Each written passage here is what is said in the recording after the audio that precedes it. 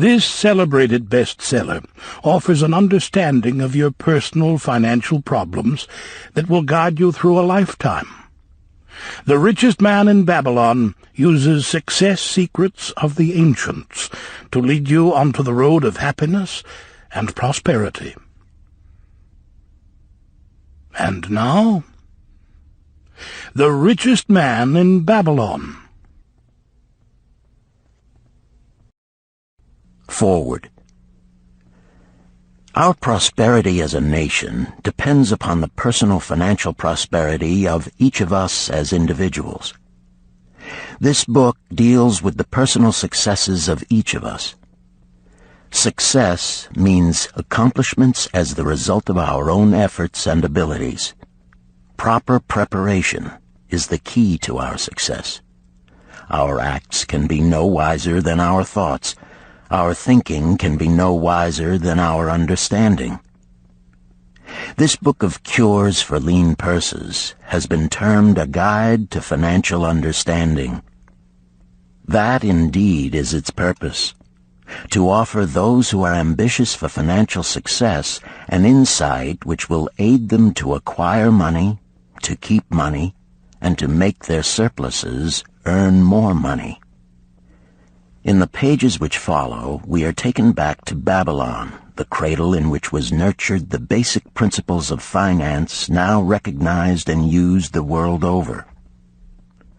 To new readers, the author is happy to extend the wish that its pages may contain for them the same inspiration for growing bank accounts, greater financial successes, and the solution of difficult personal financial problems so enthusiastically reported by readers from coast to coast. To the business executives who have distributed these tales in such generous quantities to friends, relatives, employees, and associates, the author takes this opportunity to express his gratitude.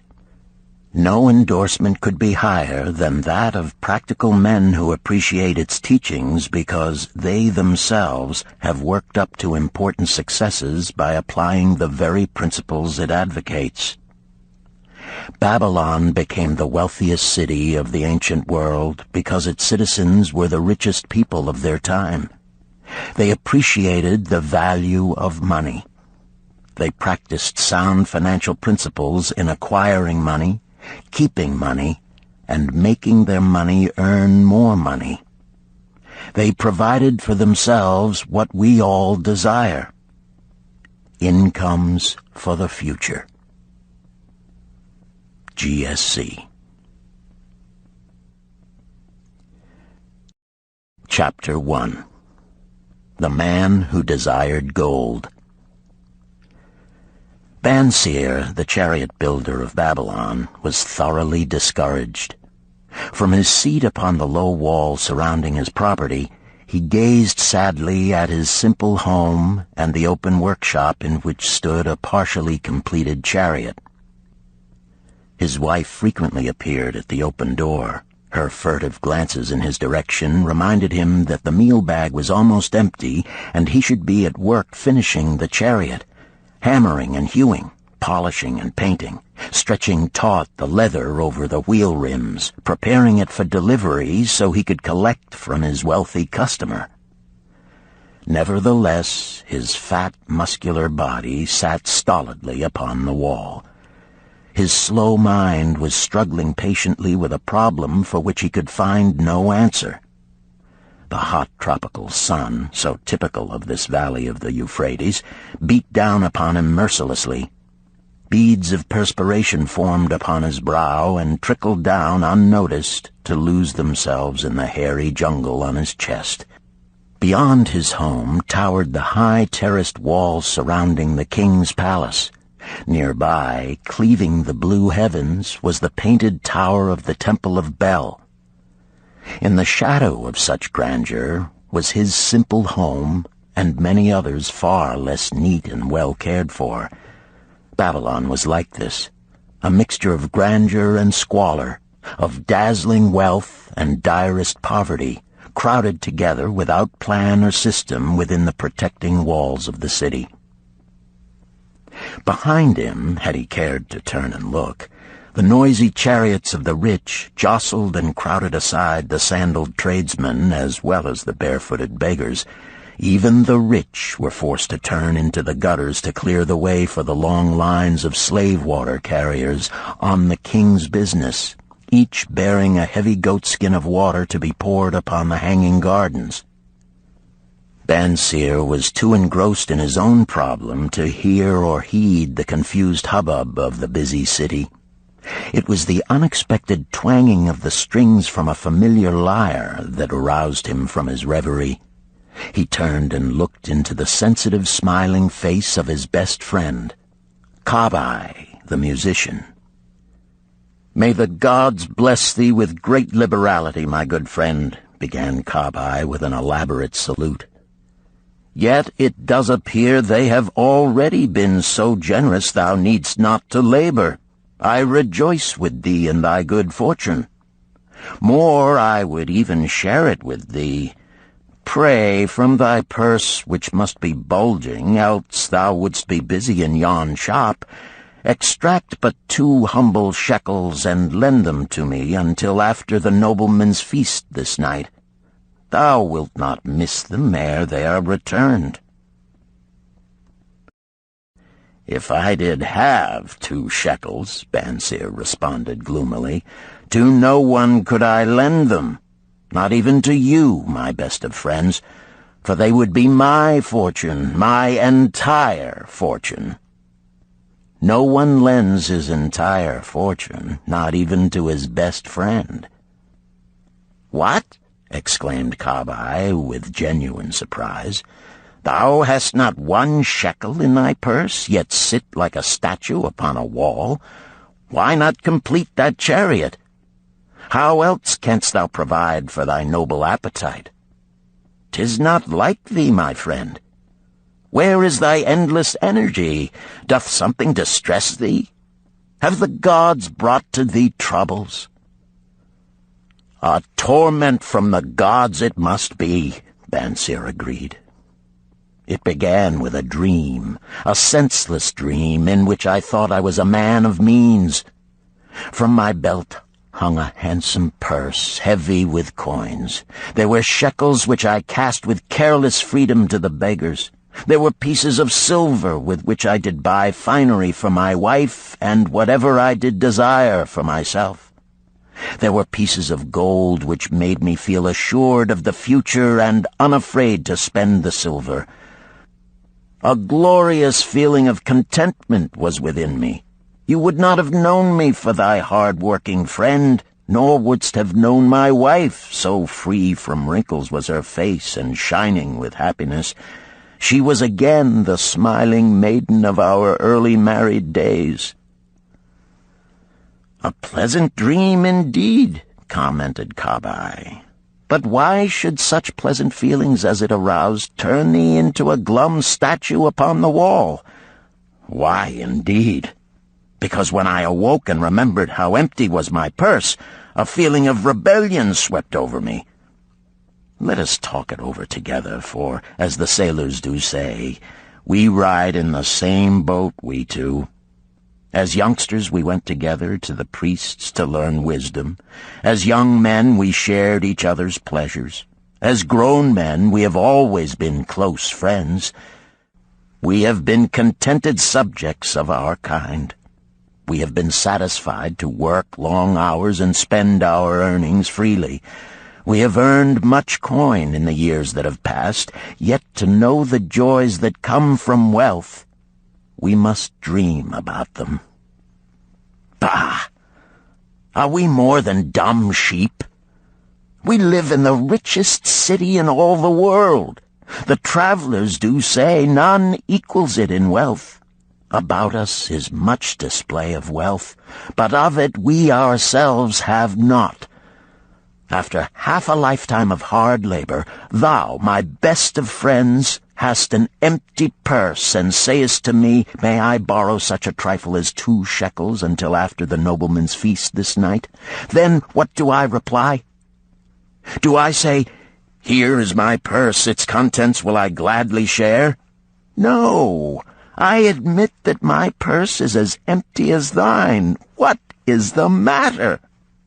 Why cannot we acquire silver and gold, more than enough for food and robes? Consider also our sons, Bansir continued. Are they not following in the footsteps of their fathers? Need they and their families, and their sons' families, live all their lives in the midst of such treasures of gold, and yet, like us, be content to banquet upon sour goat's milk and porridge? Never in all the years of our friendship didst thou talk like this before, Bansir. Kabai was puzzled. Never in all those years did I think like this before. From early dawn until darkness stopped me, I have labored to build the finest chariots any man could make, soft-heartedly hoping some day the gods would recognize my worthy deeds and bestow upon me great prosperity. This they have never done. At last I realize this they will never do. Therefore my heart is sad. I wish to be a man of means. I wish to own lands and cattle, to have fine robes and coins in my purse. I am willing to work for these things with all the strength in my back, with all the skill in my hands, with all the cunning in my mind. But I wish my labors to be fairly rewarded. What is the matter with us? Again, I ask you, why cannot we have our just share of the good things so plentiful for those who have the gold with which to buy them? Would I knew the answer, Kabai replied. No better than thou am I satisfied. My earnings from my lyre are quickly gone. Often must I plan and scheme that my family be not hungry. Also within my breast is a deep longing for a lyre large enough that it may truly sing the strains of music that do surge through my mind.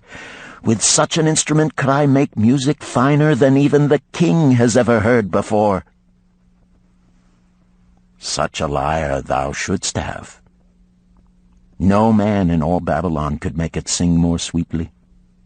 Could make it sing so sweetly not only the king, but the gods themselves would be delighted. But how mayest thou secure it while we both of us are as poor as the king's slaves? Listen to the bell. Here they come. He pointed to the long column of half-naked, sweating water-bearers plodding laboriously up the narrow street from the river. 5 abreast they marched, each bent under a heavy goatskin of water. A fine figure of a man he who doth lead them, Kabai indicated the wearer of the bell who marched in front without a load. A prominent man in his own country, 'tis easy to see. There are many good figures in the line, Bansir agreed, as good men as we. Tall, blond men from the north, laughing black men from the south, little brown men from the nearer countries, all marching together from the river to the gardens, back and forth, day after day, year after year, naught of happiness to look forward to, beds of straw upon which to sleep, hard grain porridge to eat. Pity the poor brutes, Kabai. Pity them I do, yet thou dost make me see how little better off are we, free men though we call ourselves. That is truth, Kabai, unpleasant thought though it may be. We do not wish to go on year after year living slavish lives, working, getting nowhere. Might we not find out how others acquire gold and do as they do? Kabai inquired. Perhaps there is some secret we might learn if we but sought from those who knew, replied Bansir thoughtfully. This very day, suggested Kabai, I did pass our old friend Arkad, riding in his golden chariot. This I will say, he did not look over my humble head as many in his station might consider his right. Instead, he did wave his hand that all onlookers might see him pay greetings and bestow his smile of friendship upon Kabai, the musician. He is claimed to be the richest man in all Babylon, Bansir mused. So rich, the king is said to seek his golden aid in affairs of the treasury, Kabai replied. So rich, Bansir interrupted. I fear if I should meet him in the darkness of the night, I should lay my hands upon his fat wallet. Nonsense, reproved Kabai. A man's wealth is not in the purse he carries. A fat purse quickly empties if there be no golden stream to refill it. Arkad has an income that constantly keeps his purse full, no matter how liberally he spends. Income, that is the thing, ejaculated Bansir. I wish an income that will keep flowing into my purse whether I sit upon the wall or travel to far lands. Arkad must know how a man can make an income for himself. Dost suppose it is something he could make clear to a mind as slow as mine? Methinks he did teach his knowledge to his son, Nomasir, Kabai responded. Did he not go to Nineveh and, so it is told at the inn, become, without aid from his father, one of the richest men in that city? Kabai, thou bringest to me a rare thought. A new light gleamed in Bansir's eyes. It costs nothing to ask wise advice from a good friend, and Arkad was always that. Never mind though our purses be as empty as the falcon's nest of a year ago. Let that not detain us. We are weary of being without gold in the midst of plenty. We wish to become men of means. Come, let us go to Arkad and ask how we also may acquire incomes for ourselves. Thou speakest with true inspiration, Bansir. Thou bringest to my mind a new understanding. Thou makest me to realize the reason why we have never found any measure of wealth. We never sought it. Thou hast labored patiently to build the staunchest chariots in Babylon. To that purpose was devoted your best endeavors. Therefore, at it thou didst succeed. I strove to become a skillful lyre player, and at it I did succeed. In those things toward which we exerted our best endeavors, we succeeded. The gods were content to let us continue thus. Now at last we see a light, bright like that from the rising sun. It biddeth us to learn more, that we may prosper more. With a new understanding, we shall find honorable ways to accomplish our desires. Let us go to Arkad this very day, Bansir urged. Also, let us ask other friends of our boyhood days who have fared no better than ourselves to join us, that they too may share in his wisdom. Thou wert ever thus thoughtful to thy friends, Bansir. Therefore hast thou many friends. It shall be as thou sayest. We go this day and take them with us.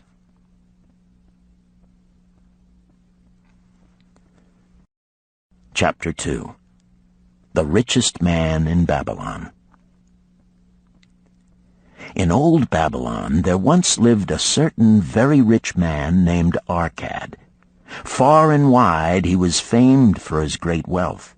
Also was he famed for his liberality. He was generous in his charities. He was generous with his family. He was liberal in his own expenses. But nevertheless, each year his wealth increased more rapidly than he spent it. And there were certain friends of younger days who came to him and said, You, Arkad, are more fortunate than we.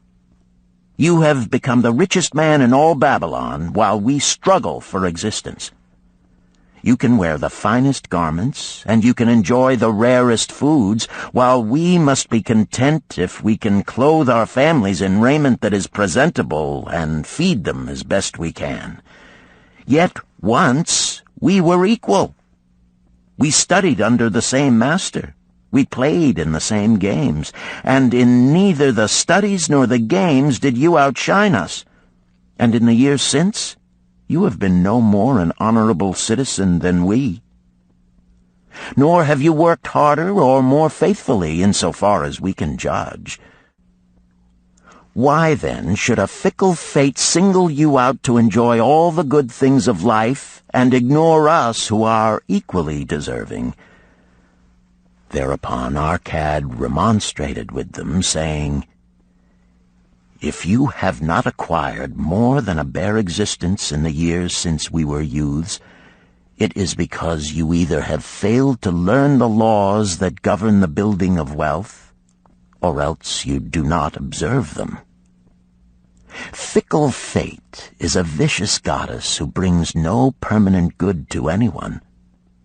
On the contrary, she brings ruin to almost every man upon whom she showers unearned gold. She makes wanton spenders who soon dissipate all they receive and are left beset by overwhelming appetites and desires they have not the ability to gratify. Yet others whom she favors become misers and hoard their wealth, fearing to spend what they have, knowing they do not possess the ability to replace it. They further are beset by fear of robbers and doom themselves to lives of emptiness and secret misery. Others there probably are who can take unearned gold and add to it and continue to be happy and contented citizens. But so few are they, I know of them but by hearsay. Think you of the men who have inherited sudden wealth, and see if these things are not so.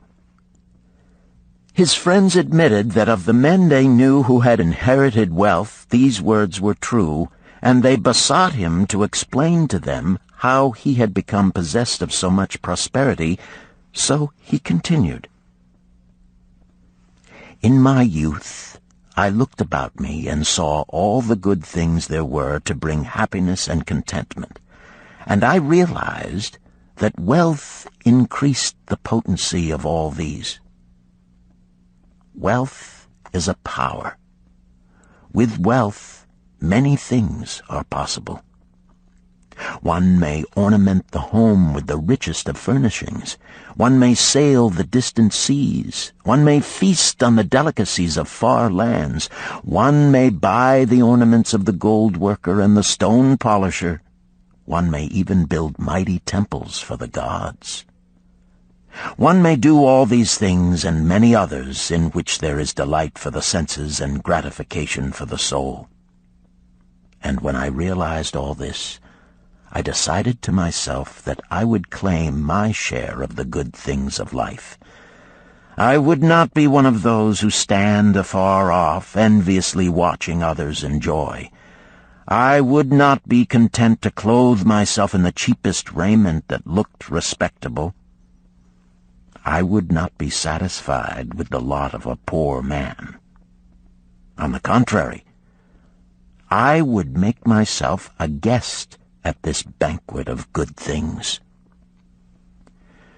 Being, as you know, the son of a humble merchant, one of a large family with no hope of an inheritance, and not being endowed, as you have so frankly said, with superior powers or wisdom, I decided that if I was to achieve what I desired, time and study would be required. As for time, all men have it in abundance. You, each of you, have let slip by sufficient time to have made yourselves wealthy. Yet you admit you have nothing to show except your good families, of which you can be justly proud. As for study, did not our wise teacher teach us that learning was of two kinds, the one kind being the things we learned and knew, and the other being the training that taught us how to find out what we did not know? Therefore did I decide to find out how one might accumulate wealth, and, when I had found out, to make this my task and do it well. For is it not wise that we should enjoy while we dwell in the brightness of the sunshine? For sorrows enough shall descend upon us when we depart for the darkness of the world of spirit. I found employment as a scribe in the hall of records, and long hours each day I labored upon the clay tablets. Week after week, and month after month I labored, yet for my earnings I had naught to show. Food and clothing and penance to the gods, and other things of which I could remember not what, absorbed all my earnings, but my determination did not leave me. And one day Algamish, the moneylender, came to the house of the city master and ordered a copy of the 9th law, and he said to me, I must have this in 2 days, and if the task is done by that time, 2 coppers will I give to thee. So I labored hard, but the law was long, and when Algamish returned, the task was unfinished. He was angry, and had I been his slave, he would have beaten me.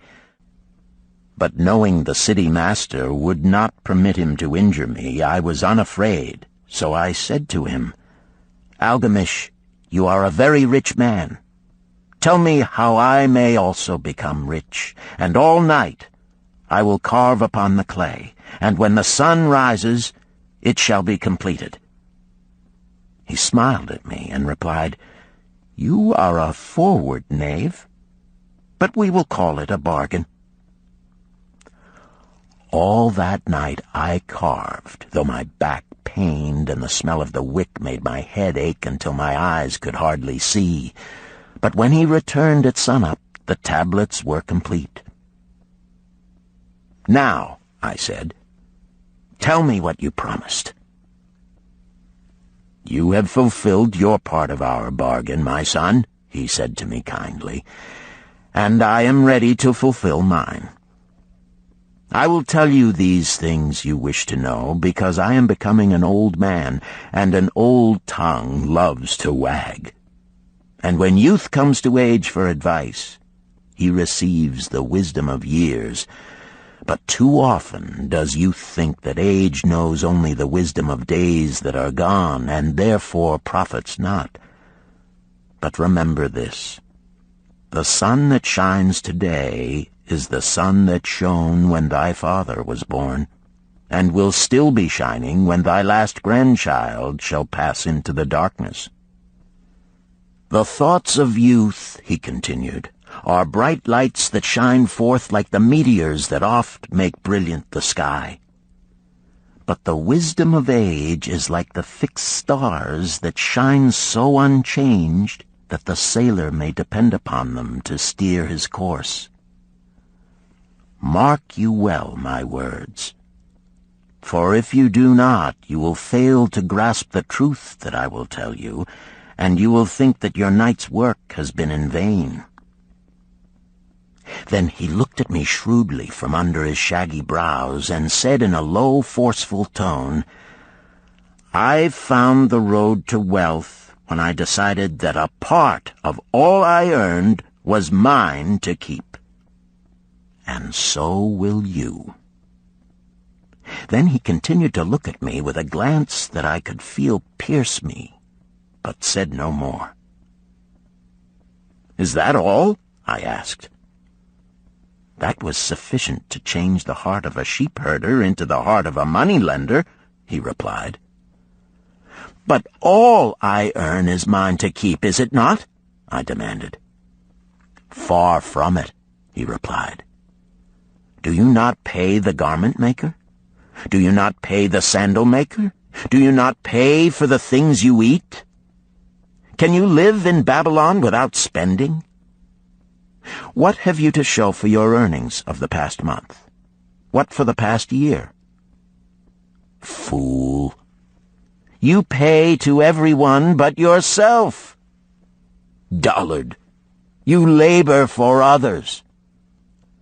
As well be a slave and work for what your master gives you to eat and wear.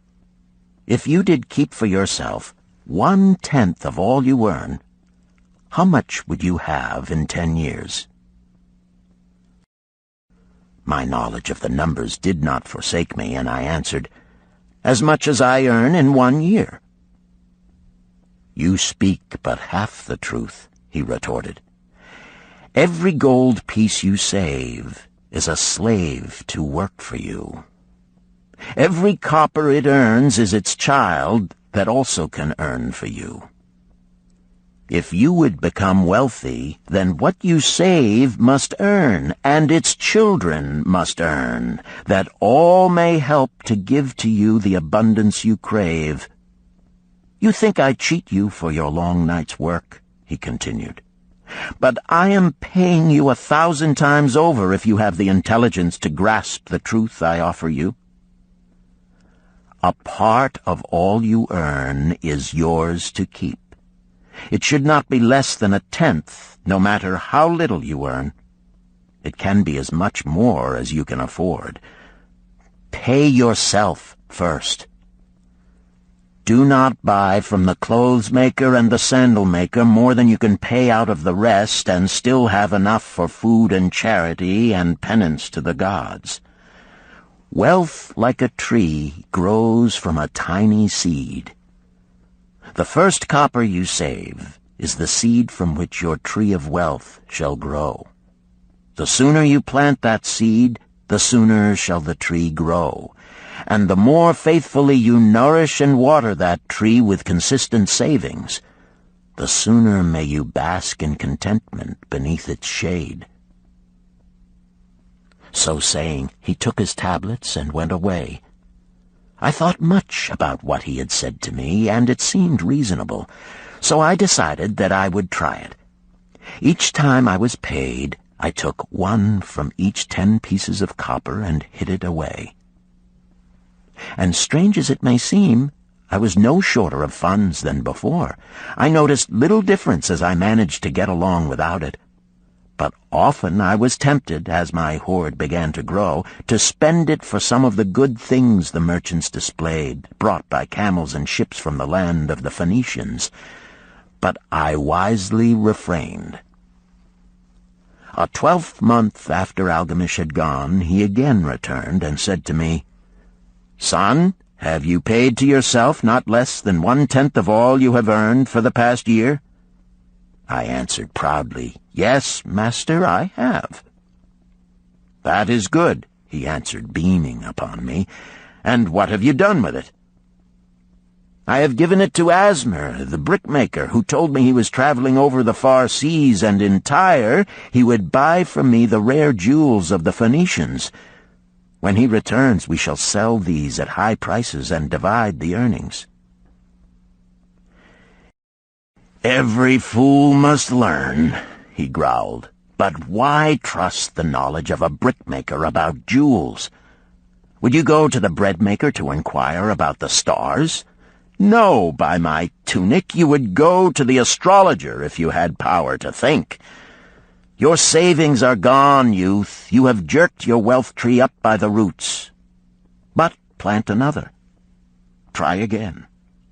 And next time, if you would have advice about jewels, go to the jewel merchant.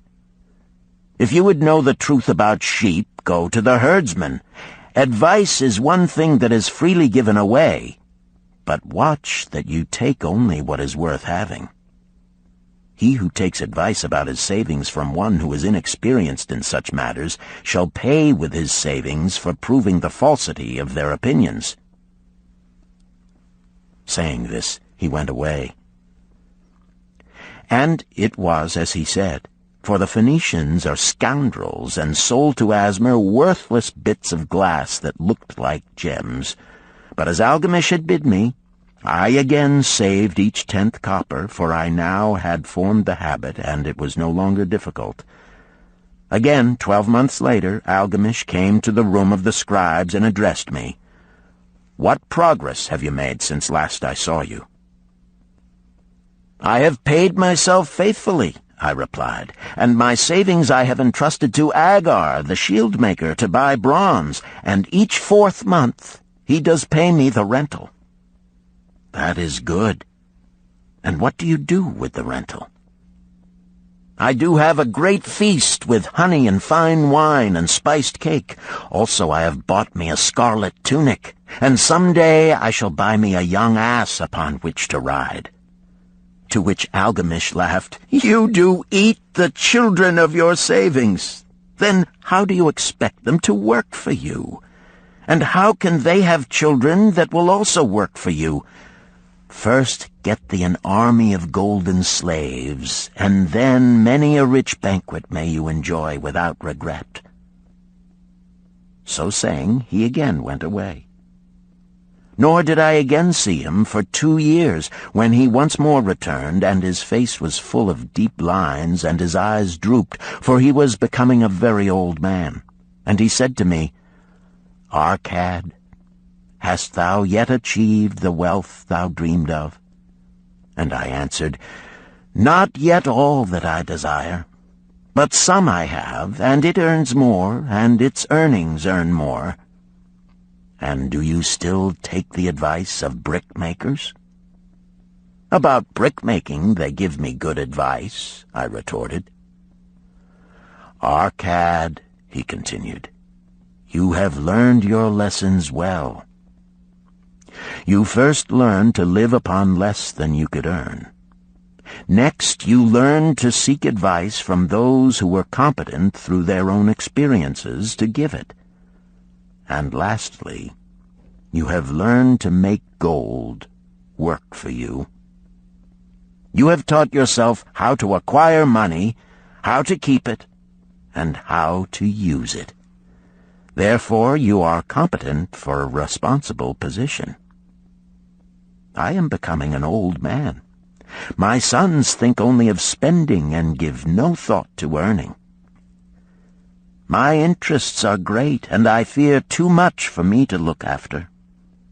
If you will go to Nippur and look after my lands there, I shall make you my partner, and you shall share in my estate." So I went to Nippur and took charge of his holdings, which were large, and because I was full of ambition and because I had mastered the 3 laws of successfully handling wealth, I was enabled to increase greatly the value of his properties.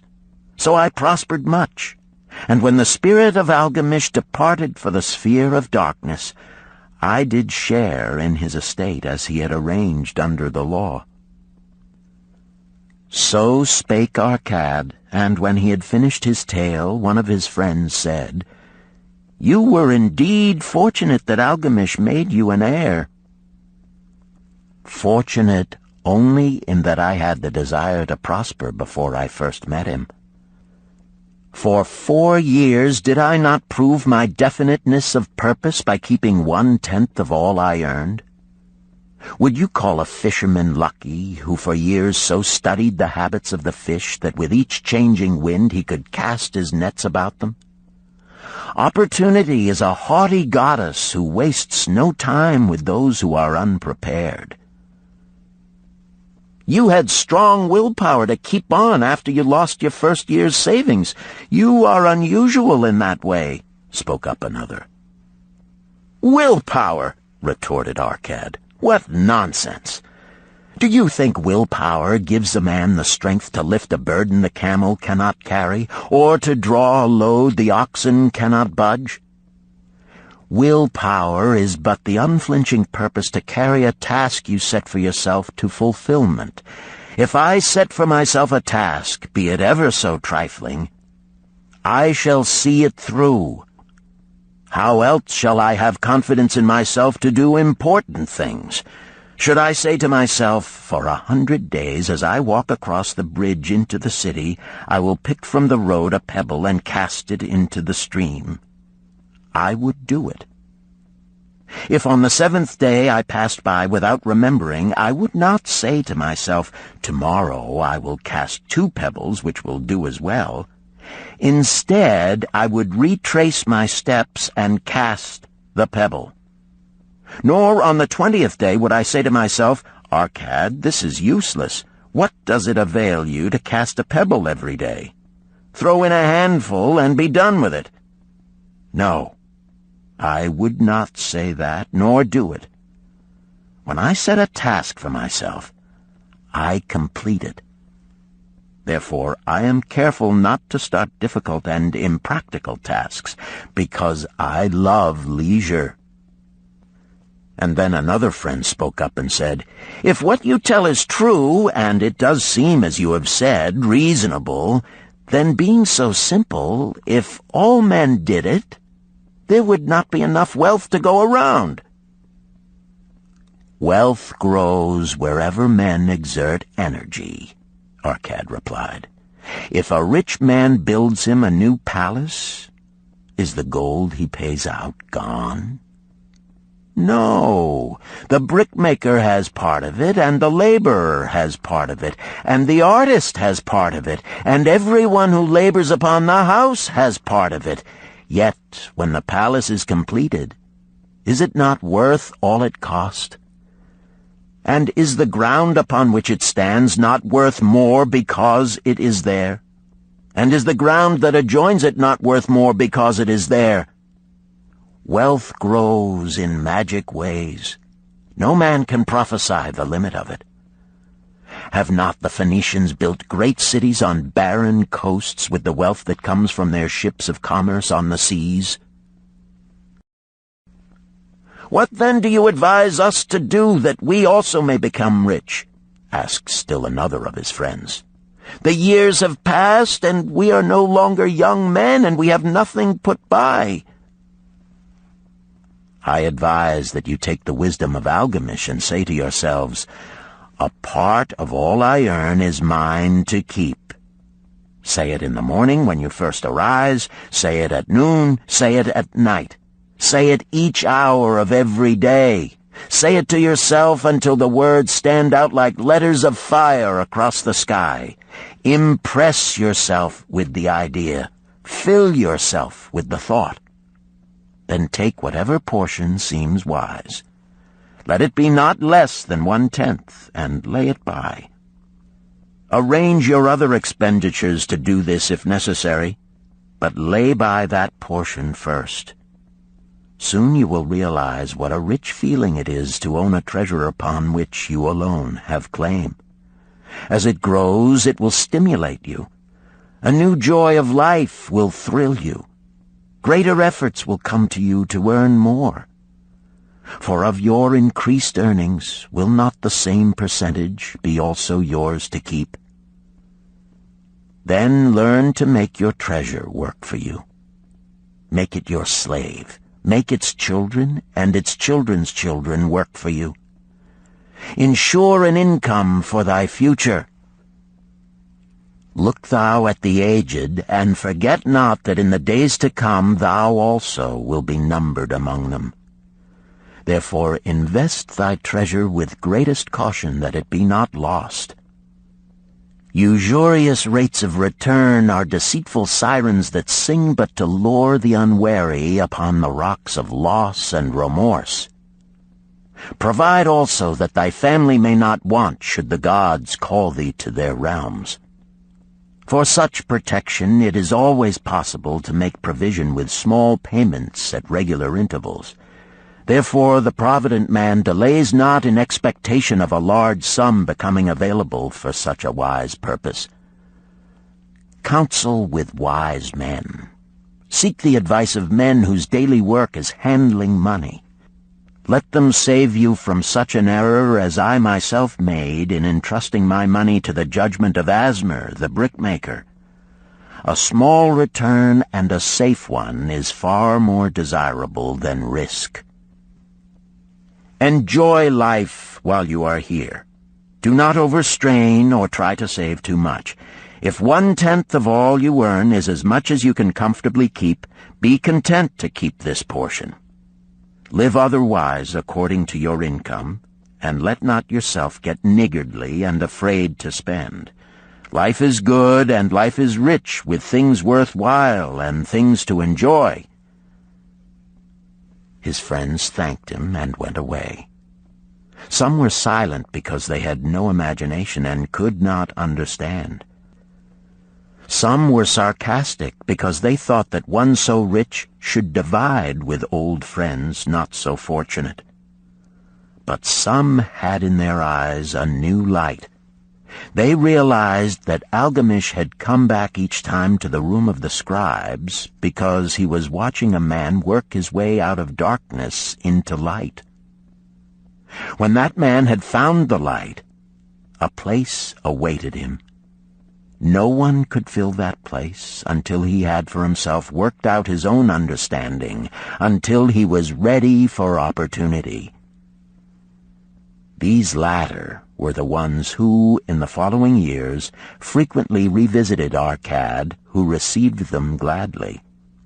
He counseled with them and gave them freely of his wisdom, as men of broad experience are always glad to do, and he assisted them in so investing their savings that it would bring in a good interest with safety and would neither be lost nor entangled in investments that paid no dividends.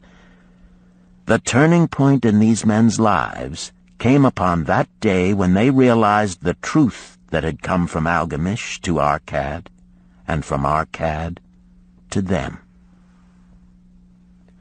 A part of all you earn is yours to keep.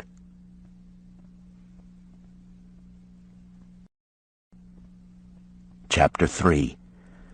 7 Cures for a Lean Purse. The glory of Babylon endures. Down through the ages, its reputation comes to us as the richest of cities, its treasures as fabulous. Yet it was not always so. The riches of Babylon were the results of the wisdom of its people.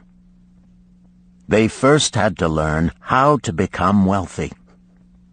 When the good King Sargon returned to Babylon after defeating his enemies, the Elamites, he was confronted with a serious situation. The royal chancellor explained it to the king thus: "After many years of great prosperity brought to our people because your majesty built the great irrigation canals and the mighty temples of the gods, now that these works are completed, the people seem unable to support themselves. The laborers are without employment. The merchants have few customers. The farmers are unable to sell their produce. The people have not enough gold to buy food." "But where has all the gold gone that we spent for these great improvements?" demanded the king.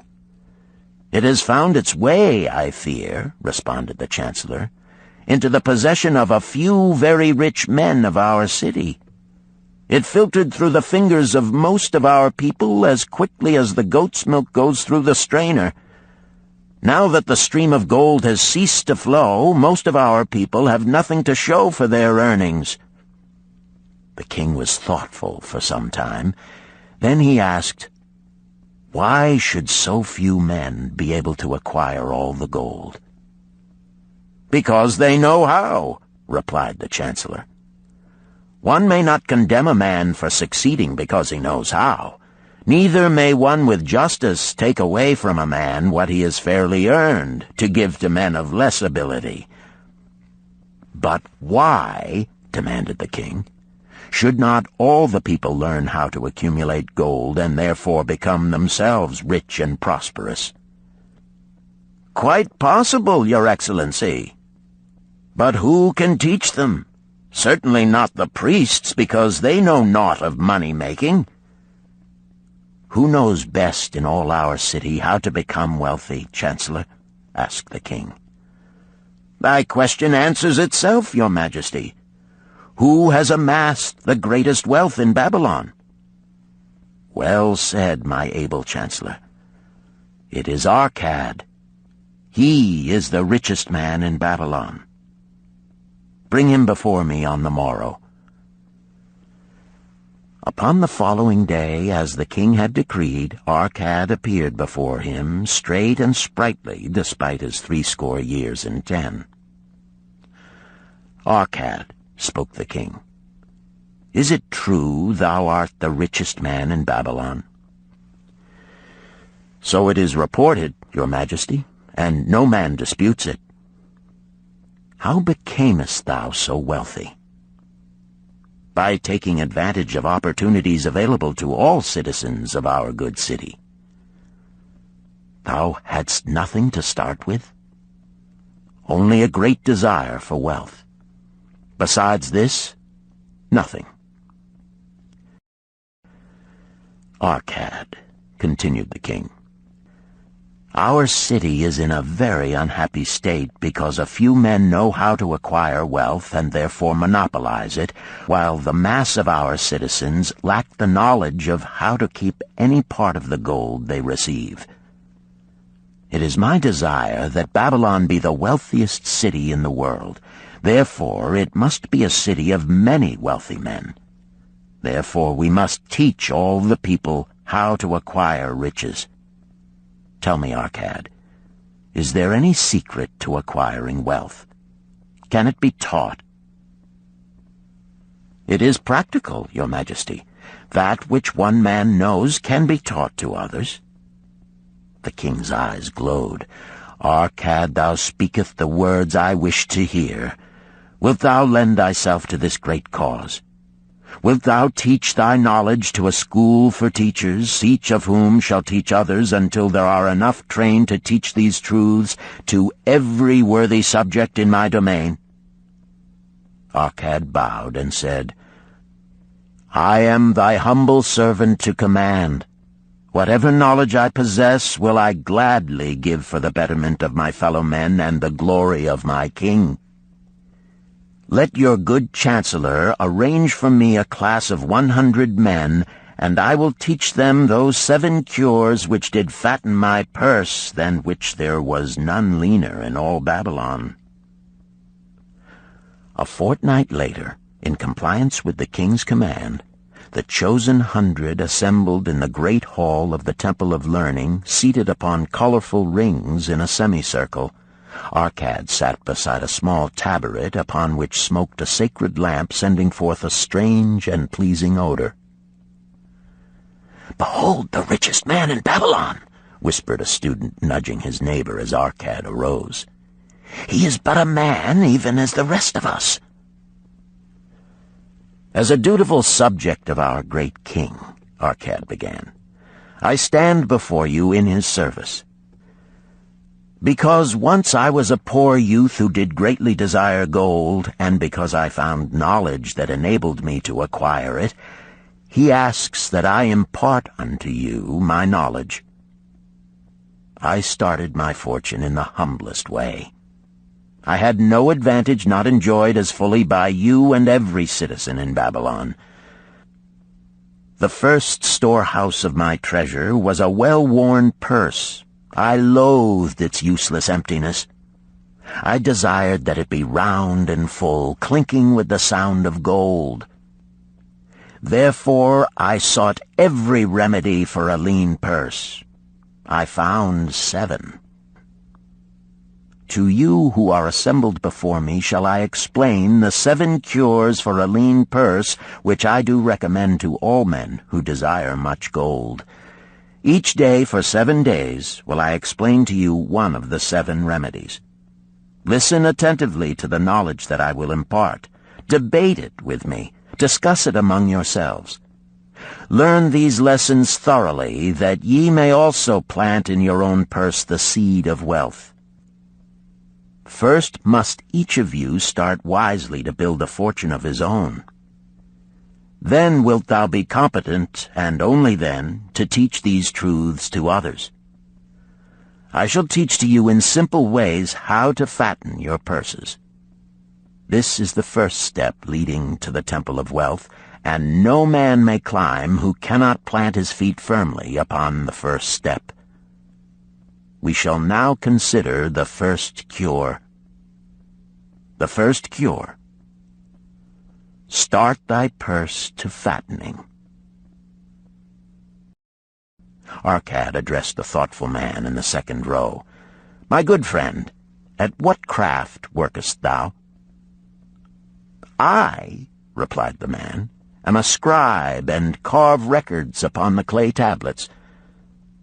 Even at such labor did I myself earn my first coppers. Therefore thou hast the same opportunity to build a fortune. He spoke to a florid-faced man farther back. Pray tell also what dost thou to earn thy bread? I, responded this man, am a meat butcher. I do buy the goats the farmers raise and kill them and sell the meat to the housewives and the hides to the sandal makers. Because thou dost also labor and earn, thou hast every advantage to succeed that I did possess. In this way did Arcad proceed to find out how each man labored to earn his living. When he had done questioning them, he said, Now, my students, ye can see that there are many trades and labors at which men may earn coins. Each of the ways of earning is a stream of gold from which the worker doth divert by his labors a portion to his own purse. Therefore into the purse of each of you flows a stream of coins, large or small, according to his ability. Is it not so? Thereupon they agreed that it was so. Then, continued Arcad, if each of you desireth to build for himself a fortune, is it not wise to start by utilizing that source of wealth which he already has established? To this they agreed. Then Arcad turned to a humble man who had declared himself an egg merchant. If thou select one of thy baskets and put into it each morning 10 eggs, and take out from it each evening 9 eggs, what will eventually happen? It will become in time overflowing. Why? Because each day I put in 1 more egg than I take out. Arcad turned to the class with a smile. Does any man here have a lean purse? First they looked amused, then they laughed. Lastly, they waved their purses in jest. All right, he continued. Now I shall tell thee the first remedy I learned to cure a lean purse. Do exactly as I have suggested to the egg merchant. For every 10 coins thou placest within thy purse, take out for use but 9. Thy purse will start to fatten at once, and its increasing weight will feel good in thy hand and bring satisfaction to thy soul. Deride not what I say because of its simplicity. Truth is always simple. I told thee I would tell how I built my fortune. This was my beginning. I, too, carried a lean purse and cursed it because there was naught within to satisfy my desires. But when I began to take out from my purse but 9 parts of 10 I put in, it began to fatten. So will thine. Now I will tell a strange truth, the reason for which I know not. When I ceased to pay out more than 9/10 of my earnings, I managed to get along just as well. I was not shorter than before. Also, ere long did coins come to me more easily than before. Surely it is a law of the gods that unto him who keepeth and spendeth not a certain part of all his earnings shall gold come more easily. Likewise him whose purse is empty does gold avoid. Which desirest thou the most? Is it the gratification of thy desires of each day, a jewel, a bit of finery, better raiment, more food, things quickly gone and forgotten? Or is it substantial belongings, gold, lands, herds, merchandise, income-bringing investments? The coins thou takest from thy purse bring the first. The coins thou leavest within it will bring the latter. This, my students, was the first cure I did discover for my lean purse. For each 10 coins I put in, to spend but 9. Debate this among yourselves. If any man proves it untrue, tell me upon the morrow when we shall meet again. The second cure. Control thy expenditures. Some of your members, my students, have asked me this. How can a man keep 1/10 of all he earns in his purse when all the coins he earns are not enough for his necessary expenses? So did Arcad address his students upon the second day. "Yesterday, how many of thee carried lean purses?" "All of us," answered the class. "Yet thou do not all earn the same. Some earn much more than others. Some have much larger families to support. Yet all purses were equally lean. Now I will tell thee an unusual truth about men and sons of men. It is this: that what each of us calls our necessary expenses will always grow to equal our incomes unless we protest to the contrary. Confuse not the necessary expenses with thy desires. Each of you, together with your good families, have more desires than your earnings can gratify. Therefore are thy earnings spent to gratify these desires in so far as they will go. Still thou retainest many ungratified desires. All men are burdened with more desires than they can gratify. Because of my wealth, thinkest thou I may gratify every desire? 'Tis a false idea. There are limits to my time. There are limits to my strength. There are limits to the distance I may travel. There are limits to what I may eat. There are limits to the zest with which I may enjoy. I say to you that just as weeds grow in a field wherever the farmer leaves space for their roots, even so freely do desires grow in men whenever there is a possibility of their being gratified. Thy desires are a multitude, and those that thou mayest gratify are but few. Study thoughtfully thy accustomed habits of living. Herein may be most often found certain accepted expenses that may wisely be reduced or eliminated. Let thy motto be 100% of appreciated value demanded for each coin spent. Therefore, engrave upon the clay each thing for which thou desireth to spend. Select those that are necessary and others that are possible through the expenditure of 9/10 of thy income. Cross out the rest, and consider them but a part of that great multitude of desires that must go unsatisfied, and regret them not. Budget then thy necessary expenses. Touch not the 1/10 that is fattening thy purse. Let this be thy great desire that is being fulfilled. Keep working with thy budget. Keep adjusting it to help thee. Make it thy first assistant in defending thy fattening purse. Hereupon one of the students, wearing a robe of red and gold, arose and said, "I am a free man. I believe that it is my right to enjoy the good things of life. Therefore do I rebel against the slavery of a budget which determines just how much I may spend and for what. I feel it would take much pleasure from my life and make me little more than a pack-ass to carry a burden." To him Arcad replied, "Who, my friend, would determine thy budget?" "I would make it for myself," responded the protesting one. "In that case, were a pack-ass to budget his burden, would he include therein jewels and rugs and heavy bars of gold? Not so. He would include hay and grain and a bag of water for the desert trail. The purpose of a budget is to help thy purse to fatten. It is to assist thee to have thy necessities and, insofar as attainable, thy other desires. It is to enable thee to realize thy most cherished desires by defending them from thy casual wishes.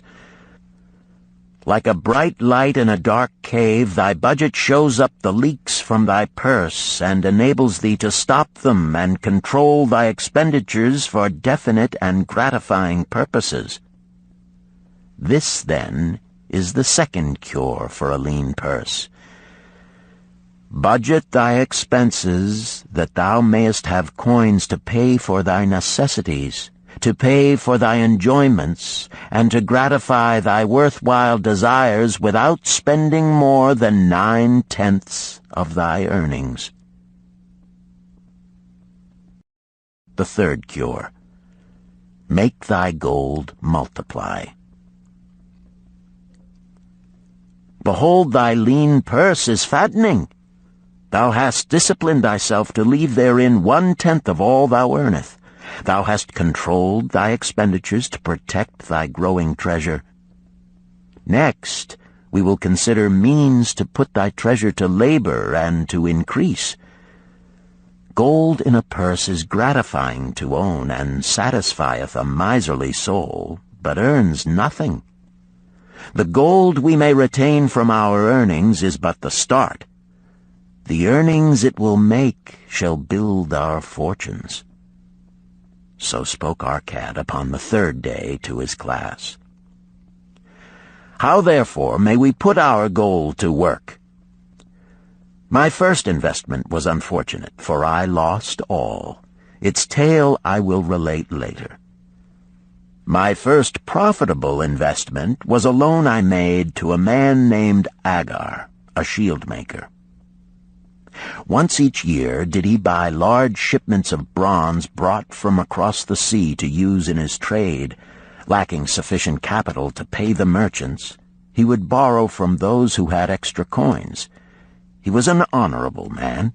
His borrowing he would repay, together with a liberal rental as he sold his shields. Each time I loaned to him, I loaned back also the rental he had paid to me. Therefore not only did my capital increase, but its earnings likewise increased. Most gratifying was it to have these sums returned to my purse. I tell you, my students, a man's wealth is not in the coins he carries in his purse. It is the income he buildeth, the golden stream that continually floweth into his purse and keepeth it always bulging. That is what every man desireth. That is what thou, each one of thee, desireth. An income that continueth to come whether thou work or travel.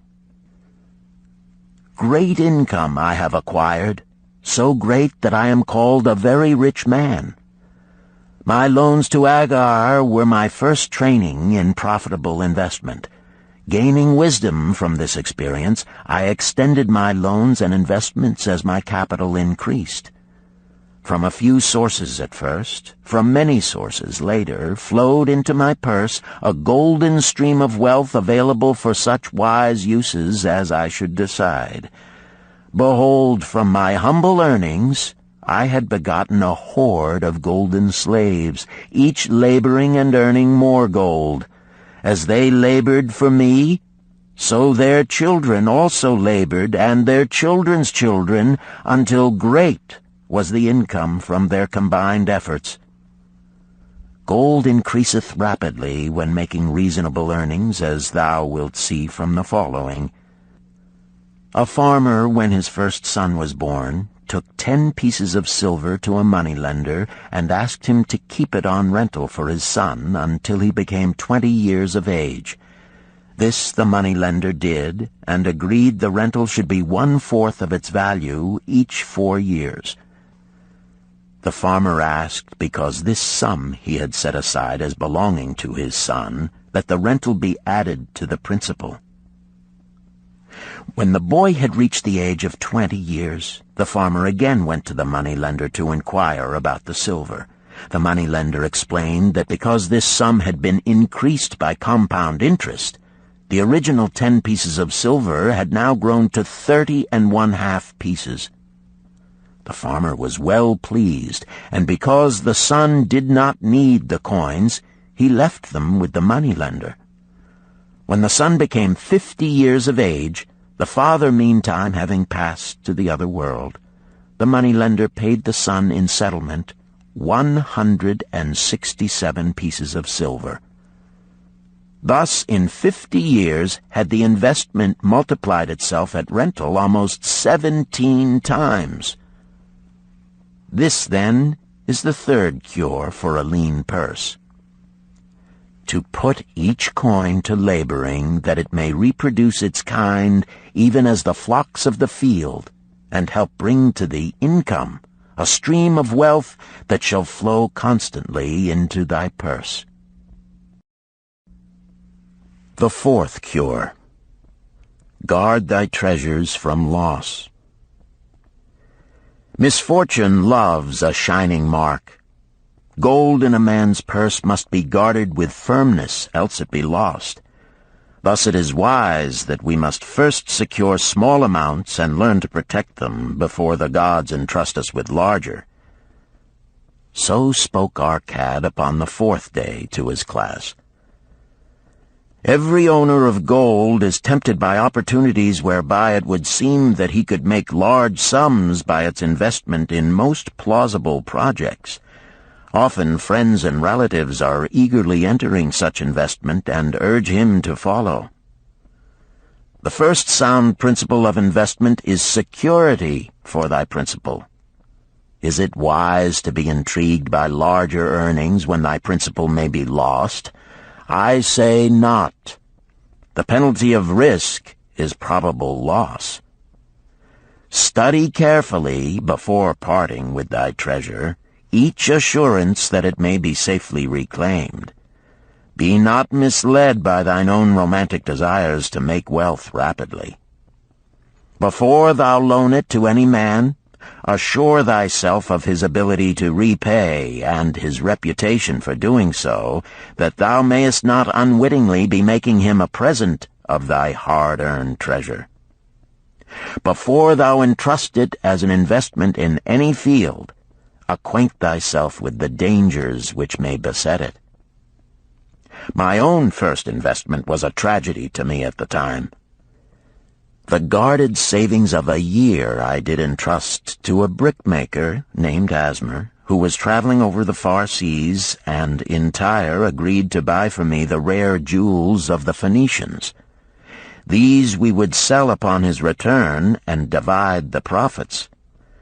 The Phoenicians were scoundrels and sold them bits of glass. My treasure was lost. Today, my training would show to me at once the folly of entrusting a brickmaker to buy jewels. Therefore do I advise thee from the wisdom of my experiences, be not too confident of thine own wisdom in entrusting thy treasures to the possible pitfalls of investments. Better by far to consult the wisdom of those experienced in handling money for profit. Such advice is freely given for the asking, and may readily possess a value equal in gold to the sum thou considerest investing. In truth, such is its actual value if it save thee from loss.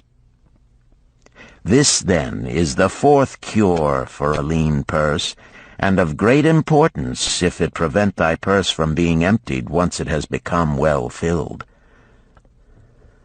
Guard thy treasure from loss by investing only where thy principal is safe, where it may be reclaimed if desirable, and where thou wilt not fail to collect a fair rental. Consult with wise men.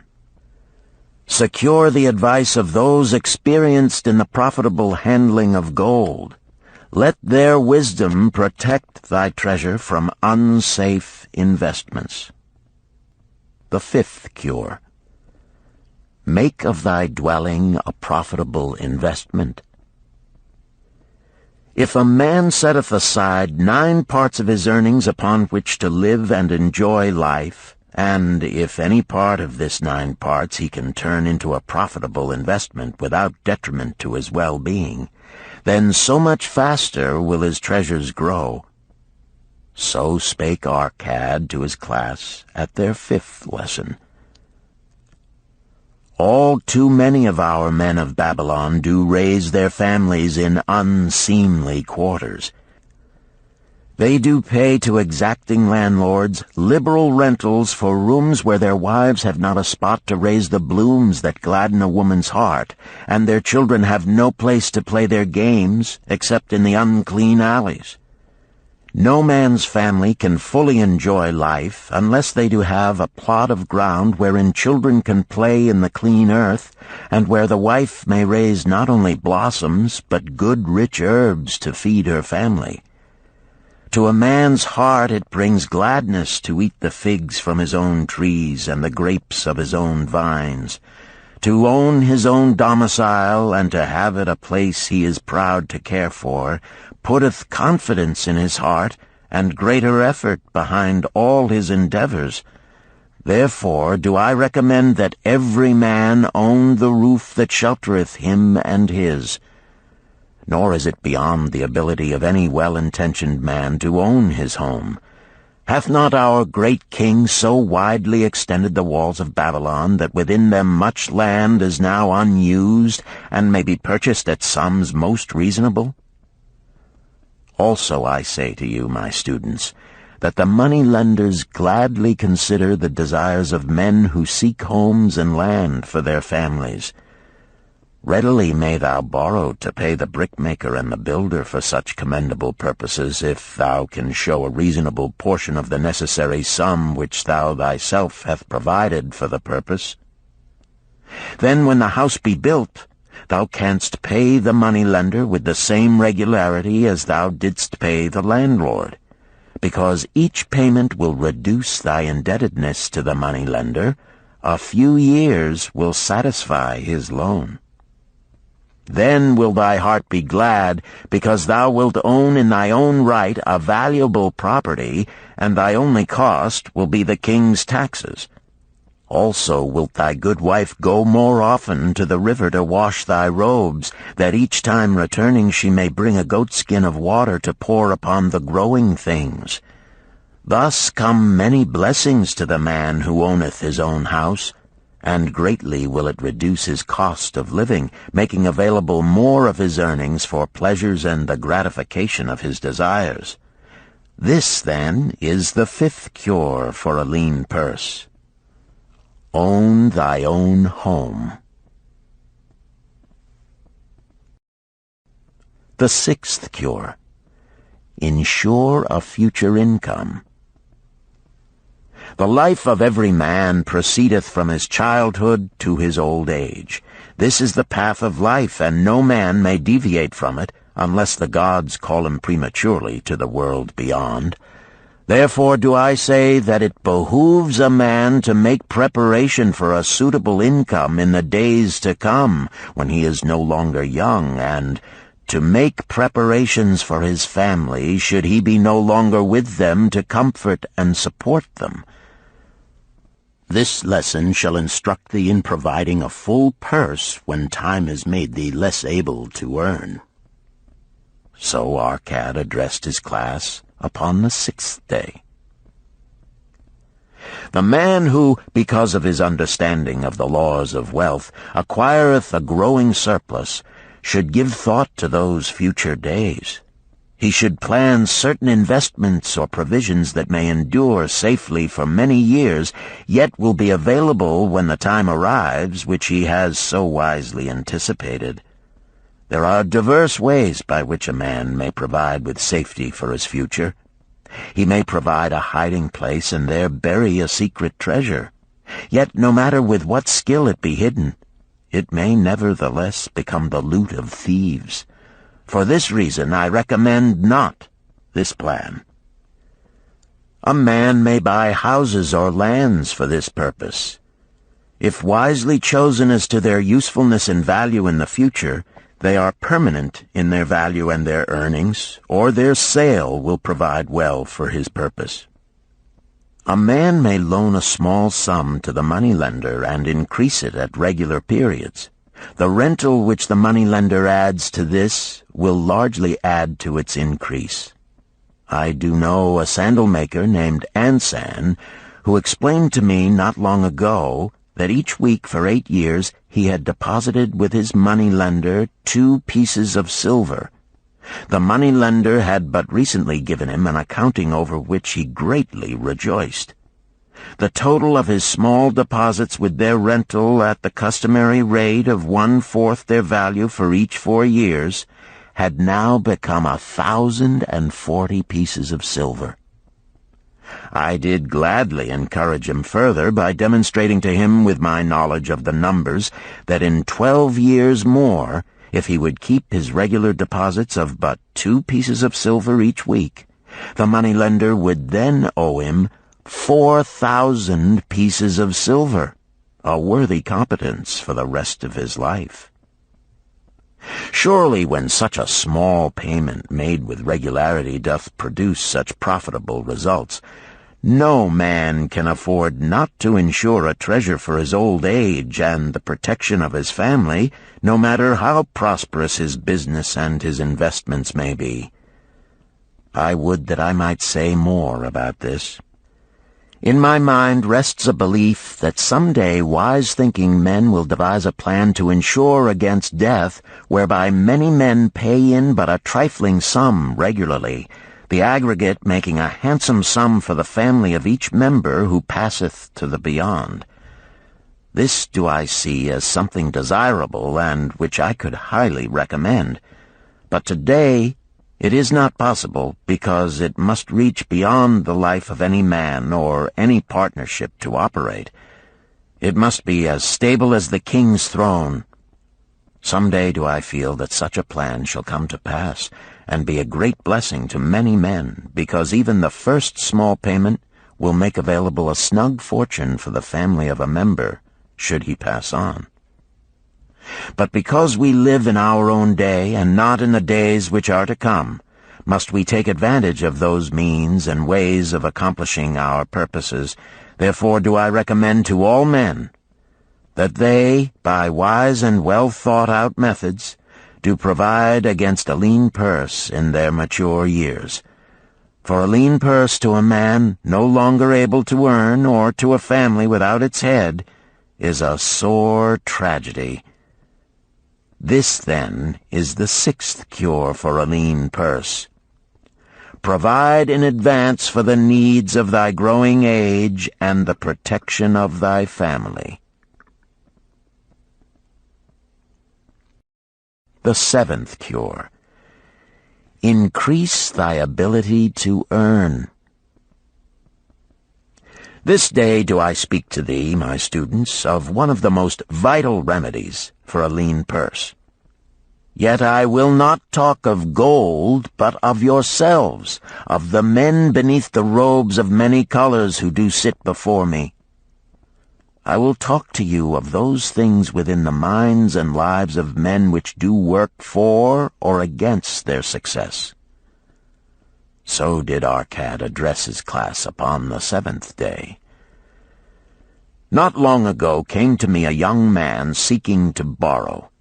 When I questioned him the cause of his necessity, he complained that his earnings were insufficient to pay his expenses.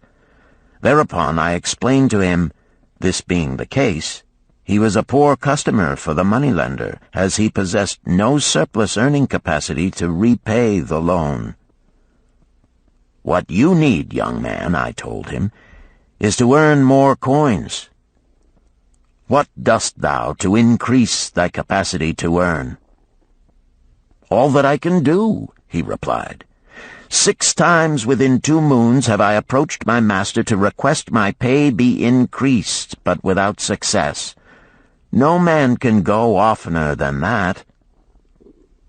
We may smile at his simplicity, yet he did possess one of the vital requirements to increase his earnings. Within him was a strong desire to earn more, a proper and commendable desire. Preceding accomplishment must be desire. Thy desires must be strong and definite. General desires are but weak longings. For a man to wish to be rich is of little purpose. For a man to desire 5 pieces of gold is a tangible desire which he can press to fulfillment. After he has backed his desire for 5 pieces of gold with strength of purpose to secure it, next he can find similar ways to obtain 10 pieces, and then 20 pieces, and later 1,000 pieces, and, behold, he has become wealthy. In learning to secure his one definite small desire, he hath trained himself to secure a larger one. This is the process by which wealth is accumulated, first in small sums, then in larger ones as a man learns and becomes more capable. Desires must be simple and definite. They defeat their own purpose should they be too many, too confusing, or beyond a man's training to accomplish. As a man perfecteth himself in his calling, even so doth his ability to earn increase. In those days when I was a humble scribe carving upon the clay for a few coppers each day, I observed that other workers did more than I, and were paid more. Therefore did I determine that I would be exceeded by none. Nor did it take long for me to discover the reason for their greater success. More interest in my work, more concentration upon my task, more persistence in my effort, and, behold, few men could carve more tablets in a day than I. With reasonable promptness my increased skill was rewarded, nor was it necessary for me to go 6 times to my master to request recognition. The more of wisdom we know, the more we may earn. That man who seeks to learn more of his craft shall be richly rewarded. If he is an artisan, he may seek to learn the methods and the tools of those most skillful in the same line. If he laboreth at the law or at healing, he may consult and exchange knowledge with others of his calling.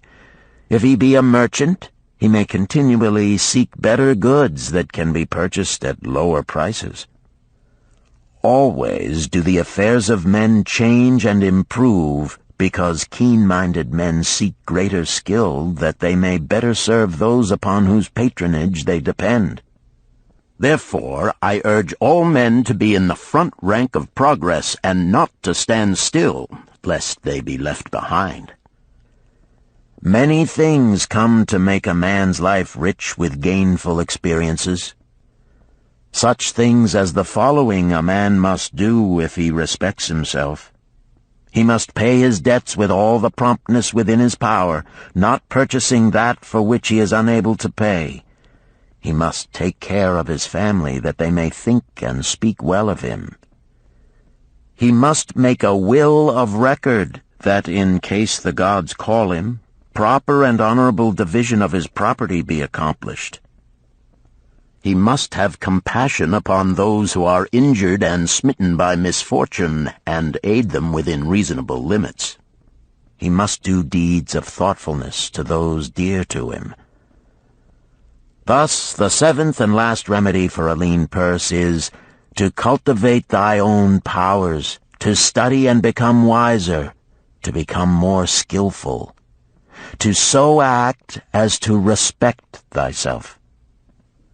Thereby shalt thou acquire confidence in thyself to achieve thy carefully considered desires. These, then, are the 7 cures for a lean purse, which, out of the experience of a long and successful life, I do urge for all men who desire wealth. There is more gold in Babylon, my students, than thou dreamest of. There is abundance for all. Go thou forth and practice these truths, that thou mayest prosper and grow wealthy, as is thy right. Go thou forth and teach these truths, that every honorable subject of his majesty may also share liberally in the ample wealth of our beloved city. Chapter 4. Meet the Goddess of Good Luck. Babylonian Proverb. If a man be lucky, there is no foretelling the possible extent of his good fortune. Pitch him into the Euphrates, and, like as not, he will swim out with a pearl in his hand. The desire to be lucky is universal.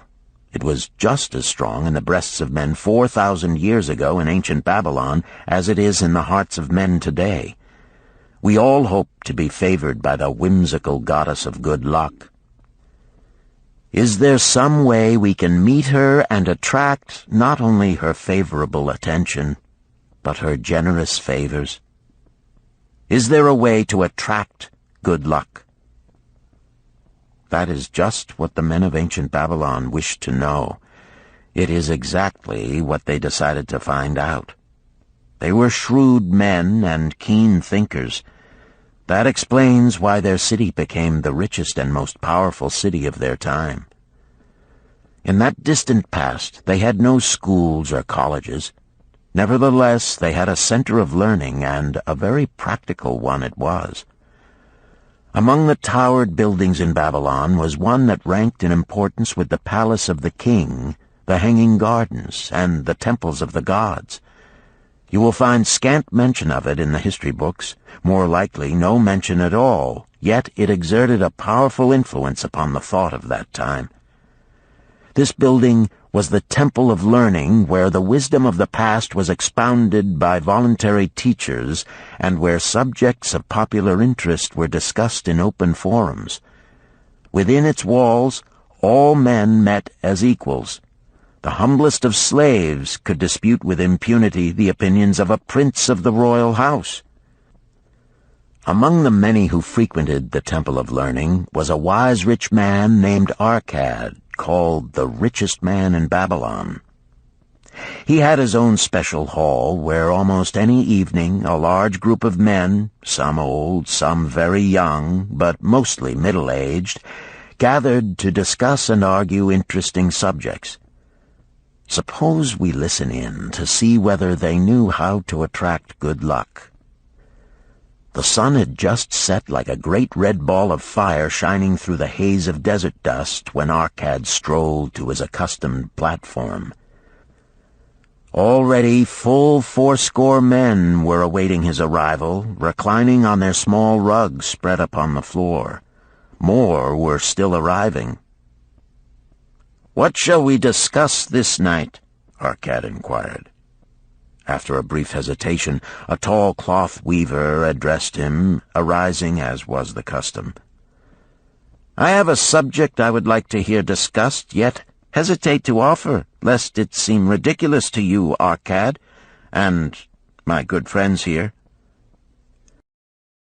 Upon being urged to offer it, both by Arcad and by calls from the others, he continued, "This day I have been lucky, for I have found a purse in which there are pieces of gold.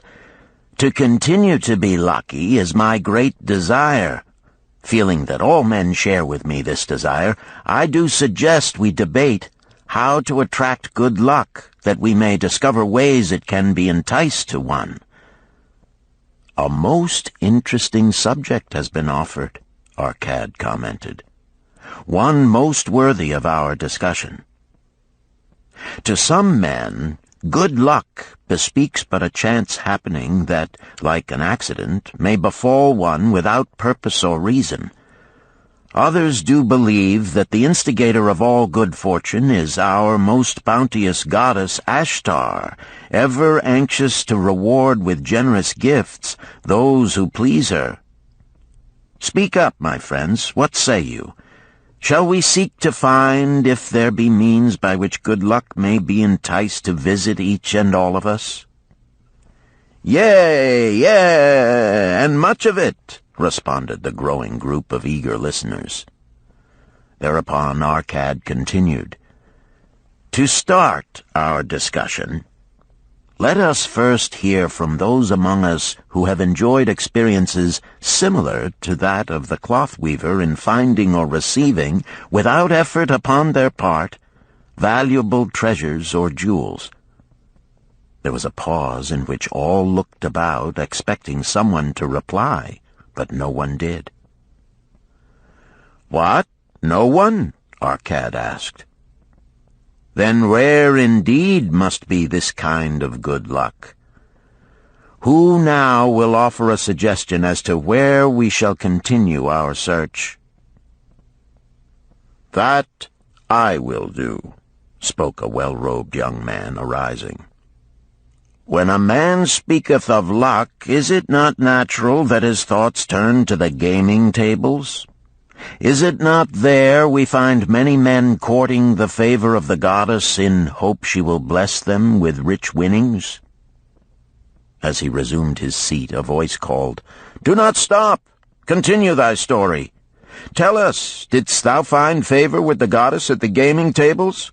Did she turn the cubes with red side up, so thou filled thy purse at the dealer's expense? Or did she permit the blue sides to come up, so the dealer raked in thy hard-earned pieces of silver?" The young man joined the good-natured laughter, then replied, "I am not averse to admitting she seemed not to know I was even there. But how about the rest of you? Have you found her waiting about such places to roll the cubes in your favor? We are eager to hear as well as to learn." "A wise start," broke in Arcad. "We meet here to consider all sides of each question. To ignore the gaming table would be to overlook an instinct common to most men, the love of taking a chance with a small amount of silver in the hope of winning much gold." "That doth remind me of the races but yesterday," called out another listener. "If the goddess frequents the gaming tables, certainly she does not overlook the races where the gilded chariots and the foaming horses offer far more excitement. Tell us honestly, Arcad, didst she whisper to you to place your bet upon those gray horses from Nineveh yesterday? I was standing just behind thee, and could scarce believe my ears when I heard thee place thy bet upon the grays. Thou knowest as well as any of us that no team in all Assyria can beat our beloved bays in a fair race. Didst the goddess whisper in thy ear to bet upon the grays, because at the last turn the inside black would stumble and so interfere with our bays that the grays would win the race and score an unearned victory?" Arcad smiled indulgently at the banter. "What reason have we to feel the good goddess would take that much interest in any man's bet upon a horse race? To me, she is a goddess of love and dignity, whose pleasure it is to aid those who are in need and to reward those who are deserving. I look to find her, not at the gaming tables or the races where men lose more gold than they win, but in other places where the doings of men are more worthwhile and more worthy of reward. In tilling the soil, in honest trading, in all of man's occupations, there is opportunity to make a profit upon his efforts and his transactions. Perhaps not all the time will he be rewarded, because sometimes his judgment may be faulty, and other times the winds and the weather may defeat his efforts. Yet, if he persists, he may usually expect to realize his profit. This is so because the chances of profit are always in his favor. But when a man playeth the games, the situation is reversed, for the chances of profit are always against him, and always in favor of the gamekeeper. The game is so arranged that it will always favor the keeper. It is his business at which he plans to make a liberal profit for himself from the coins bet by the players. Few players realize how certain are the gamekeeper's profits and how uncertain are their own chances to win. For example, let us consider wagers placed upon the cube. Each time it is cast, we bet which side will be uppermost. If it be the red side, the game master pays to us 4 times our bet. But if any other of the 5 sides come uppermost, we lose our bet. Thus, the figures show that for each cast we have 5 chances to lose, but because the red pays 4 for 1, we have 4 chances to win. In a night's play, the game master can expect to keep for his profit 1/5 of all the coins wagered. Can a man expect to win more than occasionally against odds so arranged that he should lose 1/5 of all his bets? Yet some men do win large sums at times, volunteered one of the listeners. Quite so, they do, Arcad continued. Realizing this, the question comes to me whether money secured in such ways brings permanent value to those who are thus lucky. Among my acquaintances are many of the successful men of Babylon, yet among them I am unable to name a single one who started his success from such a source. You who are gathered here tonight know many more of our substantial citizens. To me, it would be of much interest to learn how many of our successful citizens can credit the gaming tables with their start to success. Suppose each of you tell of those you know. What say you? After a prolonged silence, a wag ventured, "Wouldst thy inquiry include the gamekeepers?" "If you think of no one else," Arcad responded. "If not one of you can think of anyone else, then how about yourselves? Are there any consistent winners with us who hesitate to advise such a source for their incomes?" His challenge was answered by a series of groans from the rear, taken up and spread amid much laughter. "It would seem we are not seeking good luck in such places as the goddess frequents," he continued. "Therefore let us explore other fields. We have not found it in picking up lost wallets, neither have we found it haunting the gaming tables. As to the races, I must confess to have lost far more coins there than I have ever won. Now suppose we consider our trades and businesses. Is it not natural, if we conclude a profitable transaction, to consider it not good luck, but a just reward for our efforts? I am inclined to think we may be overlooking the gifts of the goddess. Perhaps she really does assist us when we do not appreciate her generosity. Who can suggest further discussion?" Thereupon an elderly merchant arose, smoothing his genteel white robe. "With thy permission, most honorable Arcad and my friends, I offer a suggestion. If, as you have said, we take credit to our own industry and ability for our business success, why not consider the successes we almost enjoyed but which escaped us, happenings which would have been most profitable? They would have been rare examples of good luck if they had actually happened. Because they were not brought to fulfillment, we cannot consider them as our just rewards. Surely many men here have such experiences to relate." "Here is a wise approach," Arcad approved. "Who among you have had good luck within your grasp only to see it escape?" Many hands were raised, among them that of the merchant. Arcad motioned to him to speak. "As you suggested this approach, we should like to hear first from you." "I will gladly relate a tale," he resumed, "that doth illustrate how closely unto a man good luck may approach, and how blindly he may permit it to escape, much to his loss and later regret. Many years ago, when I was a young man, just married and well started to earning, my father did come one day and urge most strongly that I enter upon an investment. The son of one of his good friends had taken notice of a barren tract of land not far beyond the outer walls of our city. It lay high above the canal where no water could reach it. The son of my father's friend devised a plan to purchase this land, build 3 large water wheels that could be operated by oxen, and thereby raise the life-giving waters to the fertile soil. This accomplished, he planned to divide it into small tracts and sell to the residents of the city for herb patches. The son of my father's friend did not possess sufficient gold to complete such an undertaking. Like myself, he was a young man earning a fair sum. His father, like mine, was a man of large family and small means.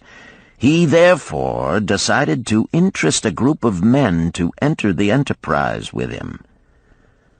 The group was to comprise 12, each of whom must be a money earner and agree to pay 1/10 of his earnings into the enterprise until the land was made ready for sale.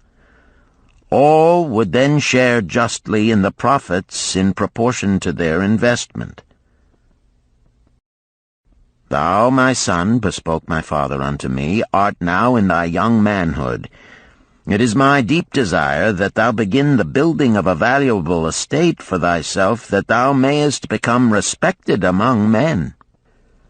I desire to see thou profit from a knowledge of the thoughtless mistakes of thy father." "This do I most ardently desire, my father," I replied. "Then this do I advise. Do what I should have done at thy age. From thy earnings keep out 1/10 to put into favorable investments. With this 1/10 of thy earnings, and what it will also earn, thou canst, before thou art my age, accumulate for thyself a valuable estate."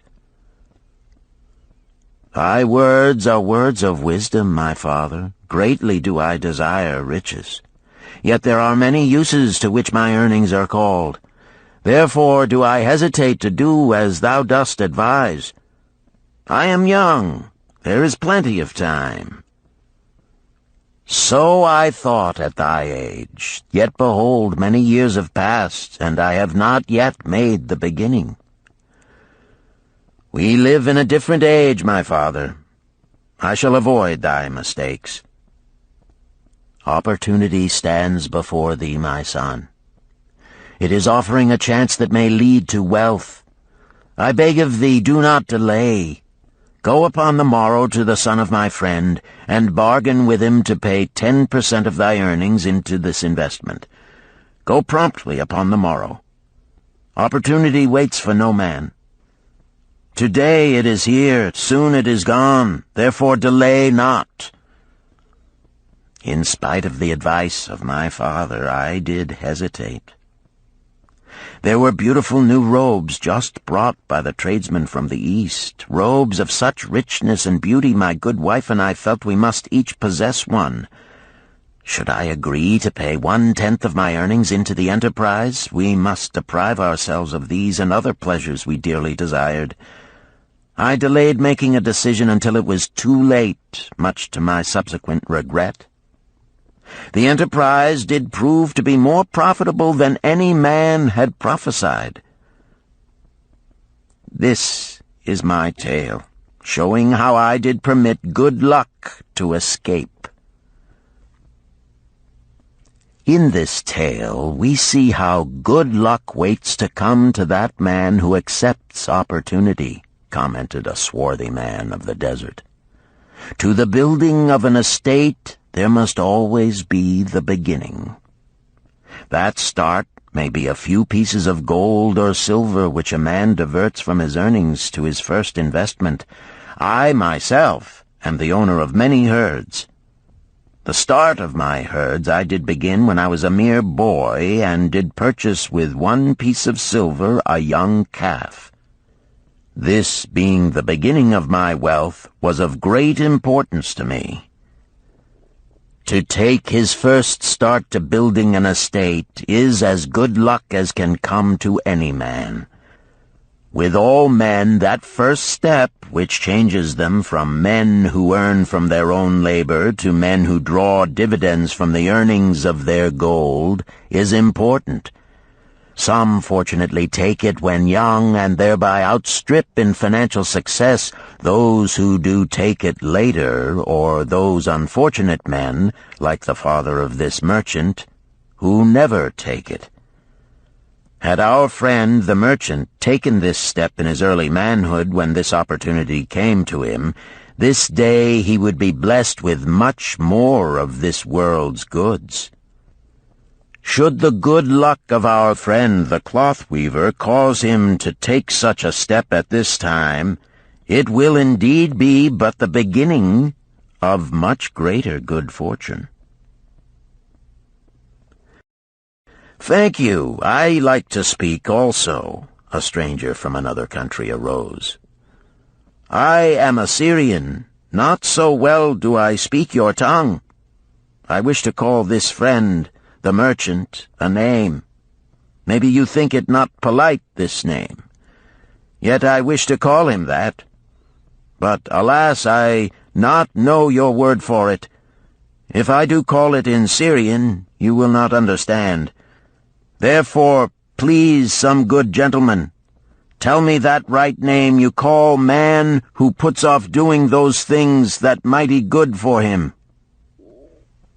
"Procrastinator!" called a voice. "That's him!" shouted the Syrian, waving his hands excitedly. "He accepts not opportunity when she comes. He waits. He says I have much business right now. By and by I talk to you. Opportunity she will not wait for such slow fellow. She thinks if a man desires to be lucky he will step quick. Any man who not step quick when opportunity comes. He, big procrastinator like our friend, this merchant." The merchant arose and bowed good-naturedly in response to the laughter. "My admiration to thee, stranger within our gates, who hesitates not to speak the truth." And now let us hear another tale of opportunity. "Who has for us another experience?" demanded Arcad. "I have," responded a red-robed man of middle age. "I am a buyer of animals, mostly camels and horses. Sometimes I do also buy the sheep and goats. The tale I am about to relate will tell truthfully how opportunity came one night when I did least expect it. Perhaps for this reason I did let it escape. Of this you shall be the judge. Returning to the city one evening after a disheartening 10 days' journey in search of camels, I was much angered to find the gates of the city closed and locked. While my slaves spread our tent for the night, which we looked to spend with little food and no water, I was approached by an elderly farmer who, like ourselves, found himself locked outside. "Honored sir," he addressed me, "from thy appearance I do judge thee to be a buyer. If this be so, much would I like to sell to thee the most excellent flock of sheep just driven up. Alas, my good wife lies very sick with the fever. I must return with all haste.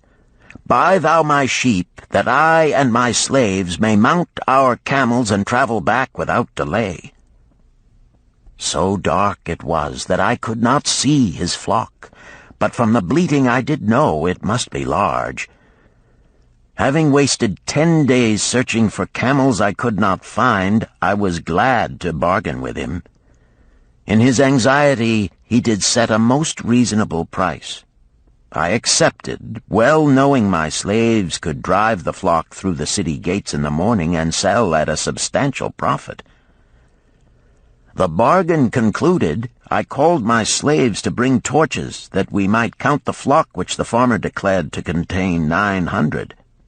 I shall not burden you, my friends, with a description of our difficulty in attempting to count so many thirsty, restless, milling sheep. It proved to be an impossible task. Therefore, I bluntly informed the farmer I would count them at daylight and pay him then. "Please, most honorable sir," he pleaded, "pay me but 2/3 of the price tonight, that I may be on my way. I will leave my most intelligent and educated slave to assist to make the count in the morning. He is trustworthy, and to him thou canst pay the balance." but I was stubborn and refused to make payment that night. Next morning, before I awoke, the city gates opened and 4 buyers rushed out in search of flocks. They were most eager and willing to pay high prices because the city was threatened with siege and food was not plentiful. Nearly 3 times the price at which he had offered the flock to me did the old farmer receive for it. Thus was rare good luck allowed to escape.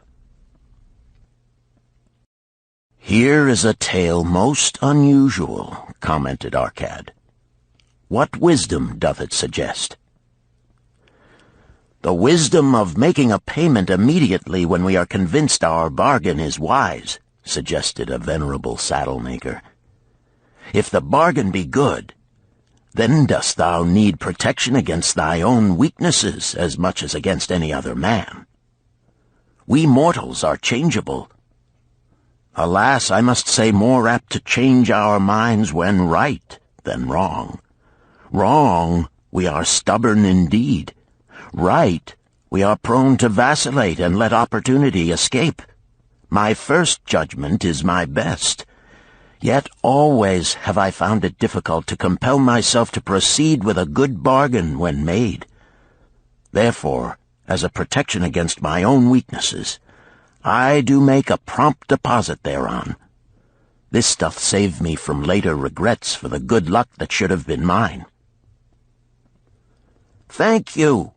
Again I like to speak." The Syrian was upon his feet once more. "These tales much alike. Each time opportunity fly away for same reason.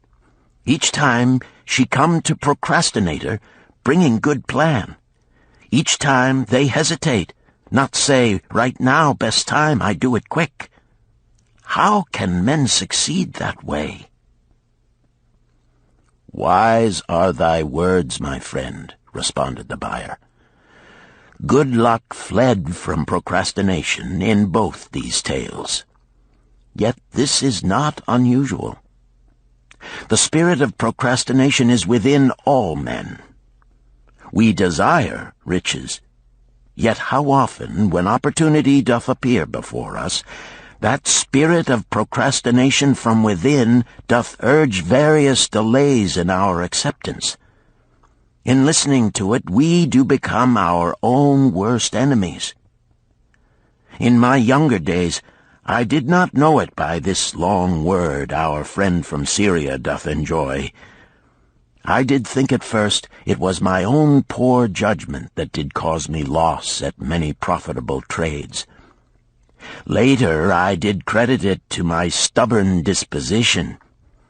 At last I did recognize it for what it was, a habit of needless delaying where action was required, action prompt and decisive. How I did hate it when its true character stood revealed. With the bitterness of a wild ass hitched to a chariot, I did break loose from this enemy to my success. "Thank you. I like ask question from Mr. Merchant," the Syrian was speaking. "You wear fine robes, not like those of poor man. You speak like successful man.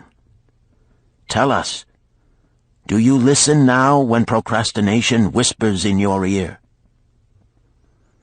"Like our friend the buyer, I also had to recognize and conquer procrastination," responded the merchant. "To me, it proved to be an enemy ever watching and waiting to thwart my accomplishments. The tale I did relate is but one of many similar instances I could tell to show how it drove away my opportunities. 'Tis not difficult to conquer once understood. No man willingly permits the thief to rob his bins of grain, nor does any man willingly permit an enemy to drive away his customers and rob him of his profits. When once I did recognize that such acts as these my enemy was committing, with determination I conquered him. So must every man master his own spirit of procrastination before he can expect to share in the rich treasures of Babylon. What sayest, Arcad? Because thou art the richest man in Babylon, many do proclaim thee to be the luckiest. Dost agree with me that no man can arrive at a full measure of success until he hath completely crushed the spirit of procrastination within him? It is even as thou sayest, Arcad admitted. During my long life, I have watched generation following generation, marching forward along those avenues of trade, science, and learning that lead to success in life. Opportunities came to all these men. Some grasped theirs and moved steadily to the gratification of their deepest desires, but the majority hesitated, faltered, and fell behind. Arcad turned to the cloth weaver. Thou didst suggest that we debate good luck. Let us hear what thou now thinkest upon the subject. I do see good luck in a different light. I had thought of it as something most desirable that might happen to a man without effort upon his part. Now I do realize such happenings are not the sort of thing one may attract to himself. From our discussion have I learned that to attract good luck to oneself, it is necessary to take advantage of opportunities. Therefore, in the future, I shall endeavor to make the best of such opportunities as do come to me. Thou hast well grasped the truths brought forth in our discussion, Arcad replied. Good luck, we do find, often follows opportunity, but seldom comes otherwise. Our merchant friend would have found great good luck had he accepted the opportunity the good goddess did present to him. Our friend the buyer likewise would have enjoyed good luck had he completed the purchase of the flock and sold at such a handsome profit. We did pursue this discussion to find a means by which good luck could be enticed to us. I feel that we have found the way. Both the tales did illustrate how good luck follows opportunity. Herein lies a truth that many similar tales of good luck, won or lost, could not change. The truth is this: good luck can be enticed by accepting opportunity. Those eager to grasp opportunities for their betterment do attract the interest of the good goddess. She is ever anxious to aid those who please her. Men of action please her best. Action will lead thee forward to the successes thou dost desire. Men of action are favored by the goddess of good luck.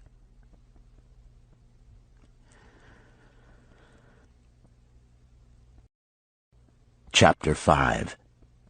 The 5 Laws of Gold. A bag heavy with gold, or a clay tablet carved with words of wisdom. If thou hadst thy choice, which wouldst thou choose?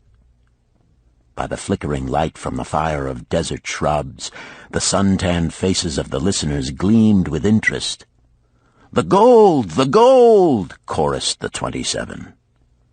Old Calibab smiled knowingly. "Hark!" he resumed, raising his hand. "Hear the wild dogs out there in the night? They howl and wail because they are lean with hunger. Yet feed them, and what do they? Fight and strut. Then fight and strut some more, giving no thought to the morrow that will surely come. Just so it is with the sons of men. Give them a choice of gold and wisdom. What do? Ignore the wisdom and waste the gold. On the morrow they wail because they have no more gold. Gold is reserved for those who know its laws and abide by them." Calibab drew his white robe close about his lean legs, for a cool night wind was blowing. "Because thou hast served me faithfully upon our long journey, because thou cared well for my camels, because thou toiled uncomplainingly across the hot sands of the desert, because thou fought bravely the robbers that sought to despoil my merchandise, I will tell thee this night the tale of the 5 laws of gold, such a tale as thou never hast heard before.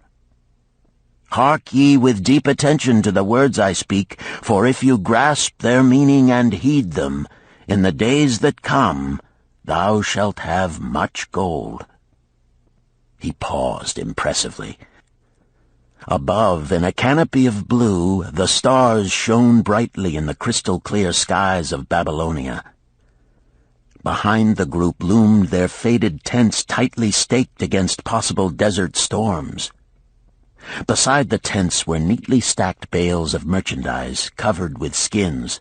Nearby, the camel herd sprawled in the sand, some chewing their cuds contentedly, others snoring in hoarse discord. "Thou hast told us many good tales, Caleb," spoke up the chief packer. "We look to thy wisdom to guide us upon the morrow when our service with thee shall be at an end. I have but told thee of my adventures in strange and distant lands, but this night I shall tell thee of the wisdom of Arkad, the wise rich man." "Much have we heard of him," acknowledged the chief packer, "for he was the richest man that ever lived in Babylon." "The richest man he was, and that because he was wise in the ways of gold, even as no man had ever been before him. This night shall I tell you of his great wisdom as it was told to me by Nomasir, his son, many years ago in Nineveh, when I was but a lad. My master and myself had tarried long into the night in the palace of Nomasir. I had helped my master bring great bundles of fine rugs, each one to be tried by Nomasir until his choice of colors was satisfied. At last he was well pleased, and commanded us to sit with him and to drink a rare vintage, odorous to the nostrils and most warming to my stomach, which was unaccustomed to such a drink.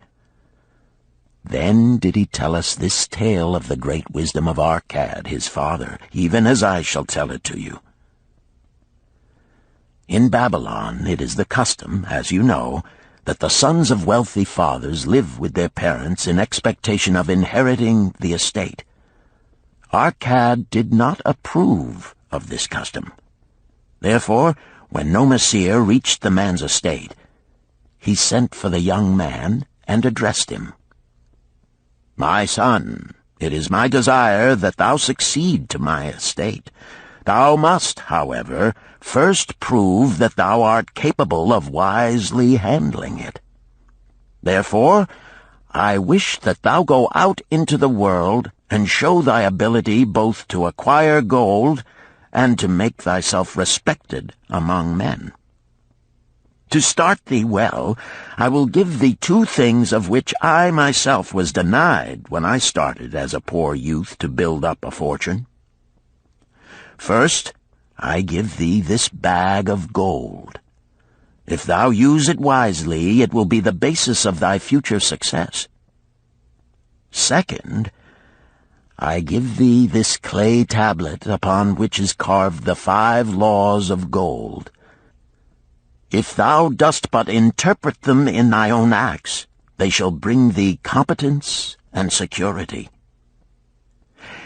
10 years from this day come thou back to the house of thy father and give account of thyself.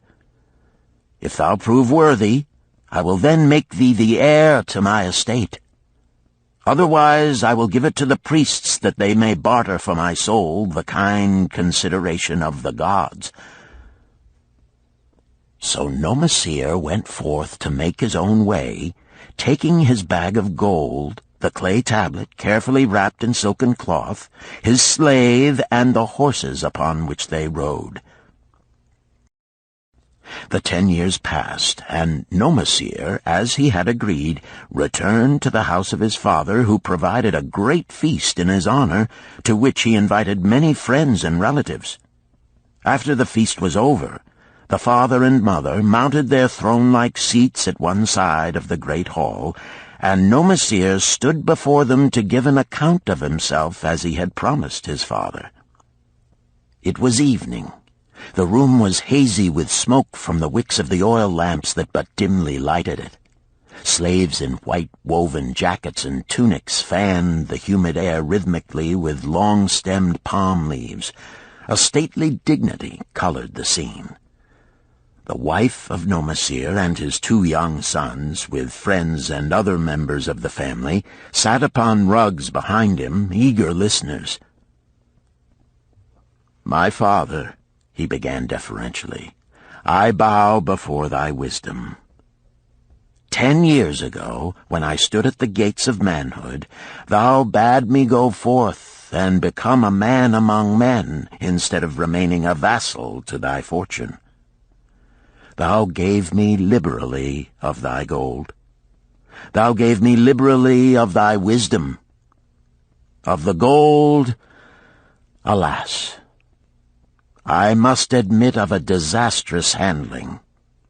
It fled indeed from my inexperienced hands, even as a wild hare flees at the first opportunity from the youth who captures it." The father smiled indulgently. "Continue, my son. Thy tale interests me in all its details." I decided to go to Nineveh, as it was a growing city, believing that I might find there opportunities.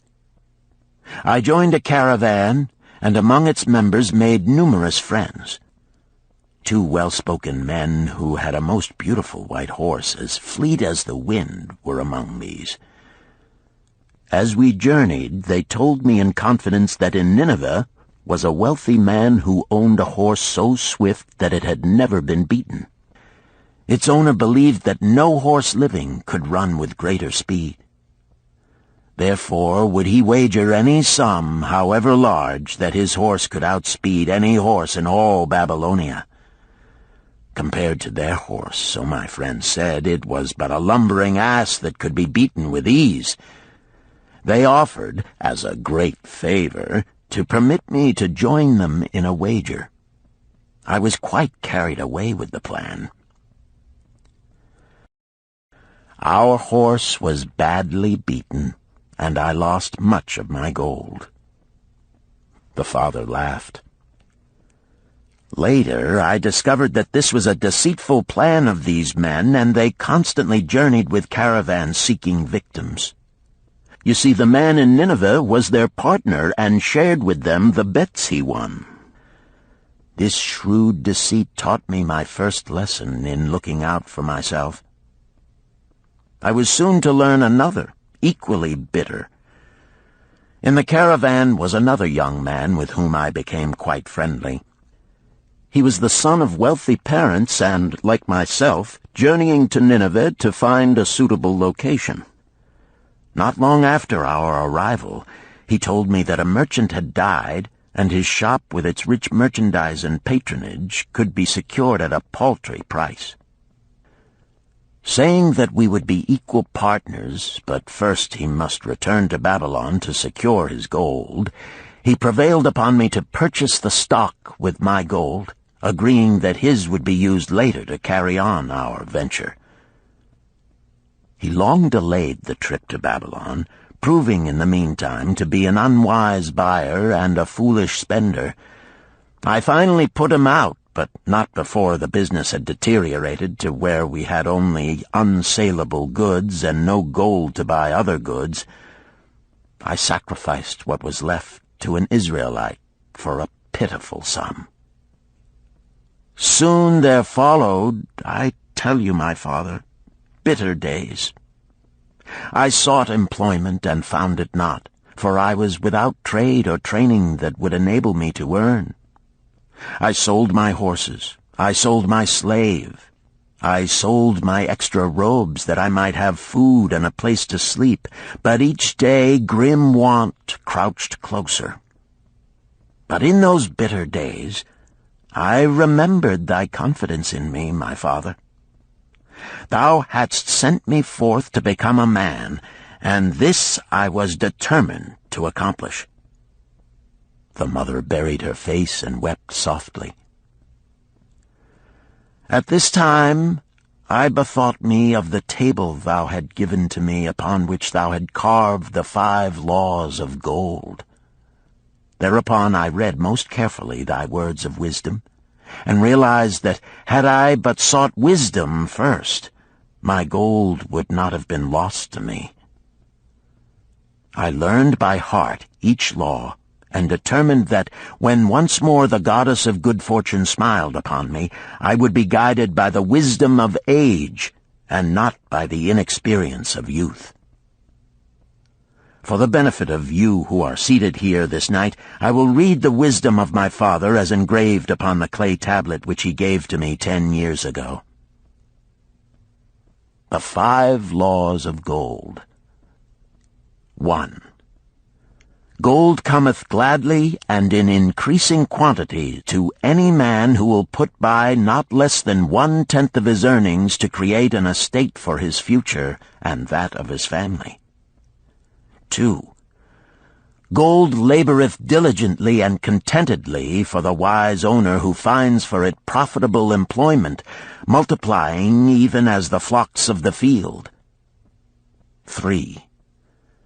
Gold clingeth to the protection of the cautious owner who invests it under the advice of men wise in its handling. 4. Gold slippeth away from the man who invests it in businesses or purposes with which he is not familiar or which are not approved by those skilled in its keep. 5. Gold flees the man who would force it to impossible earnings, or who followeth the alluring advice of tricksters and schemers, or who trusts it to his own inexperience and romantic desires in investment. These are the 5 laws of gold as written by my father. I do proclaim them as of greater value than gold itself, as I will show by the continuance of my tale. He again faced his father. I have told thee of the depth of poverty and despair to which my inexperience brought me. However, there is no chain of disasters that will not come to an end. Mine came when I secured employment managing a crew of slaves working upon the new outer wall of the city. Profiting from my knowledge of the first law of gold, I saved a copper from my first earnings, adding to it at every opportunity until I had a piece of silver. It was a slow procedure, for one must live. I did spend grudgingly, I admit, because I was determined to earn back before the 10 years were over as much gold as you, my father, had given to me. One day the slave-master with whom I had become quite friendly said to me, "Thou art a thrifty youth who spends not wantonly what he earns. Hast thou gold put by that is not earning?" "Yes," I replied. "It is my greatest desire to accumulate gold, to replace that which my father gave to me and which I have lost. 'Tis a worthy ambition, I will grant. And do you know that the gold which you have saved can work for you and earn much more gold?" "Alas, my experience has been bitter, for my father's gold has fled from me, and I am in much fear lest my own do the same." "If thou hast confidence in me, I will give thee a lesson in the profitable handling of gold," he replied. "Within a year the outer wall will be complete and ready for the great gates of bronze that will be built at each entrance to protect the city from the king's enemies. In all Nineveh there is not enough metal to make these gates, and the king has not thought to provide it. Here is my plan. A group of us will pool our gold and send a caravan to the mines of copper and tin which are distant, and bring to Nineveh the metal for the gates. When the king says, 'Make the great gates,' we alone can supply the metal, and a rich price he will pay. If the king will not buy from us, we will yet have the metal which can be sold for a fair price." In his offer, I recognized an opportunity to abide by the third law and invest my savings under the guidance of wise men. Nor was I disappointed. Our pool was a success, and my small store of gold was greatly increased by the transaction. In due time, I was accepted as a member of this same group in other ventures. They were men wise in the profitable handling of gold. They talked over each plan presented with great care before entering upon it. They would take no chance on losing their principal or tying it up in unprofitable investments from which their gold could not be recovered. Such foolish things as the horse race and the partnership into which I had entered with my inexperience would have had scant consideration with them. They would have immediately pointed out their weaknesses. Through my association with these men, I learned to safely invest gold to bring profitable returns. As the years went on, my treasure increased more and more rapidly. I not only made back as much as I lost, but much more. Through my misfortunes, my trials, and my success, I have tested time and again the wisdom of the 5 laws of gold, my father, and have proven them true in every test. To him who is without knowledge of the 5 laws, gold comes not often, and goeth away quickly. But to him who abide by the 5 laws, gold comes and works as his dutiful slave. Nomasir ceased speaking and motioned to a slave in the back of the room. The slave brought forward, one at a time, 3 heavy leather bags. One of these Nomasir took and placed upon the floor before his father, addressing him again. "Thou didst give to me a bag of gold, Babylon gold. Behold, in its place I do return to thee a bag of Nineveh gold of equal weight, an equal exchange, as all will agree. Thou didst give to me a clay tablet inscribed with wisdom. Behold, in its stead I do return 2 bags of gold." So saying, he took from the slave the other 2 bags, and likewise placed them upon the floor before his father. "This I do to prove to thee, my father, of how much greater value I consider thy wisdom than thy gold. Yet who can measure in bags of gold the value of wisdom? Without wisdom, gold is quickly lost by those who have it. But with wisdom, gold can be secured by those who have it not, as these 3 bags of gold do prove. It does indeed give to me the deepest satisfaction, my father, to stand before thee and say that, because of thy wisdom, I have been able to become rich and respected before men." The father placed his hand fondly upon the head of Nomasir. "Thou hast learned well thy lessons, and I am indeed fortunate to have a son to whom I may entrust my wealth." Calibab ceased his tale and looked critically at his listeners. "What means this to thee, this tale of Nomasir?" he continued. "Who among thee can go to thy father or to the father of thy wife and give an account of wise handling of his earnings? What would these venerable men think were you to say, 'I have traveled much and learned much and labored much and earned much, yet alas, of gold I have little. Some I spent wisely, some I spent foolishly, and much I lost in unwise ways'? Dost still think it but an inconsistency of fate that some men have much gold and others have naught? Then you err. Men have much gold when they know the 5 laws of gold and abide thereby. Because I learned these 5 laws in my youth and abided by them, I have become a wealthy merchant. Not by some strange magic did I accumulate my wealth. Wealth that comes quickly goeth the same way. Wealth that stayeth to give enjoyment and satisfaction to its owner comes gradually, because it is a child born of knowledge and persistent purpose.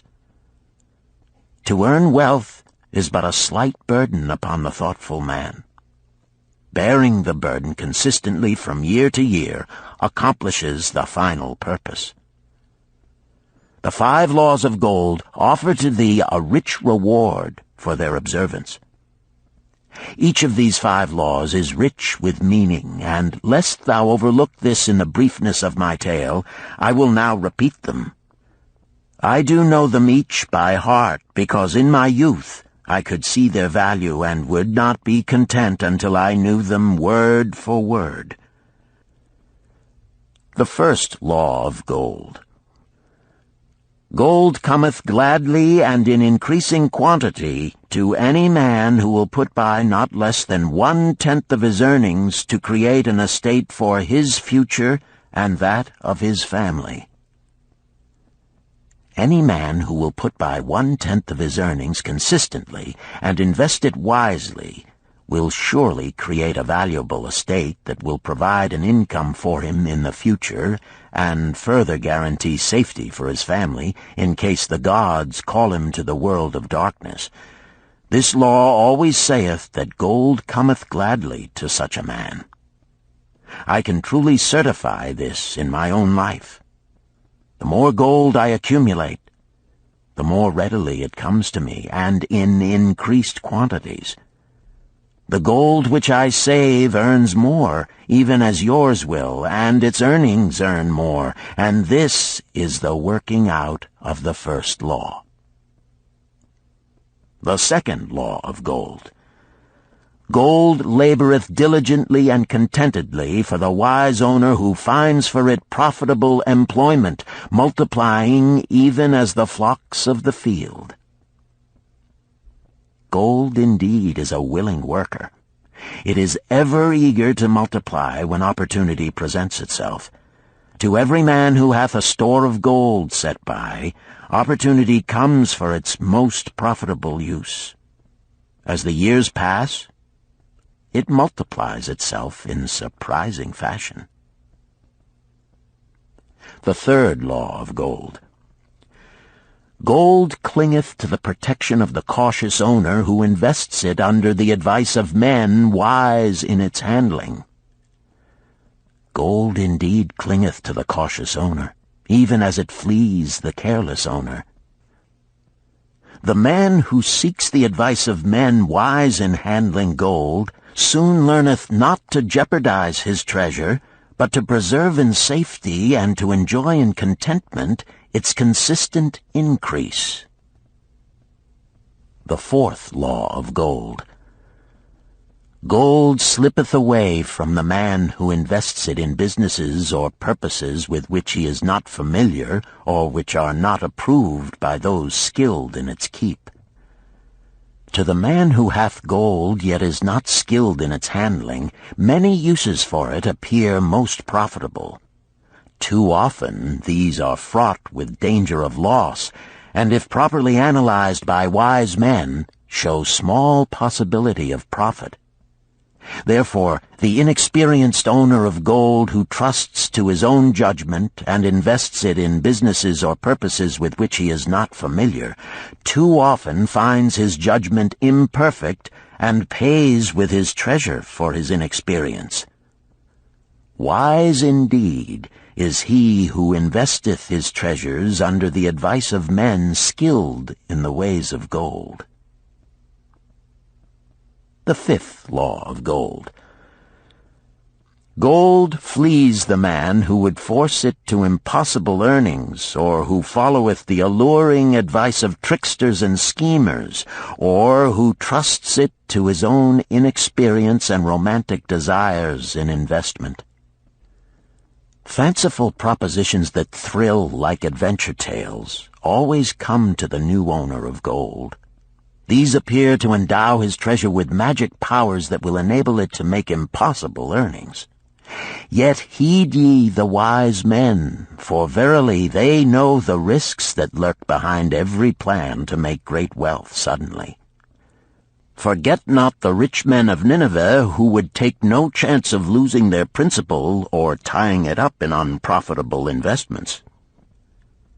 This ends my tale of the 5 laws of gold. In telling it to thee, I have told the secrets of my own success. Yet they are not secrets, but truths which every man must first learn and then follow, who wishes to step out of the multitude that, like yon wild dogs, must worry each day for food to eat. Tomorrow we enter Babylon. Look, see the fire that burns eternal above the temple of Bel? We are already in sight of the golden city.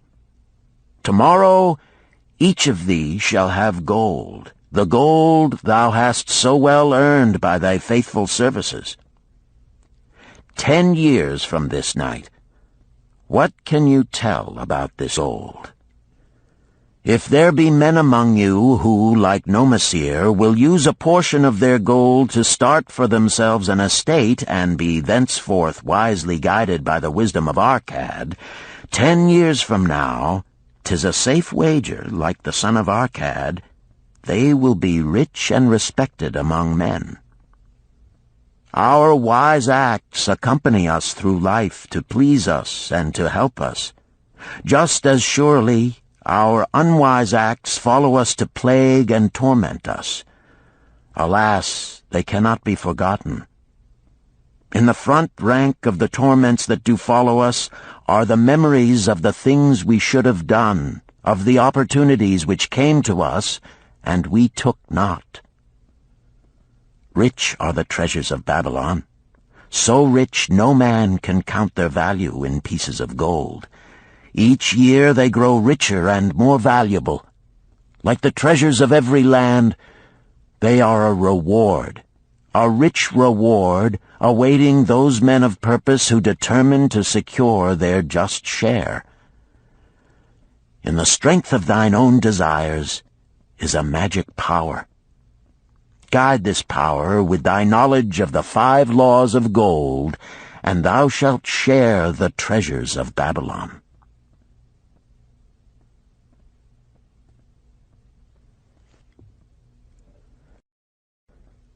Chapter 6. The Gold Lender of Babylon. 50 pieces of gold. Never before had Rodan, the spearmaker of old Babylon, carried so much gold in his leather wallet. Happily down the king's highway from the palace of his most liberal majesty he strode. Cheerfully the gold clinked as the wallet at his belt swayed with each step, the sweetest music he had ever heard. 50 pieces of gold, all his. He could hardly realize his good fortune. What power in those clinking discs! They could purchase anything he wanted.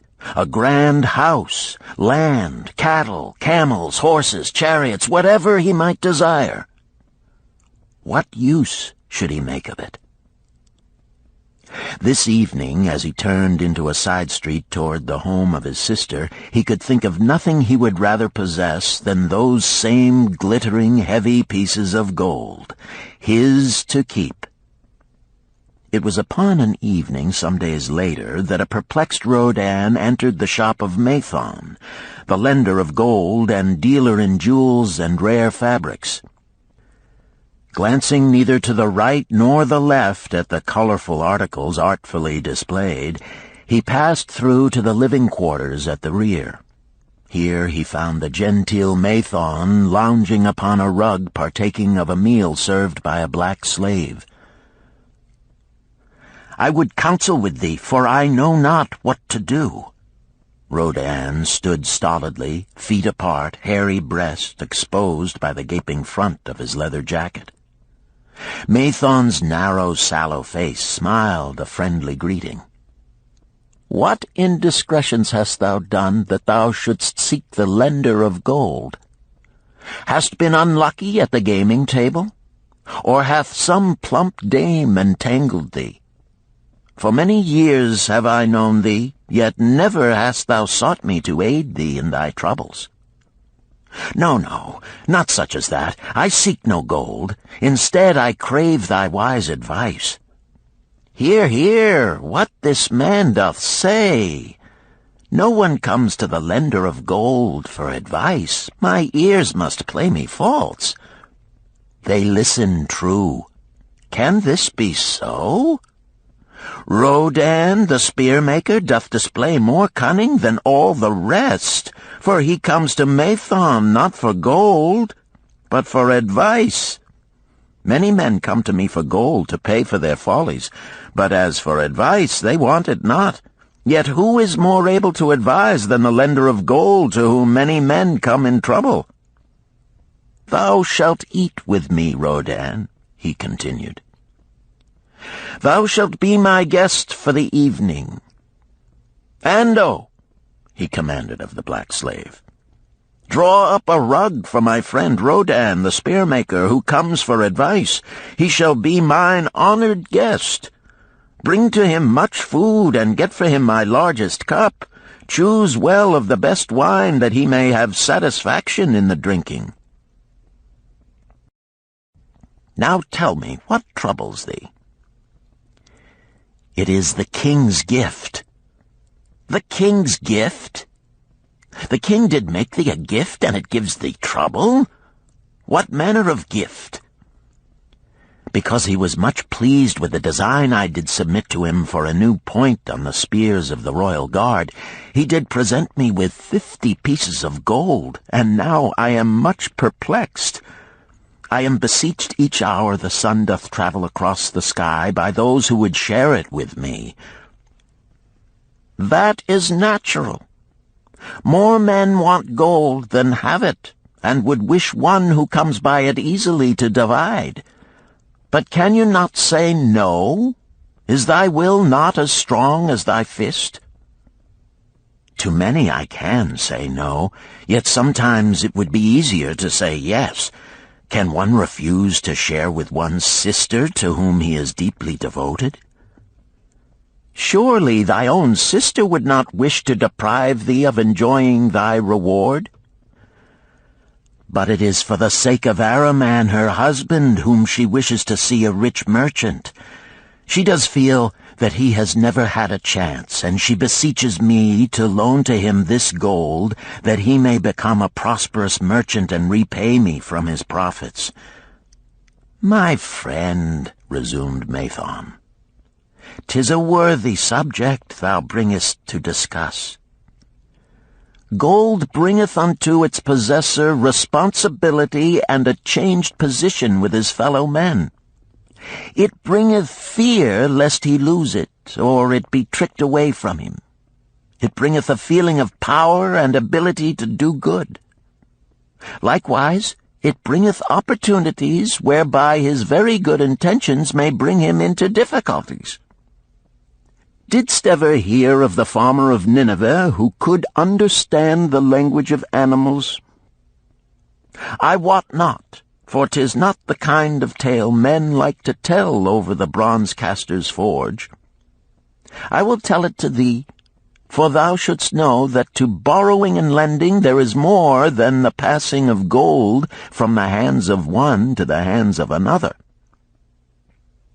This farmer, who could understand what the animals said to each other, did linger in the farmyard each evening just to listen to their words. One evening he did hear the ox bemoaning to the ass the hardness of his lot. I do labor pulling the plow from morning until night, no matter how hot the day, or how tired my legs, or how the bow doth chafe my neck, still must I work. But you are a creature of leisure. You are trapped with a colorful blanket and do nothing more than carry our master about where he wishes to go. When he goes nowhere, you do rest and eat the green grass all the day. Now the ass, in spite of his vicious heels, was a goodly fellow and sympathized with the ox. "My good friend," he replied, "you do work very hard, and I would help ease your lot. Therefore will I tell you how you may have a day of rest. In the morning, when the slave comes to fetch you to the plow, lie upon the ground and bellow much, that he may say you are sick and cannot work." So the ox took the advice of the ass, and the next morning the slave returned to the farmer and told him the ox was sick and could not pull the plow. "Then," said the farmer, "hitch the ass to the plow, for the plowing must go on." All that day, the ass, who had only intended to help his friend, found himself compelled to do the ox's task. When night came and he was released from the plow, his heart was bitter, and his legs were weary, and his neck was sore where the bow had chafed it. The farmer lingered in the barnyard to listen. The ox began first. "You are my good friend. Because of your wise advice, I have enjoyed a day of rest." "And I," retorted the ass, "am like many another simple-hearted one who starts to help a friend and ends up by doing his task for him. Hereafter you draw your own plow, for I did hear the master tell the slave to send for the butcher were you sick again. I wish he would, for you are a lazy fellow." Thereafter they spoke to each other no more. This ended their friendship. Canst thou tell the moral to this tale, Rodan? "'Tis a good tale," responded Rodan, "but I see not the moral." "I thought not that you would, but it is there, and simple too. Just this: if you desire to help thy friend, do so in a way that will not bring thy friend's burdens upon thyself." "I had not thought of that. It is a wise moral. I wish not to assume the burdens of my sister's husband. But tell me, you lend to many. Do not the borrowers repay?" Mathon smiled the smile of one whose soul is rich with much experience. "Could a loan be well made if the borrower cannot repay? Must not the lender be wise and judge carefully whether his gold can perform a useful purpose to the borrower and return to him once more? Or whether it will be wasted by one unable to use it wisely and leave him without his treasure, and leave the borrower with a debt he cannot repay? I will show to thee the tokens in my token chest, and let them tell thee some of their stories." Into the room he brought a chest as long as his arm, covered with red pigskin and ornamented with bronze designs. He placed it upon the floor and squatted before it, both hands upon the lid. "From each person to whom I lend, I do exact a token for my token chest, to remain there until the loan is repaid. When they repay, I give it back. But if they never repay, it will always remind me of one who was not faithful to my confidence. The safest loans, my token box tells me, are to those whose possessions are of more value than the one they desire. They own lands or jewels or camels or other things which could be sold to repay the loan. Some of the tokens given to me are jewels of more value than the loan. Others are promises that if the loan be not repaid as agreed, they will deliver to me certain property settlement. On loans like those I am assured that my gold will be returned with the rental thereon, for the loan is based on property. In another class are those who have the capacity to earn. They are such as you, who labor or serve and are paid. They have income. And if they are honest and suffer no misfortune, I know that they also can repay the gold I loan them and the rental to which I am entitled. Such loans are based on human effort. Others are those who have neither property nor assured earning capacity.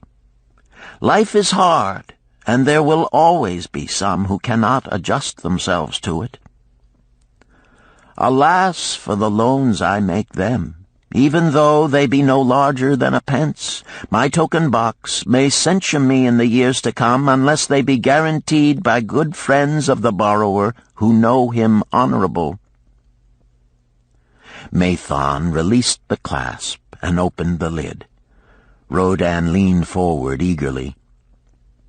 At the top of the chest, a bronze neckpiece lay upon a scarlet cloth. Mathon picked up the piece and patted it affectionately.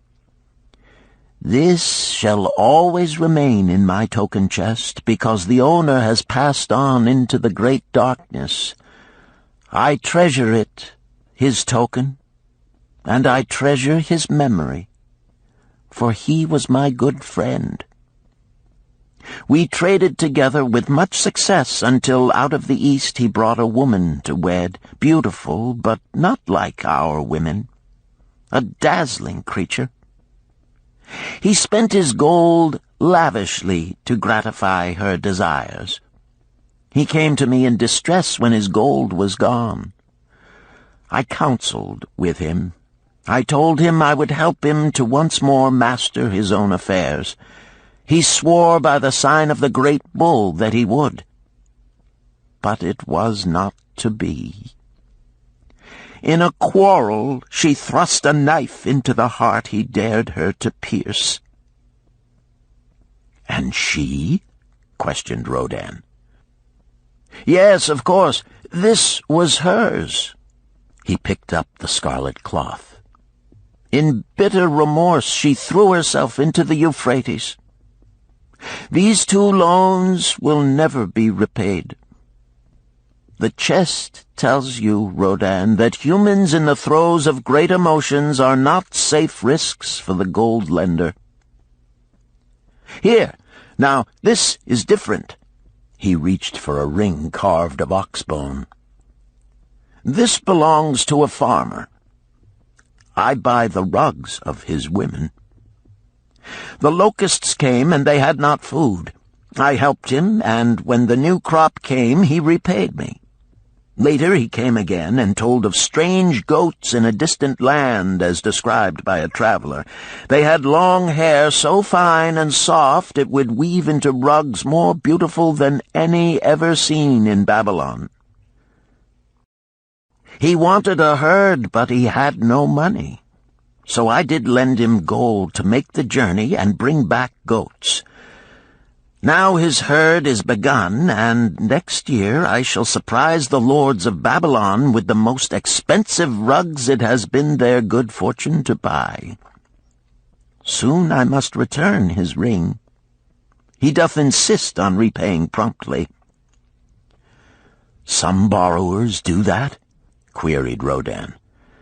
"If they borrow for purposes that bring money back to them, I find it so.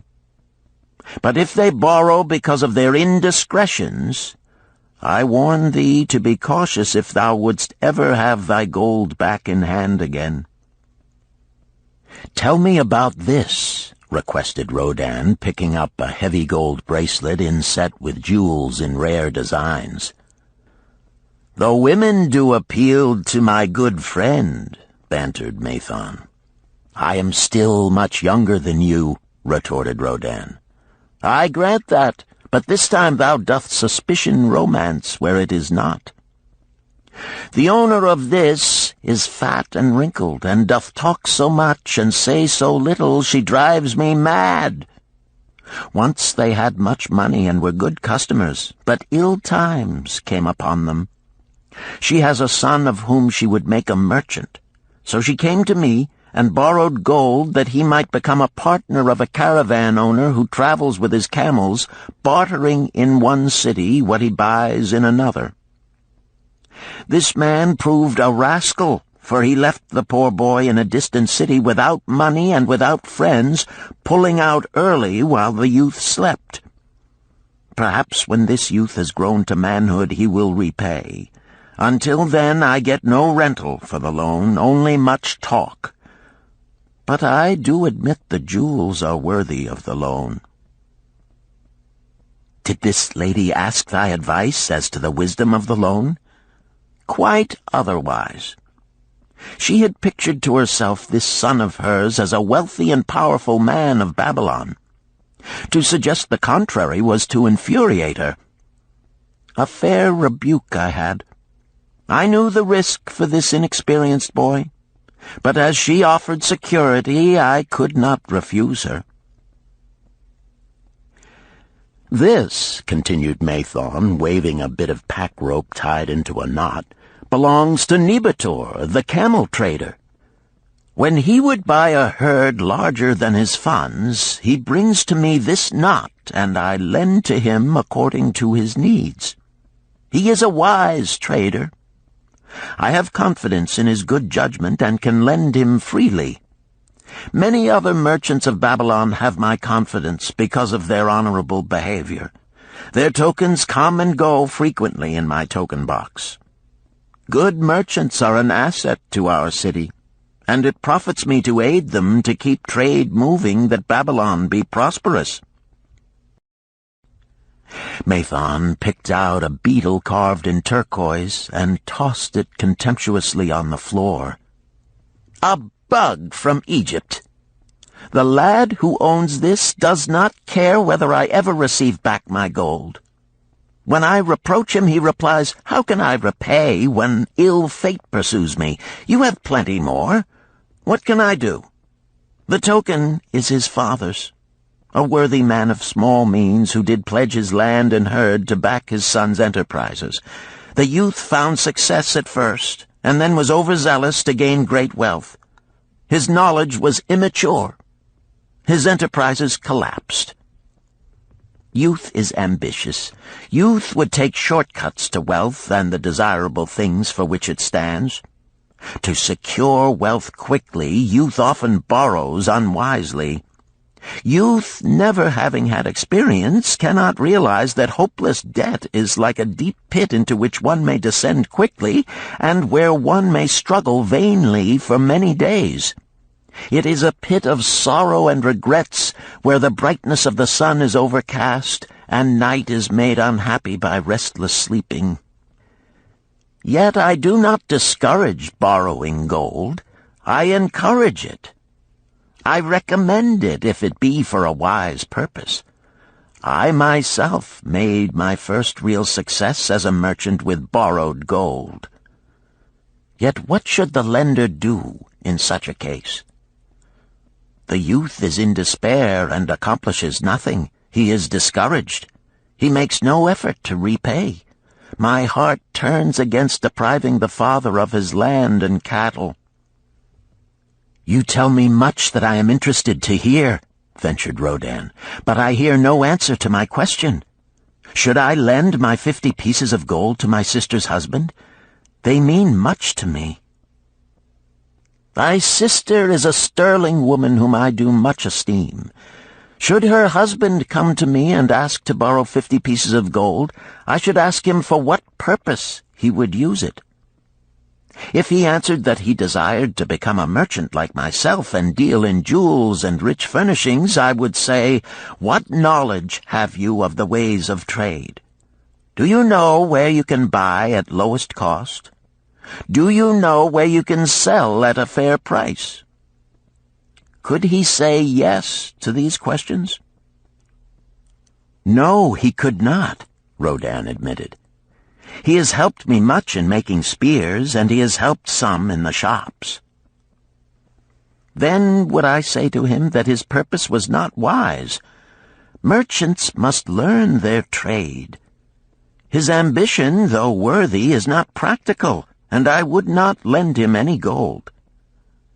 But supposing he could say, yes, I have helped merchants much. I know how to travel to Smyrna and to buy at low cost the rugs the housewives weave. I also know many of the rich people of Babylon to whom I can sell these at a large profit. Then I would say, your purpose is wise and your ambition honorable. I shall be glad to lend you the 50 pieces of gold if you can give me security that they will be returned. But would he say, I have no security other than that I am an honored man and will pay you well for the loan? Then would I reply, I treasure much each piece of gold. Were the robbers to take it from you as you journeyed to Smyrna, or take the rugs from you as you returned, then you would have no means of repaying me, and my gold would be gone. Gold, you see, Rodan, is the merchandise of the lender of money. It is easy to lend. If it is lent unwisely, then it is difficult to get back. The wise lender wishes not the risk of the undertaking, but the guarantee of safe repayment. "'Tis well," he continued, "to assist those that are in trouble. 'Tis well to help those upon whom fate has laid a heavy hand. 'Tis well to help those who are starting, that they may progress and become valuable citizens. But help must be given wisely, lest, like the farmer's ass, in our desire to help, we but take upon ourselves the burden that belongs to another." Again I wandered from thy question, Rodan, but hear my answer. Keep thy 50 pieces of gold. What thy labor earns for thee and what is given thee for reward is thine own, and no man can put an obligation upon thee to part with it unless it do be thy wish. If thee wouldst lend it so that it may earn thee more gold, then lend with caution and in many places. I like not idle gold, even less I like too much of risk. How many years hast thou labored as a spear-maker? Fully 3. How much besides the king's gift hast saved? 3 gold pieces. Each year that thou hast labored, thou hast denied thyself good things to save from thine earnings 1 piece of gold? 'Tis as you say. Then mightest save in 50 years of labor 50 pieces of gold by thy self-denial? A lifetime of labor it would be. Thinkest thou thy sister would wish to jeopardize the savings of 50 years of labor over the bronze melting pot, that her husband might experiment on being a merchant? Not if I spoke in your words. Then go to her and say, 3 years I have labored each day except fast days, from morning until night, and I have denied myself many things that my heart craved. For each year of labor and self-denial, I have to show 1 piece of gold. Thou art my favored sister, and I wish that thy husband may engage in business in which he will prosper greatly. If he will submit to me a plan that seems wise and possible to my friend Mathon, then will I gladly lend to him my savings of an entire year, that he may have an opportunity to prove that he can succeed. Do that, I say, and if he has within him the soul to succeed, he can prove it. If he fails, he will not owe thee more than he can hope some day to repay. I am a gold lender because I own more gold than I can use in my own trade. I desire my surplus gold to labor for others and thereby earn more gold. I do not wish to take risk of losing my gold, for I have labored much and denied myself much to secure it.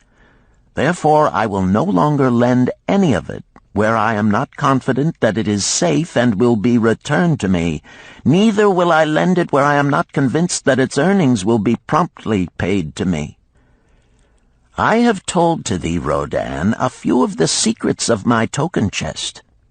From them you may understand the weakness of men and their eagerness to borrow that which they have no certain means to repay. From this you can see how often their high hopes of the great earnings they could make if they but had gold are but false hopes they have not the ability or training to fulfill. Thou, Rodan, now have gold which thou shouldst put to earning more gold for thee. Thou art about to become, even as I, a gold lender. If thou dost safely preserve thy treasure, it will produce liberal earnings for thee, and be a rich source of pleasure and profit during all thy days. But if thou dost let it escape from thee, it will be a source of constant sorrow and regret as long as thy memory doth last. What desirest thou most of this gold in thy wallet? To keep it safe. Wisely spoken, replied Mathon approvingly. Thy first desire is for safety. Thinkest thou that in the custody of thy sister's husband it would be truly safe from possible loss? I fear not, for he is not wise in guarding gold.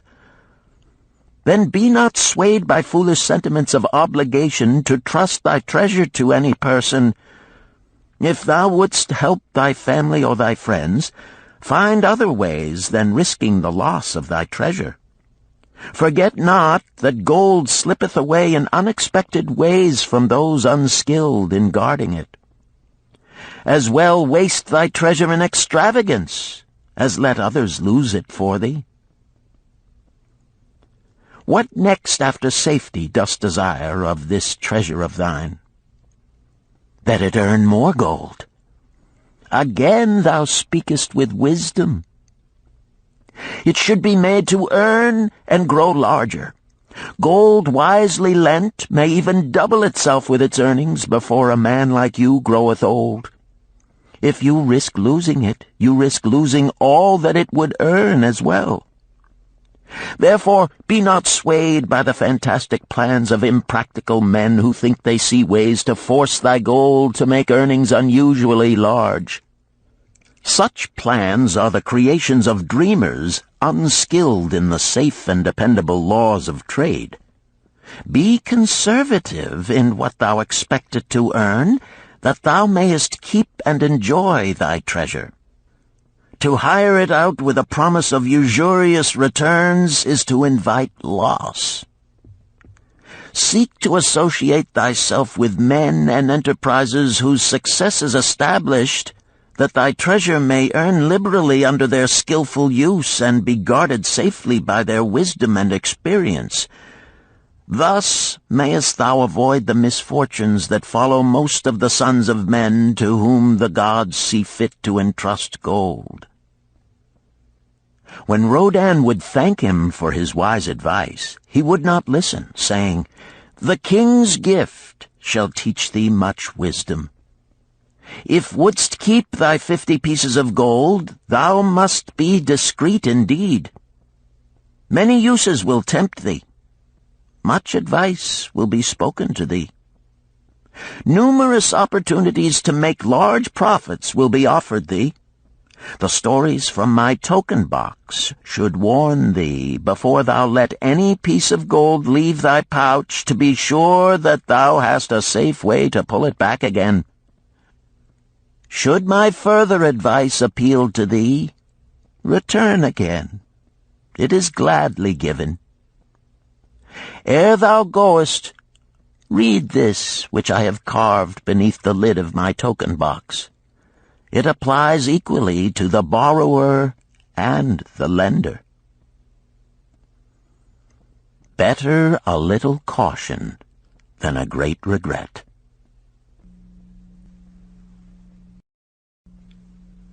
Chapter 7. The Walls of Babylon. Old Banzar, grim warrior of another day, stood guard at the passageway leading to the top of the ancient walls of Babylon. Up above, valiant defenders were battling to hold the walls. Upon them depended the future existence of this great city with its hundreds of thousands of citizens. Over the walls came the roar of the attacking armies, the yelling of many men, the trampling of thousands of horses, the deafening boom of the battering rams pounding the bronzed gates. In the street behind the gate lounged the spearmen, waiting to defend the entrance should the gates give way. They were but few for the task. The main armies of Babylon were with their king, far away in the east on a great expedition against the Elamites. No attack upon the city having been anticipated during their absence, the defending forces were small. Unexpectedly from the north bore down the mighty armies of the Assyrians, and now the walls must hold or Babylon was doomed. About Banzar were great crowds of citizens, white-faced and terrified, eagerly seeking news of the battle. With hushed awe they viewed the stream of wounded and dead being carried or led out of the passageway. Here was the crucial point of attack. After 3 days of circling about the city, the enemy had suddenly thrown his great strength against this section and this gate. The defenders from the top of the wall fought off the climbing platforms and the scaling ladders of the attackers with arrows, burning oil, and, if any reached the top, spears. Against the defenders, thousands of the enemy's archers poured a deadly barrage of arrows. Old Banzar had the vantage point for news. He was closest to the conflict and first to hear of each fresh repulse of the frenzied attackers. An elderly merchant crowded close to him, his palsied hands quivering. tell me," he pleaded. "They cannot get in.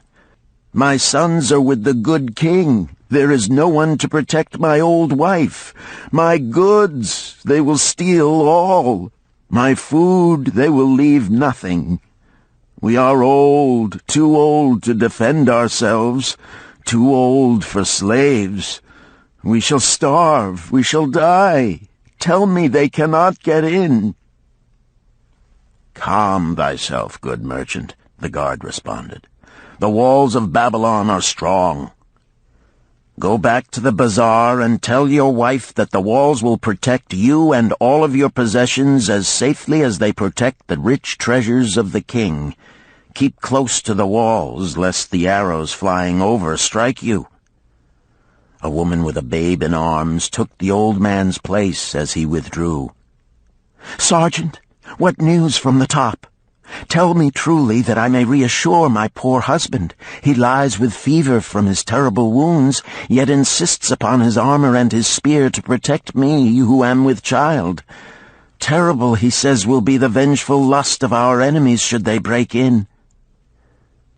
"Be thou good of heart, thou mother that is and is again to be. The walls of Babylon will protect you and your babes.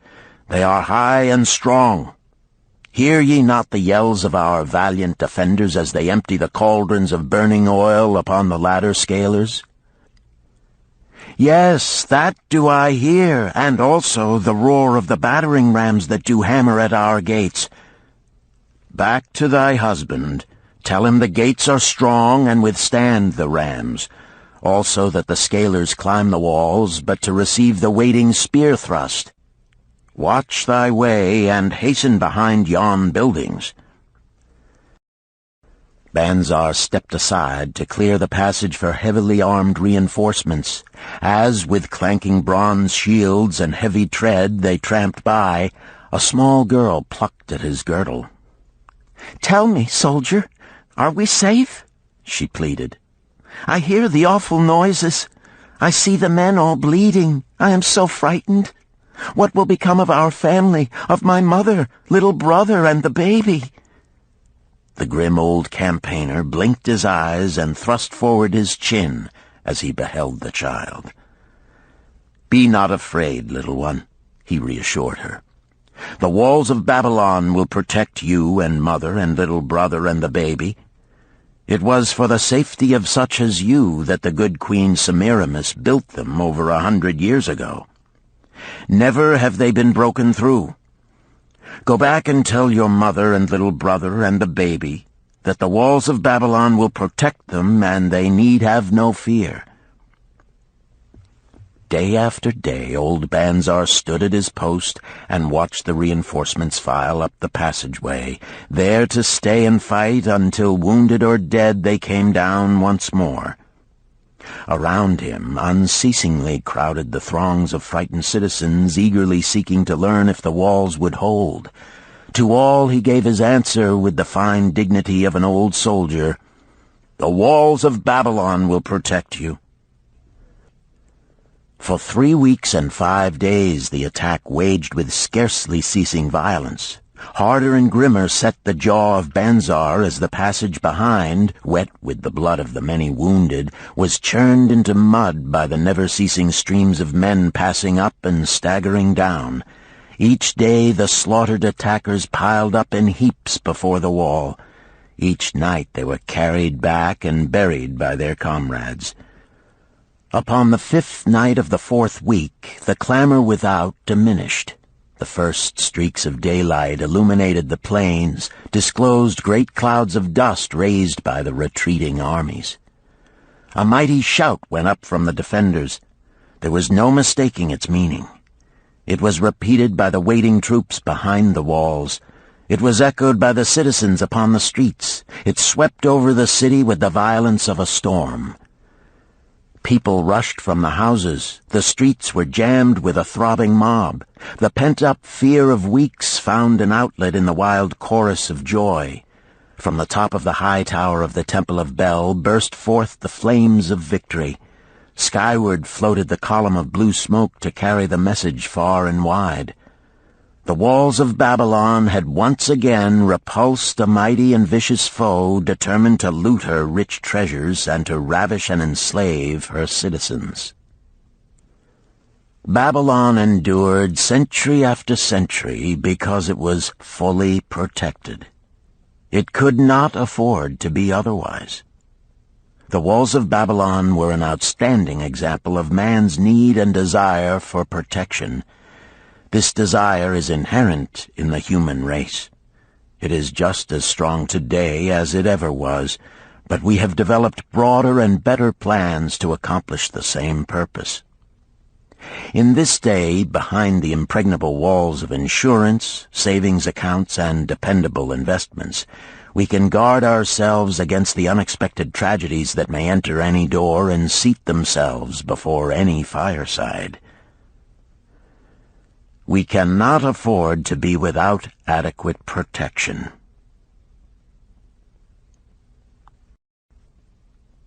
Chapter 8. The Camel Trader of Babylon. The hungrier one becomes, the clearer one's mind works. Also, the more sensitive one becomes to the odors of food. Tarkad, the son of Azure, certainly thought so. For 2 whole days he had tasted no food except 2 small figs purloined from over the wall of a garden. Not another could he grab before the angry woman rushed forth and chased him down the street. Her shrill cries were still ringing in his ears as he walked through the marketplace. They helped him to restrain his restless fingers from snatching the tempting fruits from the baskets of the market women. Never before had he realized how much food was brought to the markets of Babylon and how good it smelled. Leaving the market, he walked across to the inn and paced back and forth in front of the eating house. Perhaps here he might meet someone he knew, someone from whom he could borrow a copper that would gain him a smile from the unfriendly keeper of the inn and, with it, a liberal helping. Without the copper, he knew all too well how unwelcome he would be. In his abstraction, he unexpectedly found himself face to face with the one man he wished most to avoid, the tall, bony figure of Dabasir, the camel trader. Of all the friends and others from whom he had borrowed small sums, Dabasir made him feel the most uncomfortable because of his failure to keep his promises to repay promptly. Dabasir's face lighted up at the sight of him. "Ha! 'Tis Tarkad! Just the one I have been seeking, that he might repay the 2 pieces of copper which I lent him a moon ago. Also the piece of silver which I lent to him before that. We are well met. I can make good use of the coins this very day. What say, boy, what say?" Tarkad stuttered, and his face flushed. He had naught in his empty stomach to nerve him to argue with the outspoken Dabasir. "I am sorry, very sorry," he mumbled weakly. "But this day I have neither the copper nor the silver with which I could repay." "Then get it," Dabasir insisted. "Surely thou canst get hold of a few coppers and a piece of silver to repay the generosity of an old friend of thy father, who aided thee whence thou wast in need." "'Tis because ill fortune does pursue me that I cannot pay." "Ill fortune? Wouldst blame the gods for thine own weakness? Ill fortune pursues every man who thinks more of borrowing than of repaying. Come with me, boy, while I eat. I am hungry, and I would tell thee a tale." Tarkad flinched from the brutal frankness of Dabasir, but here at least was an invitation to enter the coveted doorway of the eating-house. Dabasir pushed him to a far corner of the room where they seated themselves upon small rugs. When Koskor, the proprietor, appeared smiling, Dabasir addressed him with his usual freedom. "Fat lizard of the desert, bring to me a leg of the goat, very brown, with much juice, and bread and all of the vegetables, for I am hungry and want much food. Do not forget my friend here. Bring to him a jug of water. Have it cooled, for the day is hot." Tarkad's heart sank. Must he sit here and drink water while he watched this man devour an entire goat leg? He said nothing. He thought of nothing he could say. Dabasir, however, knew no such thing as silence. Smiling and waving his hand good-naturedly to the other customers, all of whom knew him, he continued. "I did hear from a traveler just returned from Urfa of a certain rich man who has a piece of stone cut so thin that one can look through it. He put it in the window of his house to keep out the rains. It is yellow, so this traveler does relate, and he was permitted to look through it, and all the outside world looks strange and not like it really is. What say you to that, Tarkad? Thinkest all the world could look to a man a different color from what it is?" "I dare say," responded the youth, much more interested in the fat leg of goat placed before Dabasir. "Well, I know it to be true, for I, myself, have seen the world all of a different color from what it really is, and the tale I am about to tell relates how I came to see it in its right color once more." "Dabasir will tell a tale," whispered a neighboring diner to his neighbor, and dragged his rug close. Other diners brought their food and crowded in a semicircle. They crunched noisily in the ears of Tarkad and brushed him with their meaty bones. He alone was without food. Dabasir did not offer to share with him, nor even motion him to a small corner of the hard bread that was broken off and had fallen from the platter to the floor. "The tale that I am about to tell," began Dabasir, pausing to bite a goodly chunk from the goat leg, "relates to my early life and how I came to be a camel trader. Didst anyone know that I once was a slave in Syria?" A murmur of surprise ran through the audience, to which Dabasir listened with satisfaction. "When I was a young man," continued Dabasir after another vicious onslaught on the goat leg, "I learned the trade of my father, the making of saddles. I worked with him in his shop and took to myself a wife. Being young and not greatly skilled, I could earn but little, just enough to support my excellent wife in a modest way. I craved good things which I could not afford. Soon I found that the shopkeepers would trust me to pay later, even though I could not pay at the time. Being young and without experience, I did not know that he who spends more than he earns is sowing the winds of needless self-indulgence from which he is sure to reap the whirlwinds of trouble and humiliation. So I indulged my whims for fine raiment and bought luxuries for my good wife and our home beyond our means. I paid as I could, and for a while all went well. But in time I discovered I could not use my earnings both to live upon and to pay my debts. Creditors began to pursue me to pay for my extravagant purchases, and my life became miserable. I borrowed from my friends, but could not repay them either. Things went from bad to worse. My wife returned to her father, and I decided to leave Babylon and seek another city where a young man might have better chances. For 2 years I had a restless and unsuccessful life working for caravan traders. From this I fell in with a set of likable robbers who scoured the desert for unarmed caravans. Such deeds were unworthy of the son of my father, but I was seeing the world through a colored stone and did not realize to what degradation I had fallen. We met with success on our first trip, capturing a rich haul of gold and silks and valuable merchandise. This loot we took to Ganir and squandered. The second time we were not so fortunate. Just after we had made our capture, we were attacked by the spearsmen of a native chief to whom the caravans paid for protection.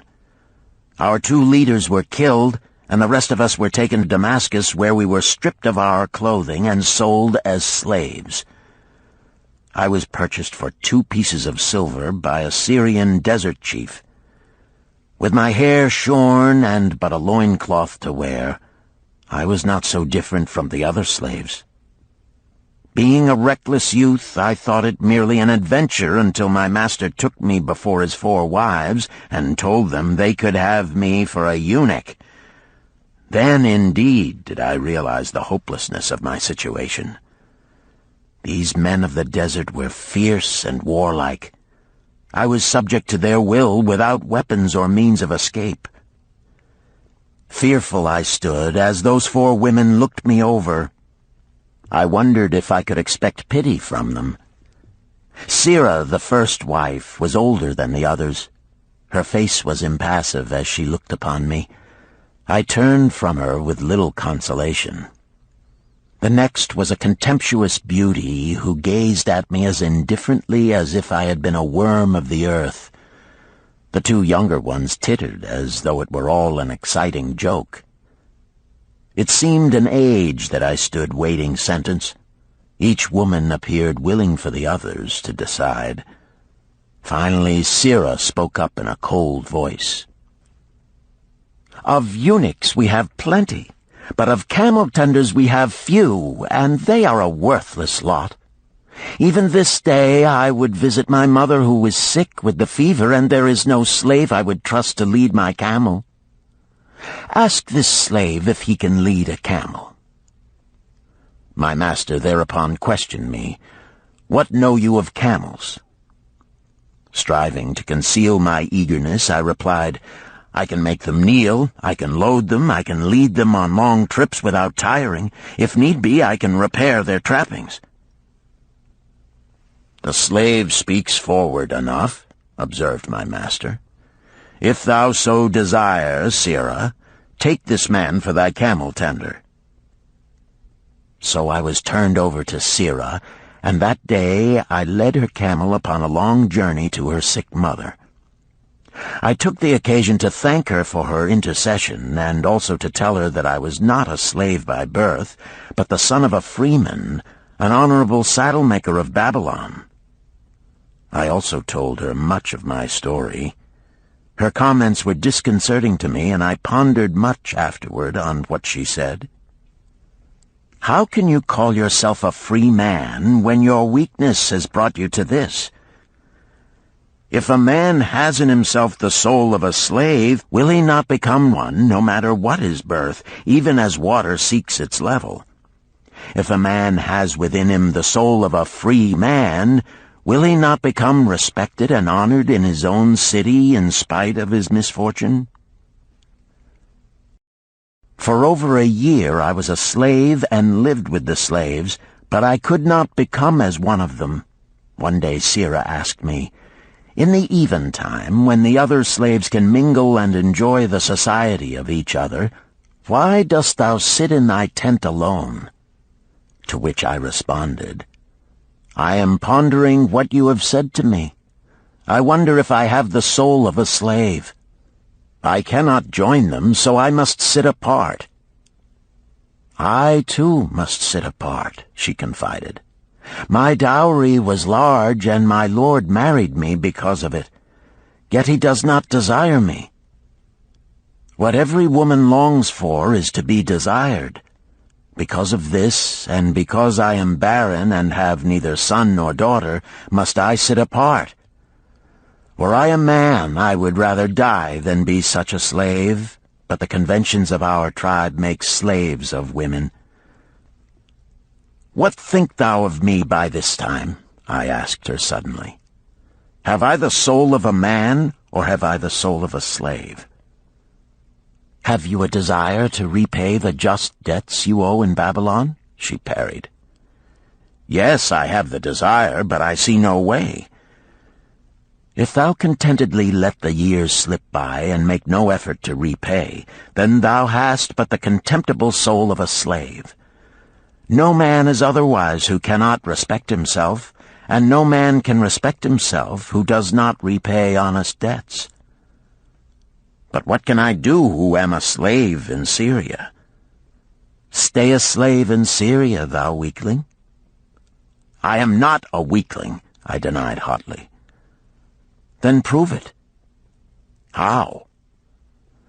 "Does not thy great king fight his enemies in every way he can and with every force he has? Thy debts are thy enemies.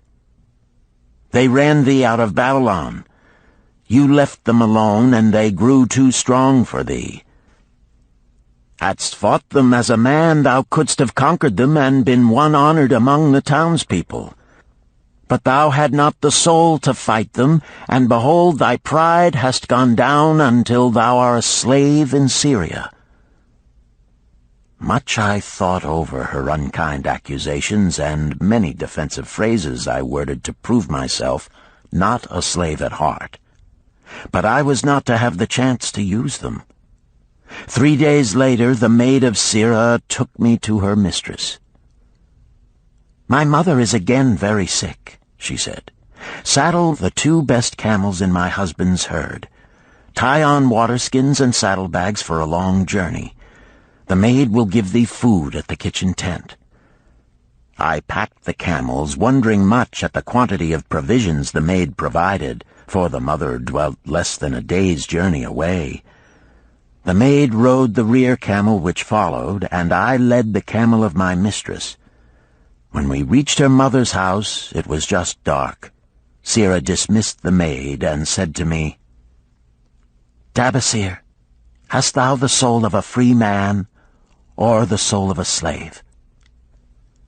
"The soul of a free man," I insisted. "Now is thy chance to prove it. Thy master hath imbibed deeply, and his chiefs are in a stupor. Take then these camels and make thy escape. Here in this bag is raiment of thy master's to disguise thee. I will say thou stole the camels and ran away while I visited my sick mother." "Thou hast the soul of a queen," I told her. "Much do I wish that I might lead thee to happiness." "Happiness," she responded, "awaits not the runaway wife who seeks it in far lands among strange people.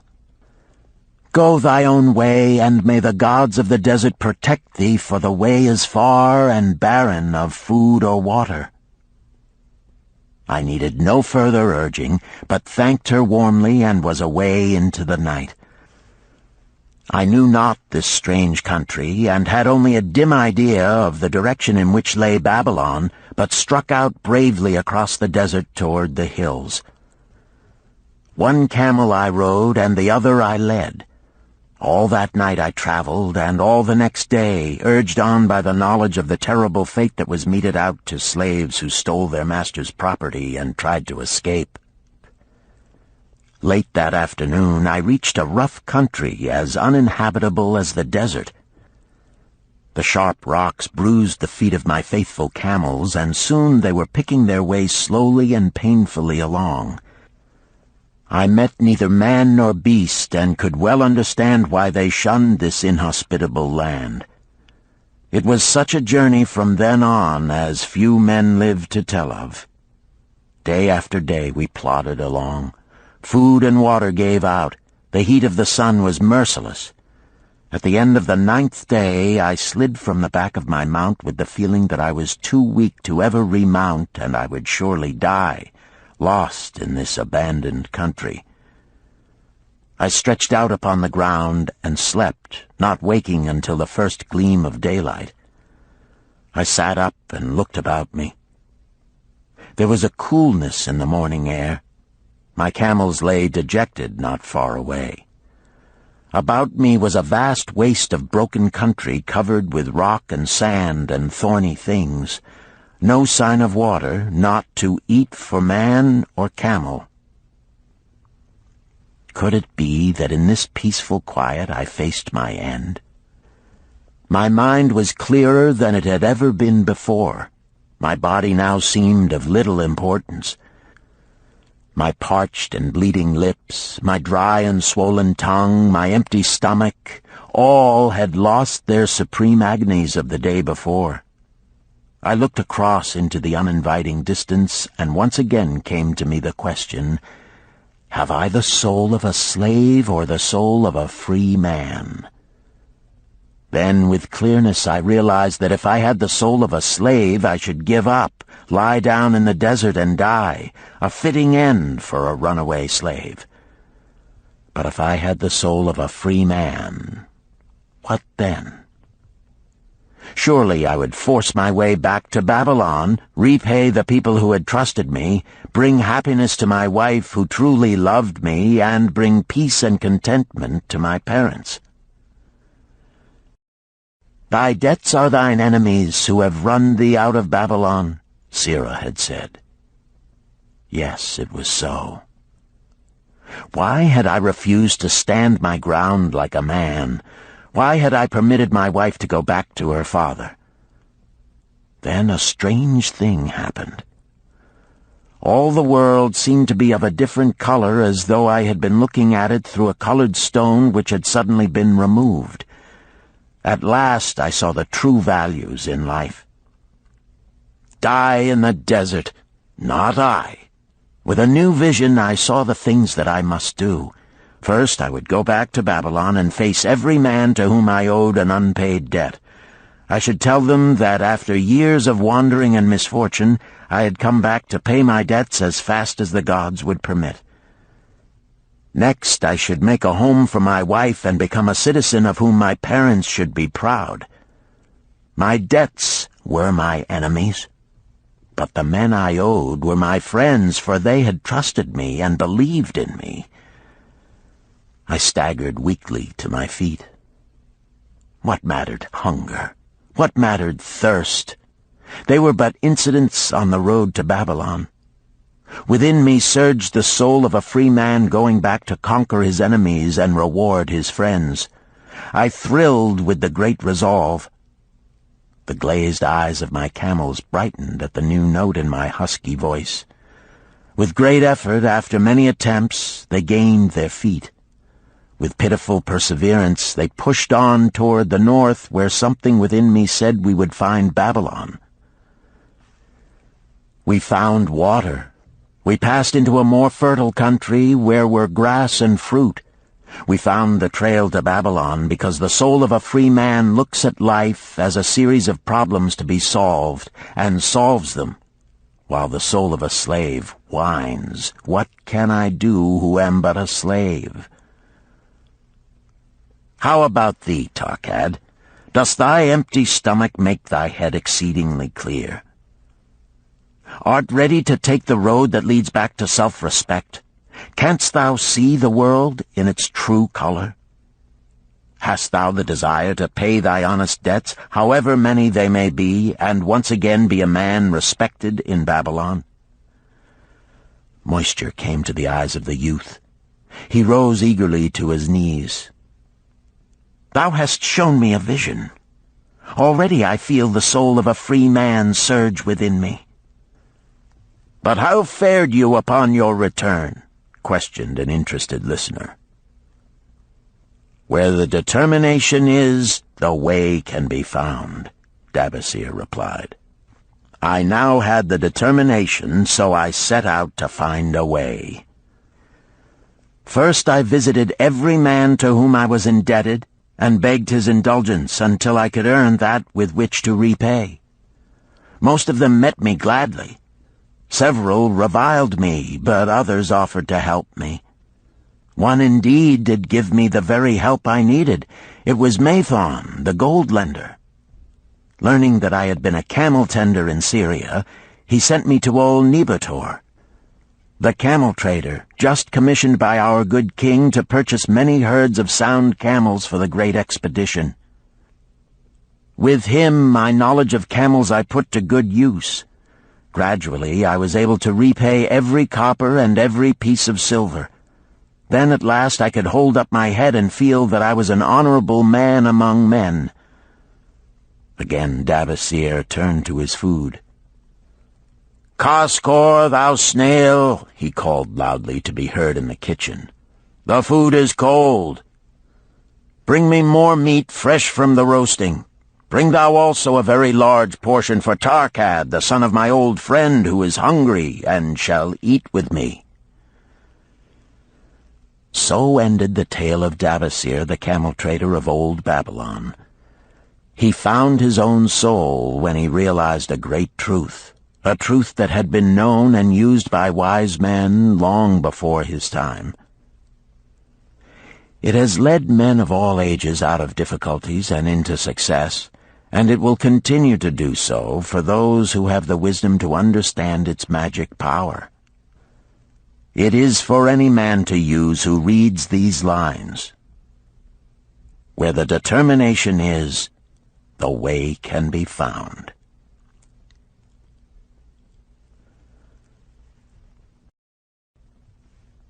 Chapter 9. The Clay Tablets from Babylon. St. Swithin's College, Nottingham University, Newark-on-Trent, Nottingham. October 21st, 1934. Professor Franklin Caldwell, care of British Scientific Expedition, Hilla, Mesopotamia. My dear Professor, the 5 clay tablets from your recent excavation in the ruins of Babylon arrived on the same boat with your letter. I have been fascinated no end and have spent many pleasant hours translating their inscriptions. I should have answered your letter at once, but delayed until I could complete the translations which are attached. The tablets arrived without damage thanks to your careful use of preservatives and excellent packing. You will be as astonished as we in the laboratory at the story they relate. One expects the dim and distant past to speak of romance and adventure. Arabian Nights sort of things, you know. When instead it discloses the problem of a person named Dabasir to pay off his debts, one realizes that conditions upon this old world have not changed as much in 5,000 years as one might expect. It's odd, you know, but these old inscriptions rather rag me, as the students say. Being a college professor, I am supposed to be a thinking human being possessing a working knowledge of most subjects. Yet here comes this old chap out of the dust-covered ruins of Babylon to offer a way I had never heard of to pay off my debts, and at the same time acquire gold to jingle in my wallet. Pleasant thought, I say, and interesting to prove whether it will work as well nowadays as it did in old Babylon. Mrs. Shrewsbury and myself are planning to try out his plan upon our own affairs, which could be much improved. Wishing you the best of luck in your worthy undertaking and waiting eagerly another opportunity to assist, I am, yours sincerely, Alfred H. Shrewsbury, Department of Archaeology. Tablet 1. Now, when the moon becometh full, I, Dabasir, who am but recently returned from slavery in Syria, with the determination to pay my many just debts and become a man of means worthy of respect in my native city of Babylon, do here engrave upon the clay a permanent record of my affairs to guide and assist me in carrying through my high desires. Under the wise advice of my good friend Mathon, the gold lender, I am determined to follow an exact plan that he doth say will lead any honorable man out of debt into means and self-respect. This plan includeth 3 purposes which are my hope and desire. First, the plan doth provide for my future prosperity. Therefore 1/10 of all I earn shall be set aside as my own to keep. For Mathon speaketh wisely when he saith, That man who keepeth in his purse both gold and silver that he need not spend is good to his family and loyal to his king. The man who hath but a few coppers in his purse is indifferent to his family and indifferent to his king. But the man who hath naught in his purse is unkind to his family and disloyal to his king, for his own heart is bitter. Therefore the man who wisheth to achieve must have coin that he may keep to jingle in his purse, that he have in his heart love for his family and loyalty to his king.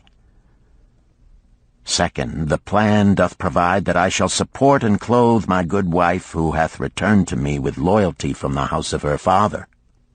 For Mathon doth say that to take good care of a faithful wife putteth self-respect into the heart of a man, and addeth strength and determination to his purposes.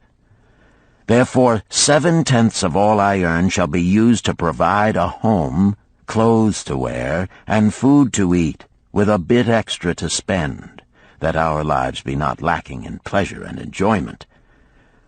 But he doth further enjoin the greatest care that we spend not greater than 7/10 of what I earn for these worthy purposes. Herein lieth the success of the plan. I must live upon this portion, and never use more, nor buy what I may not pay for out of this portion. Tablet 2.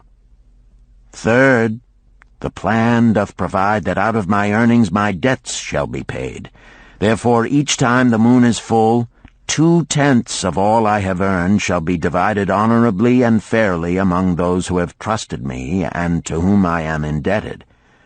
Thus in due time will all my indebtedness be surely paid.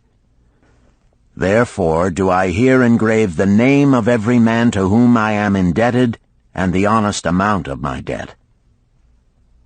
Faru the cloth weaver, 2 silver, 6 copper. Sinjar the couch maker, 1 silver. Amar my friend, 3 silver, 1 copper. Zankar my friend, 4 silver, 7 copper. Askamir my friend, 1 silver, 3 copper. Haransir the jewel maker, 6 silver, 2 copper. Diarbakir my father's friend, 4 silver, 1 copper. Alkahad the house owner, 14 silver. Mathon the gold lender, 9 silver. Birajik the farmer, 1 silver, 7 copper. From here on, disintegrated, cannot be deciphered. Tablet 3. To these creditors do I owe in total 119 pieces of silver and 141 pieces of copper. Because I did owe these sums and saw no way to repay, in my folly I did permit my wife to return to her father, and didst leave my native city and seek easy wealth elsewhere, only to find disaster and to see myself sold into the degradation of slavery. Now that Mathon doth show me how I can repay my debts in small sums of my earnings, do I realize the great extent of my folly in running away from the results of my extravagances. Therefore have I visited my creditors and explained to them that I have no resources with which to pay except my ability to earn, and that I intend to apply 2/10 of all I earn upon my indebtedness evenly and honestly. This much can I pay, but no more. Therefore, if they be patient, in time my obligations will be paid in full. Amar, whom I thought my best friend, reviled me bitterly, and I left him in humiliation. Birajik, the farmer, pleaded that I pay him first, as he didst badly need help. Alcahad, the house owner, was indeed disagreeable, and insisted that he would make me trouble unless I didst soon settle in full with him. All the rest willingly accepted my proposal. Therefore am I more determined than ever to carry through, being convinced that it is easier to pay one's just debts than to avoid them. Even though I cannot meet the needs and demands of a few of my creditors, I will deal impartially with all. Tablet 4. Again the moon shines full. I have worked hard with a free mind. My good wife hath supported my intentions to pay my creditors. Because of our wise determination, I have earned during the past moon, buying camels of sound wind and good legs for Nebertor, the sum of 19 pieces of silver. This I have divided according to the plan. 1/10 have I set aside to keep as my own, 7/10 have I divided with my good wife to pay for our living, 2/10 have I divided among my creditors as evenly as could be done in coppers. I did not see Amar, but left it with his wife. Birajik was so pleased that he would kiss my hand. Old Alcahad alone was grouchy and said I must pay faster. To which I replied that if I were permitted to be well fed and not worried, that alone would enable me to pay faster. All the others thanked me and spoke well of my efforts. Therefore, at the end of one moon, my indebtedness is reduced by almost 4 pieces of silver, and I possess almost 2 pieces of silver besides, upon which no man hath claim. My heart is lighter than it hath been for a long time. Again the moon shines full. I have worked hard, but with poor success. Few camels have I been able to buy. Only 11 pieces of silver have I earned.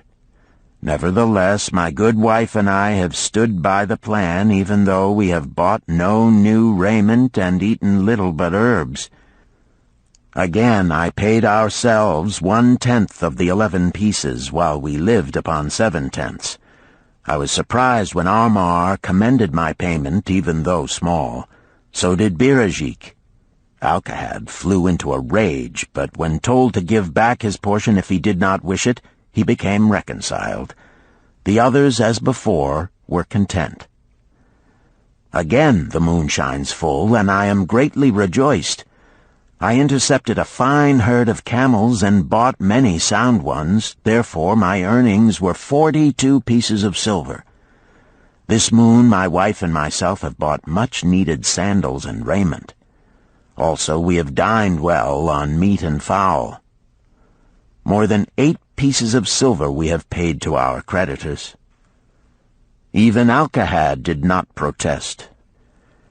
Great is the plan, for it leadeth us out of debt, and giveth us wealth which is ours to keep. 3 times the moon hath been full since I last carved upon this clay. Each time I paid to myself 1/10 of all I earned. Each time my good wife and I have lived upon 7/10, even though at times it was difficult. Each time have I paid to my creditors 2/10. In my purse I now have 21 pieces of silver that are mine.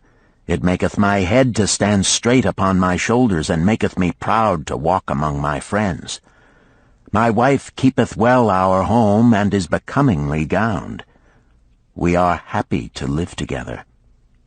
The plan is of untold value.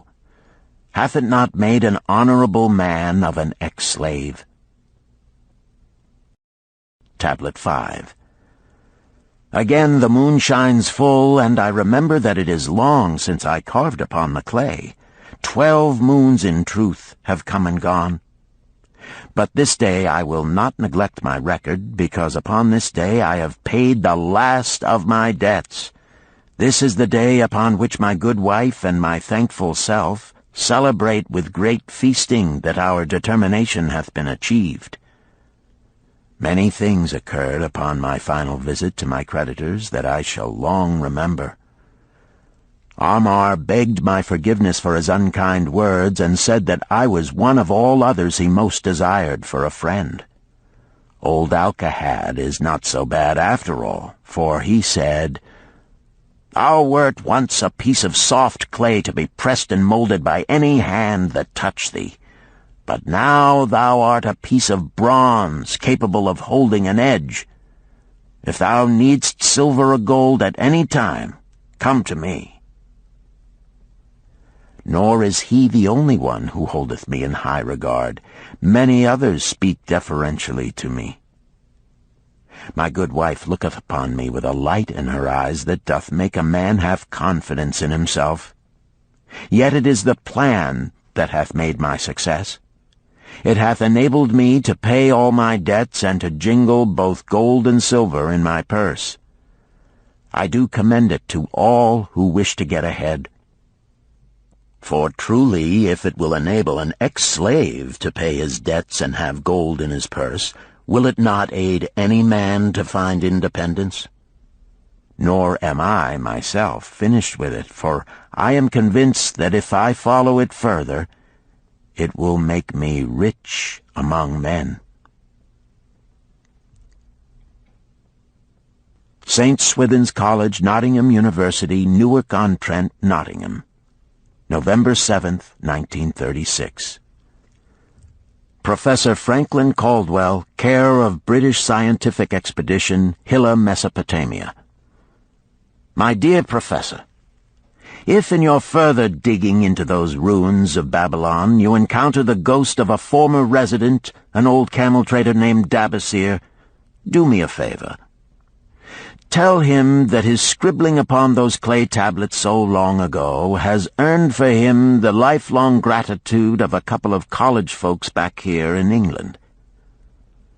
You will possibly remember my writing a year ago that Mrs. Shrewsbury and myself intended to try his plan for getting out of debt and at the same time having gold to jingle. You may have guessed, even though we tried to keep it from our friends, our desperate straits. We were frightfully humiliated for years by a lot of old debts, and worried sick for fear some of the tradespeople might start a scandal that would force me out of the college. We paid and paid, every shilling we could squeeze out of income, but it was hardly enough to hold things even.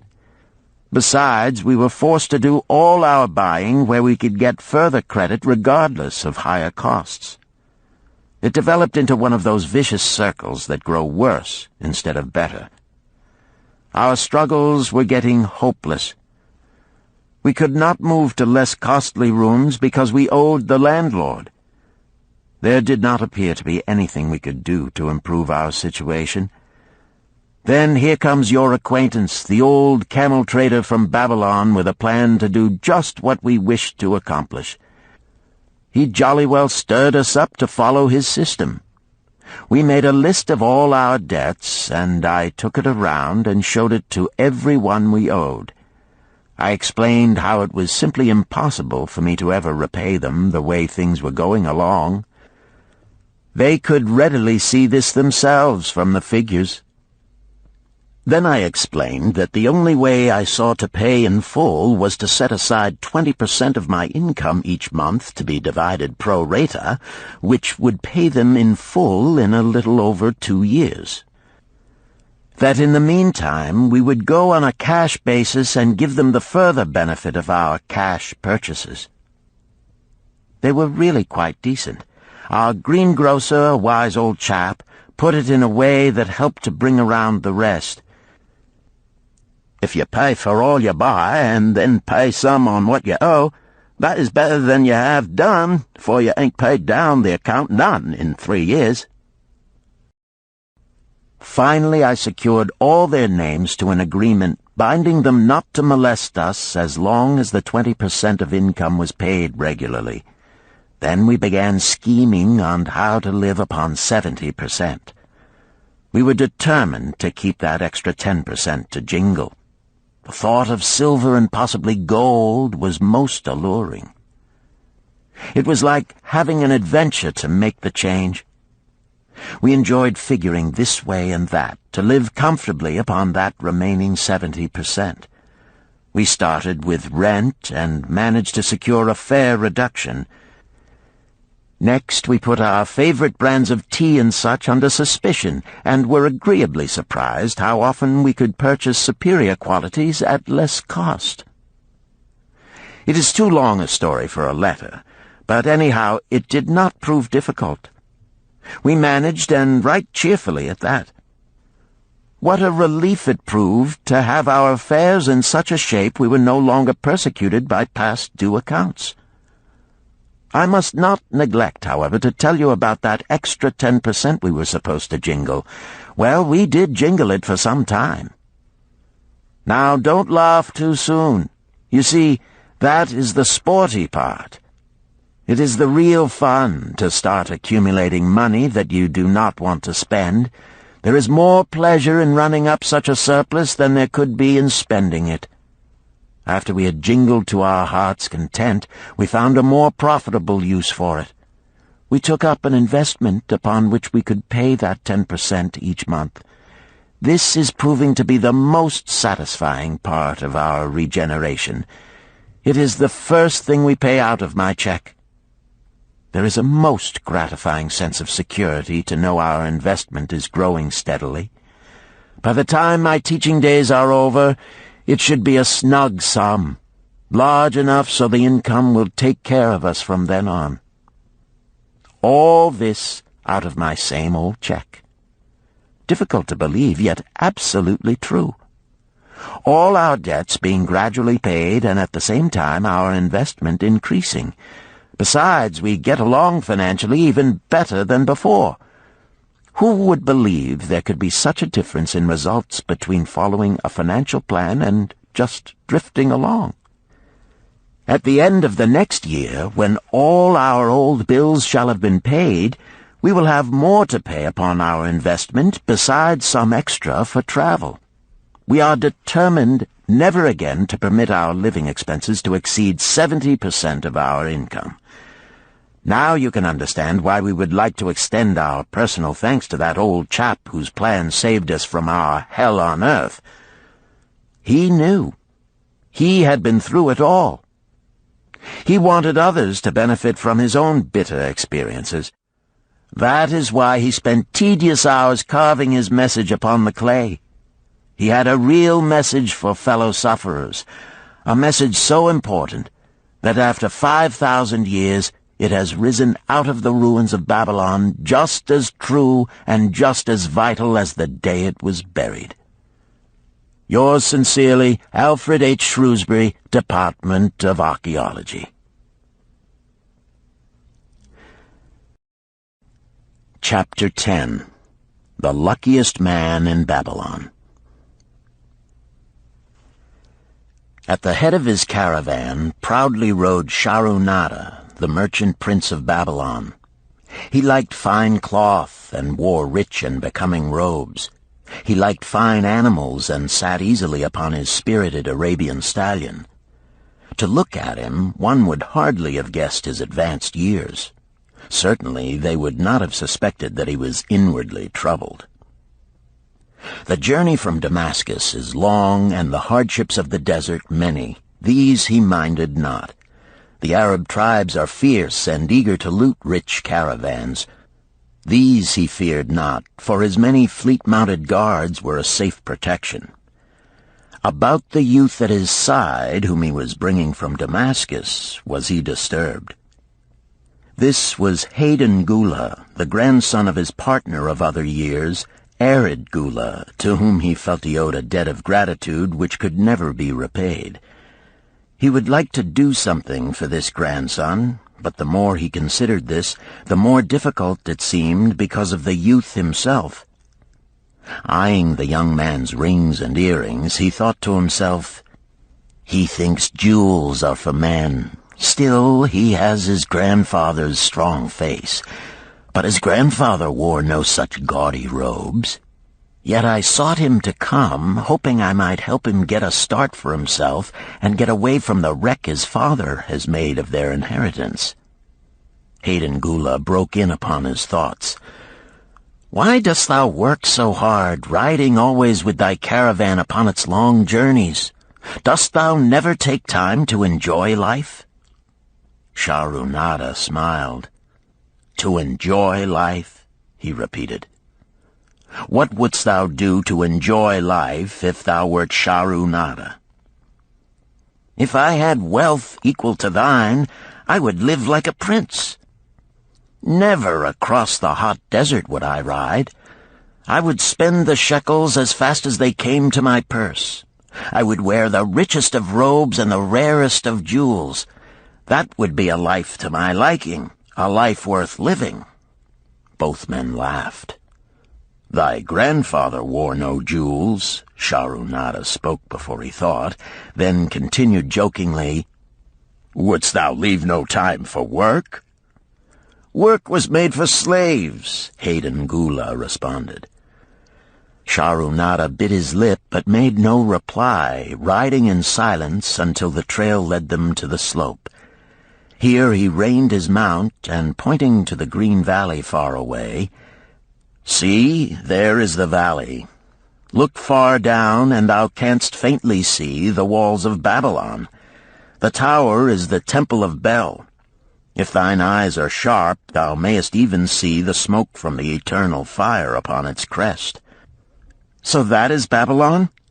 Always have I longed to see the wealthiest city in all the world," Hayden Gula commented. "Babylon, where my grandfather started his fortune. Would he were still alive, we would not be so sorely pressed. Why wish his spirit to linger on earth beyond its allotted time? Thou and thy father can well carry on his good work. Alas, of us neither has his gift. Father and myself know not his secret for attracting the golden shekels." Sharunada did not reply, but gave rein to his mount and rode thoughtfully down the trail to the valley. Behind them followed the caravan in a cloud of reddish dust. Some time later they reached the King's Highway and turned south through the irrigated farms. 3 old men plowing a field caught Sharunada's attention. They seemed strangely familiar. How ridiculous!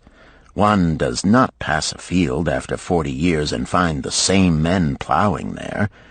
Yet something within him said they were the same. One, with an uncertain grip, held the plow. The others laboriously plodded beside the oxen, ineffectually beating them with their barrel staves to keep them pulling. 40 years ago, he had envied these men. How gladly he would have exchanged places. But what a difference now! With pride he looked back at his trailing caravan, well-chosen camels and donkeys loaded high with valuable goods from Damascus. All this was but one of his possessions. He pointed to the plowers, saying, "Still plowing the same field where they were 40 years ago. They look it, but why thinkest thou they are the same?" "I saw them there," Sharunada replied. Recollections were racing rapidly through his mind. Why could he not bury the past and live in the present? Then he saw, as in a picture, the smiling face of Arid Gula. The barrier between himself and the cynical youth beside him dissolved. But how could he help such a superior youth with his spendthrift ideas and bejeweled hands? Work he could offer in plenty to willing workers, but not for men who considered themselves too good for work. Yet he owed it to Arid Gula to do something, not a half-hearted attempt. He and Arid Gula had never done things that way. They were not that sort of men. A plan came almost in a flash. There were objections. He must consider his own family and his own standing. It would be cruel. It would hurt. Being a man of quick decisions, he waived objections and decided to act. "Wouldst thou be interested in hearing how thy worthy grandfather and myself joined in the partnership which proved so profitable?" he questioned. "Why not just tell me how thou madest the golden shekels? That is all I need to know," the young man parried. Sharunada ignored the reply and continued, "We start with those men plowing. I was no older than thou. As the column of men in which I marched approached, good old Megiddo, the farmer, scoffed at the slipshod way in which they plowed. Megiddo was chained next to me. 'Look at the lazy fellows,' he protested. 'The plow holder makes no effort to plow deep, nor do the beaters keep the oxen in the furrow. How can they expect to raise a good crop with poor plowing?' "'Didst thou say Megiddo was chained to thee?' Hayden Gula asked in surprise. "'Yes, with bronze collars about our necks and a length of heavy chain between us. Next to him was Zabado, the sheep thief. I had known him in Harun. At the end was a man we called Pirate because he told us not his name. We judged him as a sailor as he had entwined serpents tattooed upon his chest in sailor fashion. The column was made up thus, so the men could walk in fours." "Thou wert chained as a slave?" Hayden Gula asked incredulously. "Did not thy grandfather tell thee I was once a slave? He often spoke of thee, but never hinted of this. He was a man thou couldst trust with innermost secrets. Thou, too, are a man I may trust, am I not right?" Sharunada looked him squarely in the eye. "Thou mayest rely upon my silence, but I am amazed. Tell me, how didst thou come to be a slave?" Sharunada shrugged his shoulders. "Any man may find himself a slave. It was a gaming house and barley beer that brought me disaster. I was the victim of my brother's indiscretions. In a brawl he killed his friend. I was bonded to the widow by my father, desperate to keep my brother from being prosecuted under the law. When my father could not raise the silver to free me, she in anger sold me to the slave dealer." "What a shame and injustice," Hayden Gula protested. "But tell me, how didst thou regain freedom?" "We shall come to that, but not yet. Let us continue my tale. As we passed, the plowers jeered at us. One did doff his ragged hat and bow low, calling out, 'Welcome to Babylon, guests of the king! He waits for thee on the city walls where the banquet is spread, mud bricks and onion soup.' With that, they laughed uproariously. Pirate flew into a rage and cursed them roundly. 'What do those men mean by the king awaiting us on the walls?' I asked him. 'To the city walls ye march to carry bricks until the back breaks. Maybe they beat thee to death before it breaks. They won't beat me. I'll kill 'em.' Then Megiddo spoke up. 'It doesn't make sense to me to talk of masters beating willing, hard-working slaves to death. Masters like good slaves and treat them well.' 'Who wants to work hard?' commented Zabado. 'Those plowers are wise fellows. They're not breaking their backs, just letting on as if they be.' 'Thou can't get ahead by shirking,' Megiddo protested. 'If thou plow a hectare, that's a good day's work, and any master knows it. But when thou plow only a half, that's shirking. I don't shirk. I like to work, and I like to do good work, for work is the best friend I've ever known. It has brought me all the good things I've had, my farm and cows and crops, everything.' 'Yea, and where be these things now?' scoffed Zabado. I figure it pays better to be smart and get by without working. You watch Sabato. If we're sold to the walls, he'll be carrying the water bag or some easy job, when thou, who like to work, will be breaking thy back carrying bricks." He laughed his silly laugh. Terror gripped me that night. I could not sleep. I crowded close to the guard rope, and when the others slept, I attracted the attention of Godoso, who was doing the first guard watch. He was one of those brigand Arabs, the sort of rogue who, if he robbed thee of thy purse, would think he must also cut thy throat. "Tell me, Godoso," I whispered, "when we get to Babylon, will we be sold to the walls?" "Why want to know?" he questioned cautiously. "Canst thou not understand?" I pleaded. "I am young. I want to live. I don't want to be worked or beaten to death on the walls. Is there any chance for me to get a good master?" He whispered back, "I tell something. Thou good fellow, give Godoso no trouble. Most times we go first to slave market. Listen now. When buyers come, tell 'em you good worker, like to work hard for good master, make 'em want to buy. You not make 'em buy, next day you carry brick. Mighty hard work." After he walked away, I lay in the warm sand looking up at the stars and thinking about work. What Megiddo had said about it being his best friend made me wonder if it would be my best friend. Certainly it would be if it helped me out of this. When Megiddo awoke, I whispered my good news to him. It was our one ray of hope as we marched toward Babylon.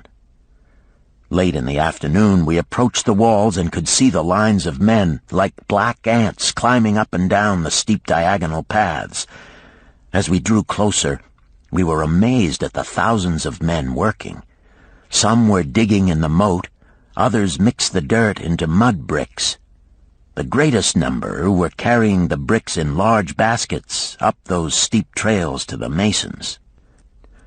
Overseers cursed the laggards and cracked bullock whips over the backs of those who failed to keep in line. Poor, worn-out fellows were seen to stagger and fall beneath their heavy baskets, unable to rise again. If the lash failed to bring them to their feet, they were pushed to the side of the paths and left writhing in agony. Soon they would be dragged down to join other craven bodies beside the roadway to await unsanctified graves. As I beheld the ghastly sight, I shuddered. So this was what awaited my father's son if he failed at the slave market. Godoso had been right. We were taken through the gates of the city to the slave prison, and next morning marched to the pens in the market. Here the rest of the men huddled in fear, and only the whips of our guard could keep them moving so the buyers could examine them. Megiddo and myself eagerly talked to every man who permitted us to address him. The slave dealer brought soldiers from the king's guard who shackled Pirate and brutally beat him when he protested. As they led him away, I felt sorry for him. Megiddo felt that we would soon part. When no buyers were near, he talked to me earnestly to impress upon me how valuable work would be to me in the future. "Some men hate it. They make it their enemy. Better to treat it like a friend. Make thyself like it. Don't mind because it is hard. If thou thinkest about what a good house thou build, then who cares if the beams are heavy and it is far from the well to carry the water for the plaster? Promise me, boy, if thou get a master, work for him as hard as thou canst. If he does not appreciate all thou do, never mind. Remember, work well done does good to the man who does it. It makes him a better man." He stopped as a burly farmer came to the enclosure and looked at us critically. Megiddo asked about his farm and crops, soon convincing him that he would be a valuable man. After violent bargaining with the slave dealer, The farmer drew a fat purse from beneath his robe, and soon Megiddo had followed his new master out of sight. A few other men were sold during the morning. At noon, Godoso confided to me that the dealer was disgusted and would not stay over another night, but would take all who remained at sundown to the king's buyer. I was becoming desperate when a fat, good-natured man walked up to the wall and inquired if there was a baker among us. I approached him, saying, "Why should a good baker like thyself seek another baker of inferior ways? Would it not be easier to teach a willing man like myself thy skilled ways? Look at me. I am young, strong, and like to work. Give me a chance, and I will do my best to earn gold and silver for thy purse."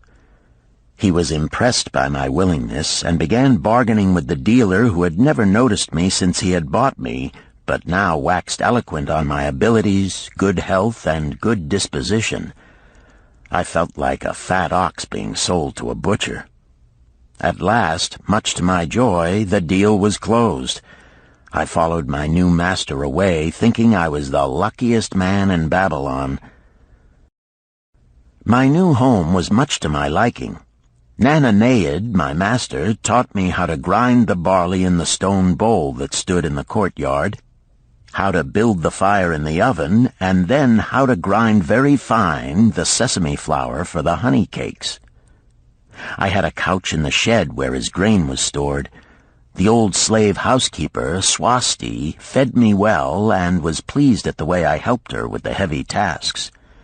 Here was the chance I had longed for to make myself valuable to my master, and, I hoped, to find a way to earn my freedom. I asked Nananeid to show me how to knead the bread and to bake. This he did, much pleased at my willingness. Later, when I could do this well, I asked him to show me how to make the honey cakes, and soon I was doing all the baking. My master was glad to be idle, but Swasti shook her head in disapproval. "No work to do is bad for any man," she declared. I felt it was time for me to think of a way by which I might start to earn coins to buy my freedom. As the baking was finished at noon, I thought Nananeid would approve if I found profitable employment for the afternoons and might share my earnings with me. Then the thought came to me, why not bake more of the honey cakes and peddle them to hungry men upon the streets of the city? I presented my plan to Nananeid this way. "If I can use my afternoons after the baking is finished to earn for thee coins, would it be only fair for thee to share my earnings with me, that I might have money of my own to spend for those things which every man desires and needs?" Fair enough," he admitted. When I told him of my plan to peddle our honey cakes, he was well pleased. "Here is what we will do," he suggested. "Thou sellest them at 2 for a penny, then half of the pennies will be mine to pay for the flour and the honey and the wood to bake them. Of the rest I shall take half, and thou shalt keep half." I was much pleased by this generous offer that I might keep for myself 1/4 of my sales. That night I worked late to make a tray upon which to display them. Nananeid gave me one of his worn robes that I might look well, and Swasti helped me patch it and wash it clean.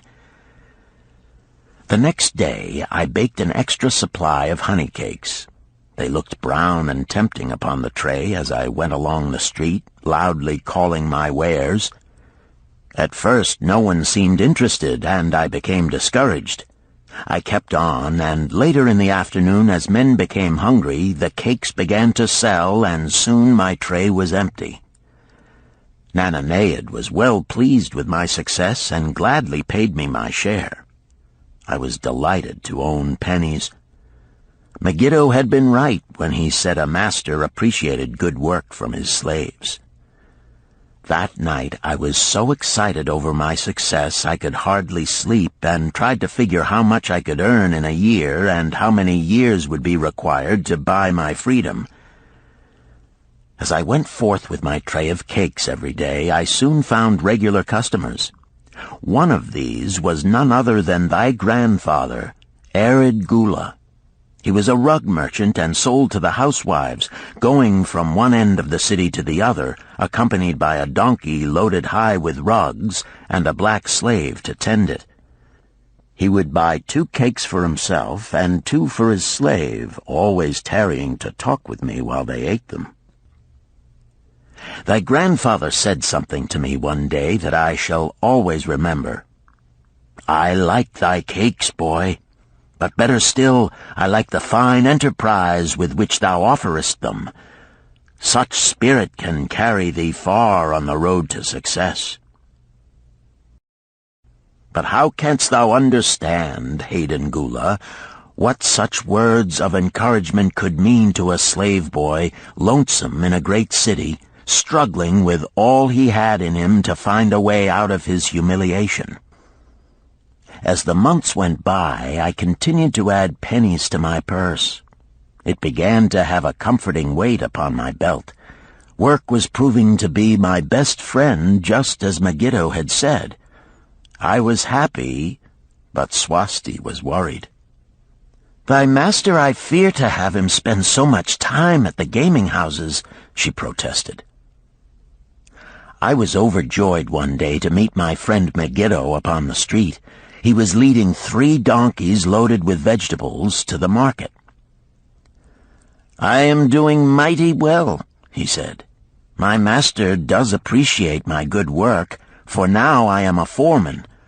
See, he does trust the marketing to me. And also, he is sending for my family. Work is helping me to recover from my great trouble. Someday it will help me to buy my freedom and once more own a farm of my own." Time went on, and Nananead became more and more anxious for me to return from selling. He would be waiting when I returned and would eagerly count and divide our money. He would also urge me to seek further markets and increase my sales. Often I went outside the city gates to solicit the overseers of the slaves building the walls. I hated to return to the disagreeable sights, but found the overseers liberal buyers. One day I was surprised to see Zabado waiting in line to fill his basket with bricks. He was gaunt and bent, and his back was covered with welts and sores from the whips of the overseers. I was sorry for him, and handed him a cake which he crushed into his mouth like a hungry animal. Seeing the greedy look in his eyes, I ran before he could grab my tray. "Why dost thou work so hard?" Arid Gula said to me one day. Almost the same question thou asked of me today, dost thou remember?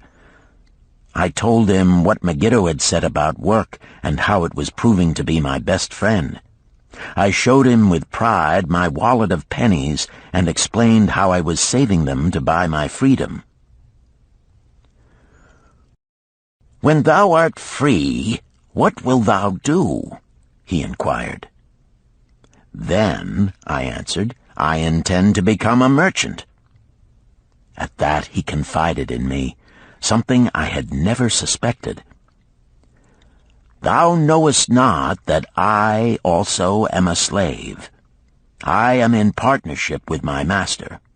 "Stop," demanded Hayden Gula. "I will not listen to lies defaming my grandfather. He was no slave." His eyes blazed in anger. Sharunada remained calm.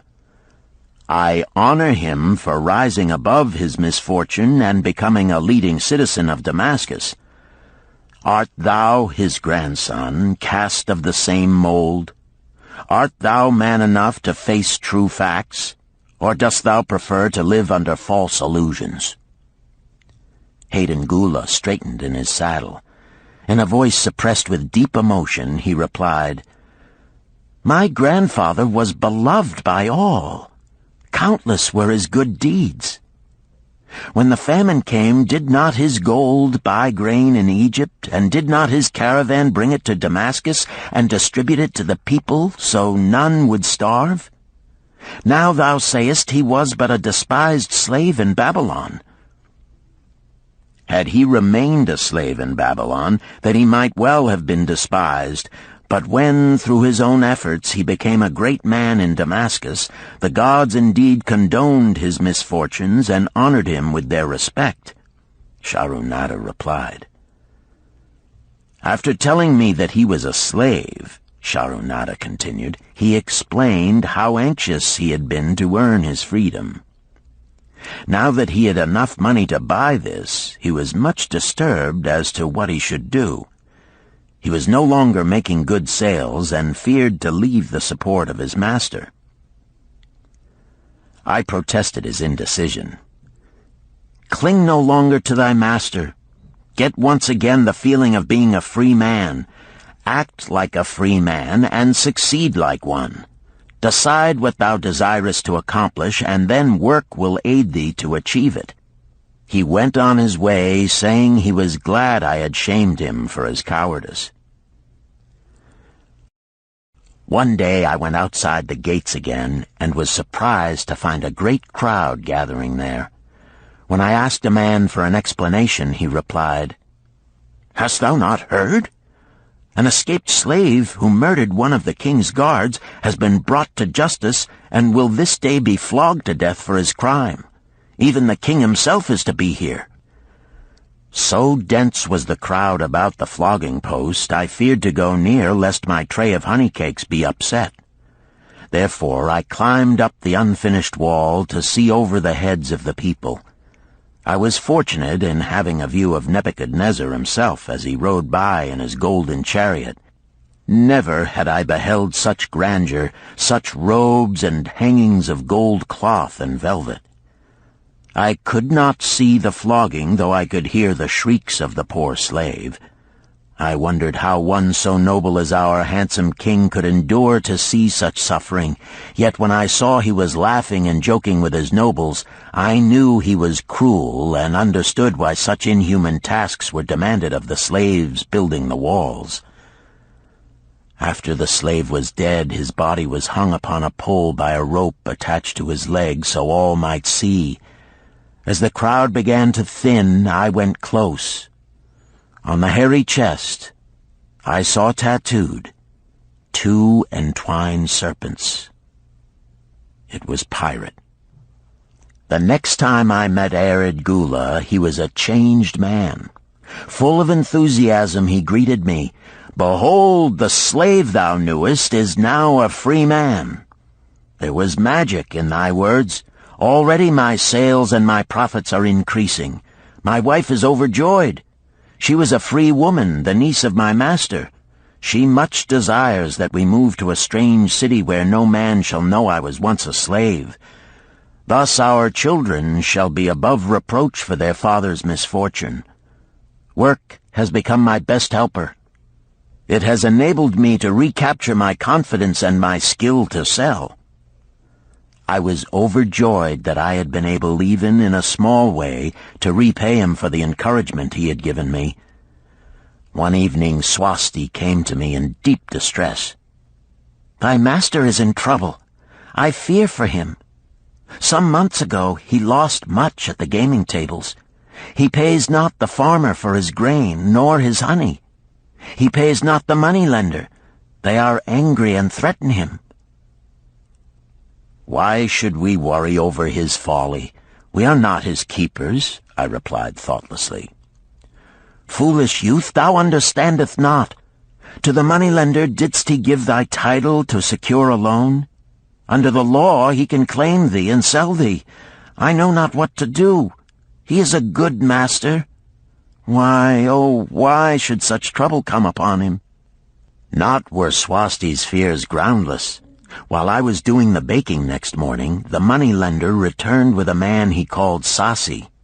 This man looked me over and said I would do. The moneylender waited not for my master to return, but told Swasti to tell him he had taken me. With only the robe on my back and the purse of pennies hanging safely from my belt, I was hurried away from the unfinished baking. I was whirled away from my dearest hopes as the hurricane snatches the tree from the forest and casts it into the surging sea. Again, a gaming house and barley beer had caused me disaster. Sasi was a blunt, gruff man. As he led me across the city, I told him of the good work I had been doing for Nananeid, and said I hoped to do good work for him. His reply offered no encouragement. "I like not this work. My master likes it not. The king has told him to send me to build a section of the Grand Canal. Master tells Sasi to buy more slaves, work hard, and finish quick. Bah! How can any man finish a big job quick?"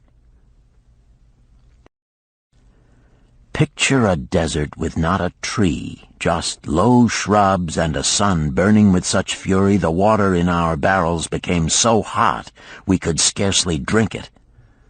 Then picture rows of men going down into the deep excavation and lugging heavy baskets of dirt up soft, dusty trails from daylight until dark. Picture food served in open troughs from which we helped ourselves like swine. We had no tents, no straw for beds. That was the situation in which I found myself. I buried my wallet in a marked spot, wondering if I would ever dig it up again. At first I worked with good will, but as the months dragged on I felt my spirit breaking. Then the heat fever took hold of my weary body. I lost my appetite and could scarcely eat the mutton and vegetables. At night I would toss in unhappy wakefulness. In my misery I wondered if Zabado had not the best plan, to shirk and keep his back from being broken in work. Then I recalled my last sight of him and knew his plan was not good. I thought of Pirate with his bitterness and wondered if it might be just as well to fight and kill. The memory of his bleeding body reminded me that his plan was also useless. Then I remembered my last sight of Megiddo. His hands were deeply calloused from hard work, but his heart was light and there was happiness on his face. His was the best plan. Yet I was just as willing to work as Megiddo. He could not have worked harder than I. Why did not my work bring me happiness and success? Was it work that brought Megiddo happiness, or was happiness and success merely in the laps of the gods? Was I to work the rest of my life without gaining my desires, without happiness and success? All of these questions were jumbled in my mind, and I had not an answer. Indeed, I was sorely confused. Several days later, when it seemed that I was at the end of my endurance and my questions still unanswered, Sasi sent for me. A messenger had come from my master to take me back to Babylon.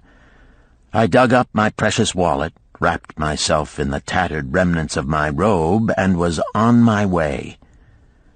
As we rode, the same thoughts of a hurricane whirling me hither and thither kept racing through my feverish brain.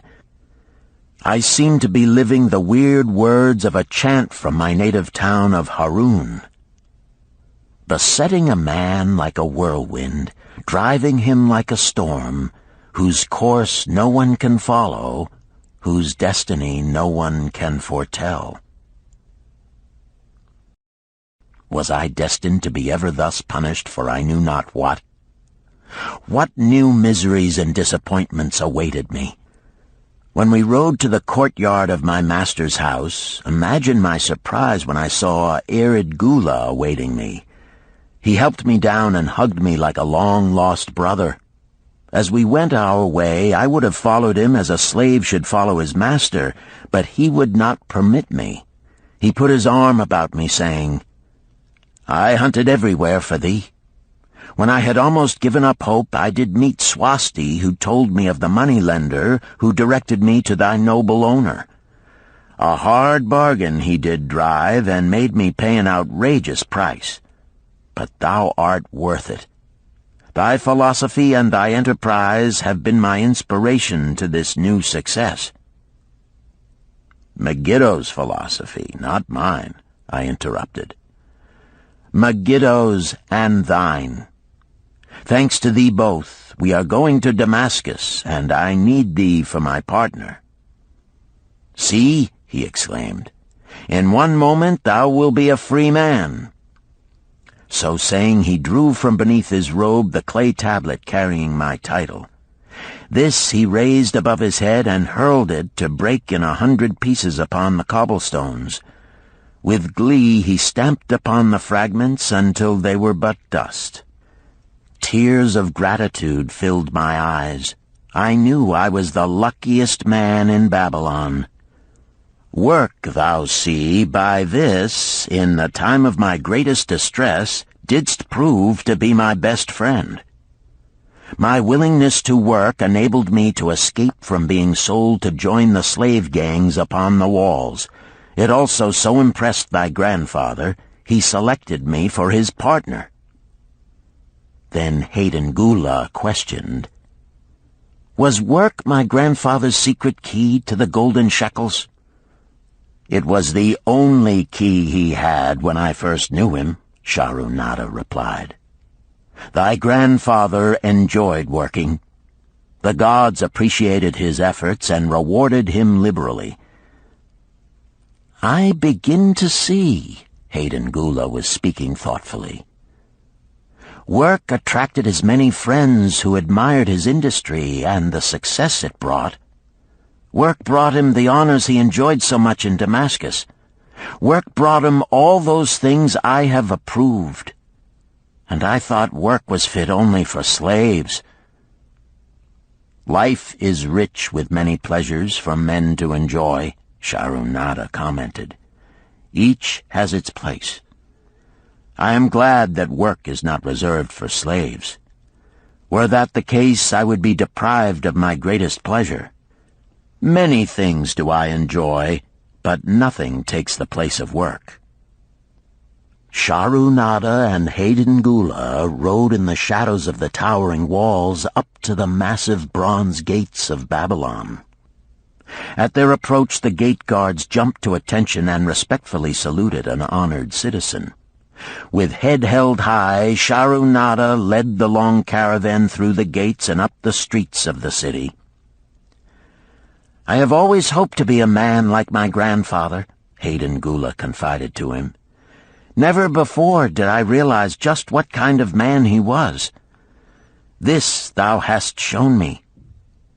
Now that I understand, I do admire him all the more and feel more determined to be like him. I fear I can never repay thee for giving me the true key to his success. From this day forth I shall use his key. I shall start humbly as he started, which befits my true station far better than jewels and fine robes." So saying, Hayden Gula pulled the jeweled baubles from his ears and the rings from his fingers. Then, reining his horse, he dropped back and rode with deep respect behind the leader of the caravan.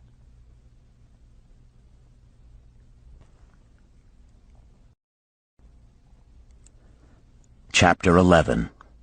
An Historical Sketch of Babylon. In the pages of history there lives no city more glamorous than Babylon.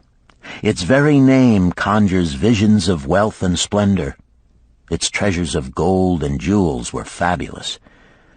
One naturally pictures such a wealthy city as located in a suitable setting of tropical luxury, surrounded by rich natural resources of forests and mines. Such was not the case.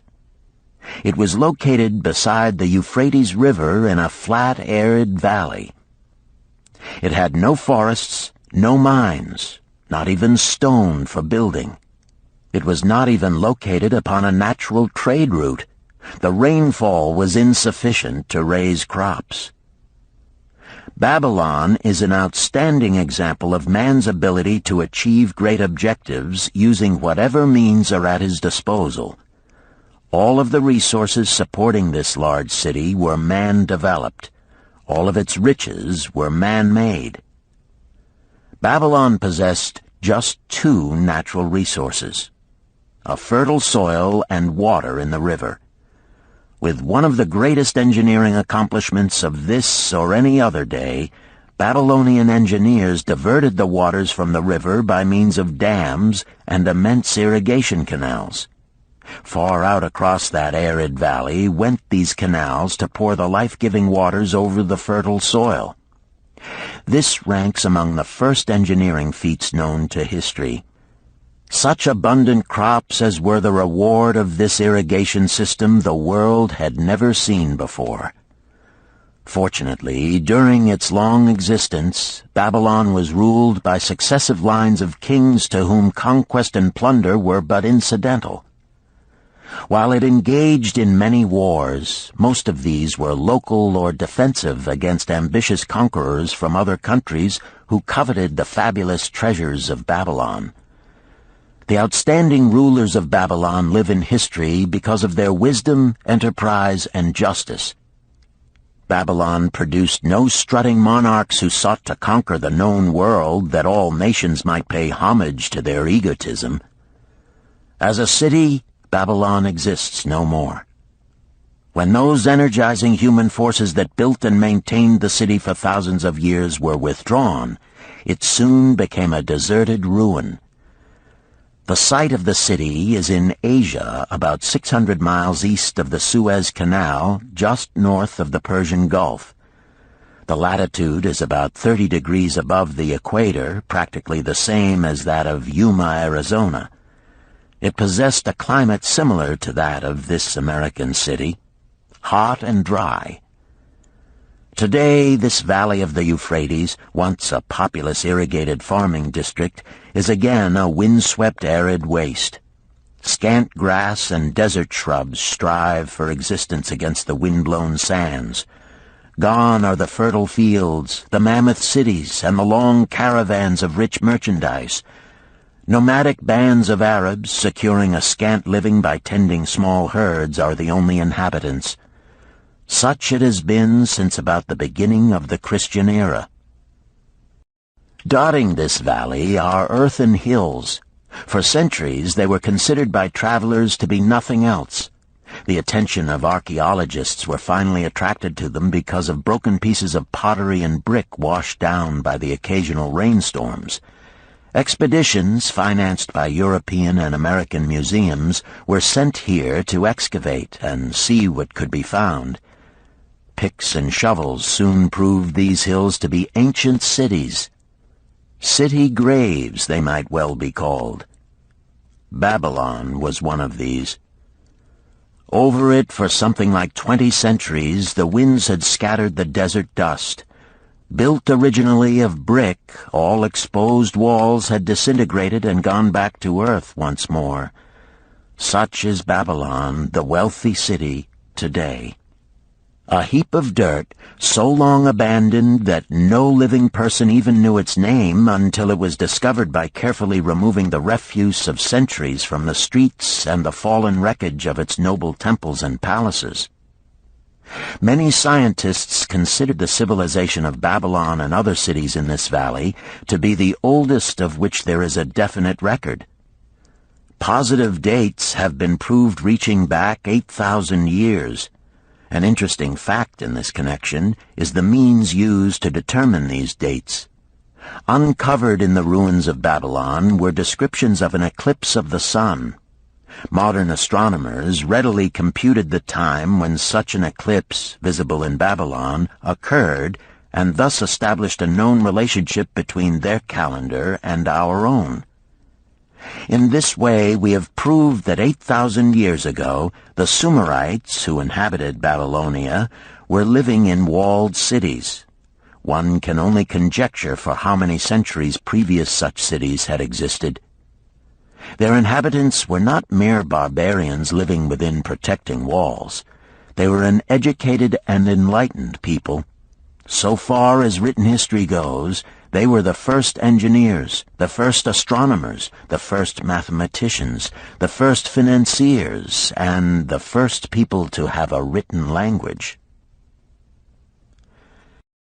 Mention has already been made of the irrigation systems which transformed the arid valley into an agricultural paradise. The remains of these canals can still be traced, although they are mostly filled with accumulated sand. Some of them were of such size that, when empty of water, a dozen horses could be ridden abreast along their bottoms. In size, they compare favorably with the largest canals in Colorado and Utah. In addition to irrigating the valley lands, Babylonian engineers completed another project of similar magnitude. By means of an elaborate drainage system, they reclaimed an immense area of swampland at the mouths of the Euphrates and Tigris rivers and put this also under cultivation. Herodotus, the Greek traveler and historian, visited Babylon while it was in its prime and has given us the only known description by an outsider. His writings give a graphic description of the city and some of the unusual customs of its people. He mentions the remarkable fertility of the soil and the bountiful harvest of wheat and barley which they produced. The glory of Babylon has faded, but its wisdom has been preserved for us. For this we are indebted to their form of records. In that distant day, the use of paper had not been invented. Instead, they laboriously engraved their writing upon tablets of moist clay. When completed, these were baked and became hard tile. In size, they were about 6 by 8 inches and an inch in thickness. These clay tablets, as they are commonly called, were used much as we use modern forms of writing. Upon them were engraved legends, poetry, history, transcriptions of royal decrees, the laws of the land, titles to property, promissory notes, and even letters which were dispatched by messengers to distant cities. From these clay tablets we are permitted an insight into the intimate personal affairs of the people. For example, one tablet, evidently from the records of a country storekeeper, relates that upon the given date, a certain named customer brought in a cow and exchanged it for 7 sacks of wheat, 3 being delivered at the time, and the other 4 to await the customer's pleasure. Safely buried in the wrecked cities, archaeologists have recovered entire libraries of these tablets, hundreds of thousands of them. One of the outstanding wonders of Babylon was the immense walls surrounding the city. The ancients ranked them with the Great Pyramid of Egypt as belonging to the 7 wonders of the world. Queen Semiramis is credited with having erected the first walls during the early history of the city. Modern excavators have been unable to find any trace of the original walls, nor is their exact height known. From mention made by early writers, it is estimated they were about 50 to 60 feet high, faced on the outer side with burnt brick, and further protected by a deep moat of water. The later and more famous walls were started about 600 years before the time of Christ by King Nabopolassar.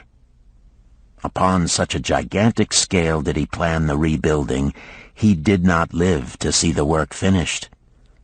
This was left to his son Nebuchadnezzar, whose name is familiar in biblical history. The height and length of these later walls staggers belief. They are reported upon reliable authority to have been about 160 feet high, the equivalent of the height of a modern 15-story office building. The total length is estimated as between 9 and 11 miles.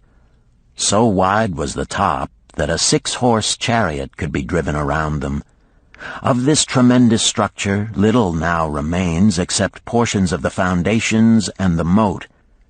In addition to the ravages of the elements, the Arabs completed the destruction by quarrying the brick for building purposes elsewhere.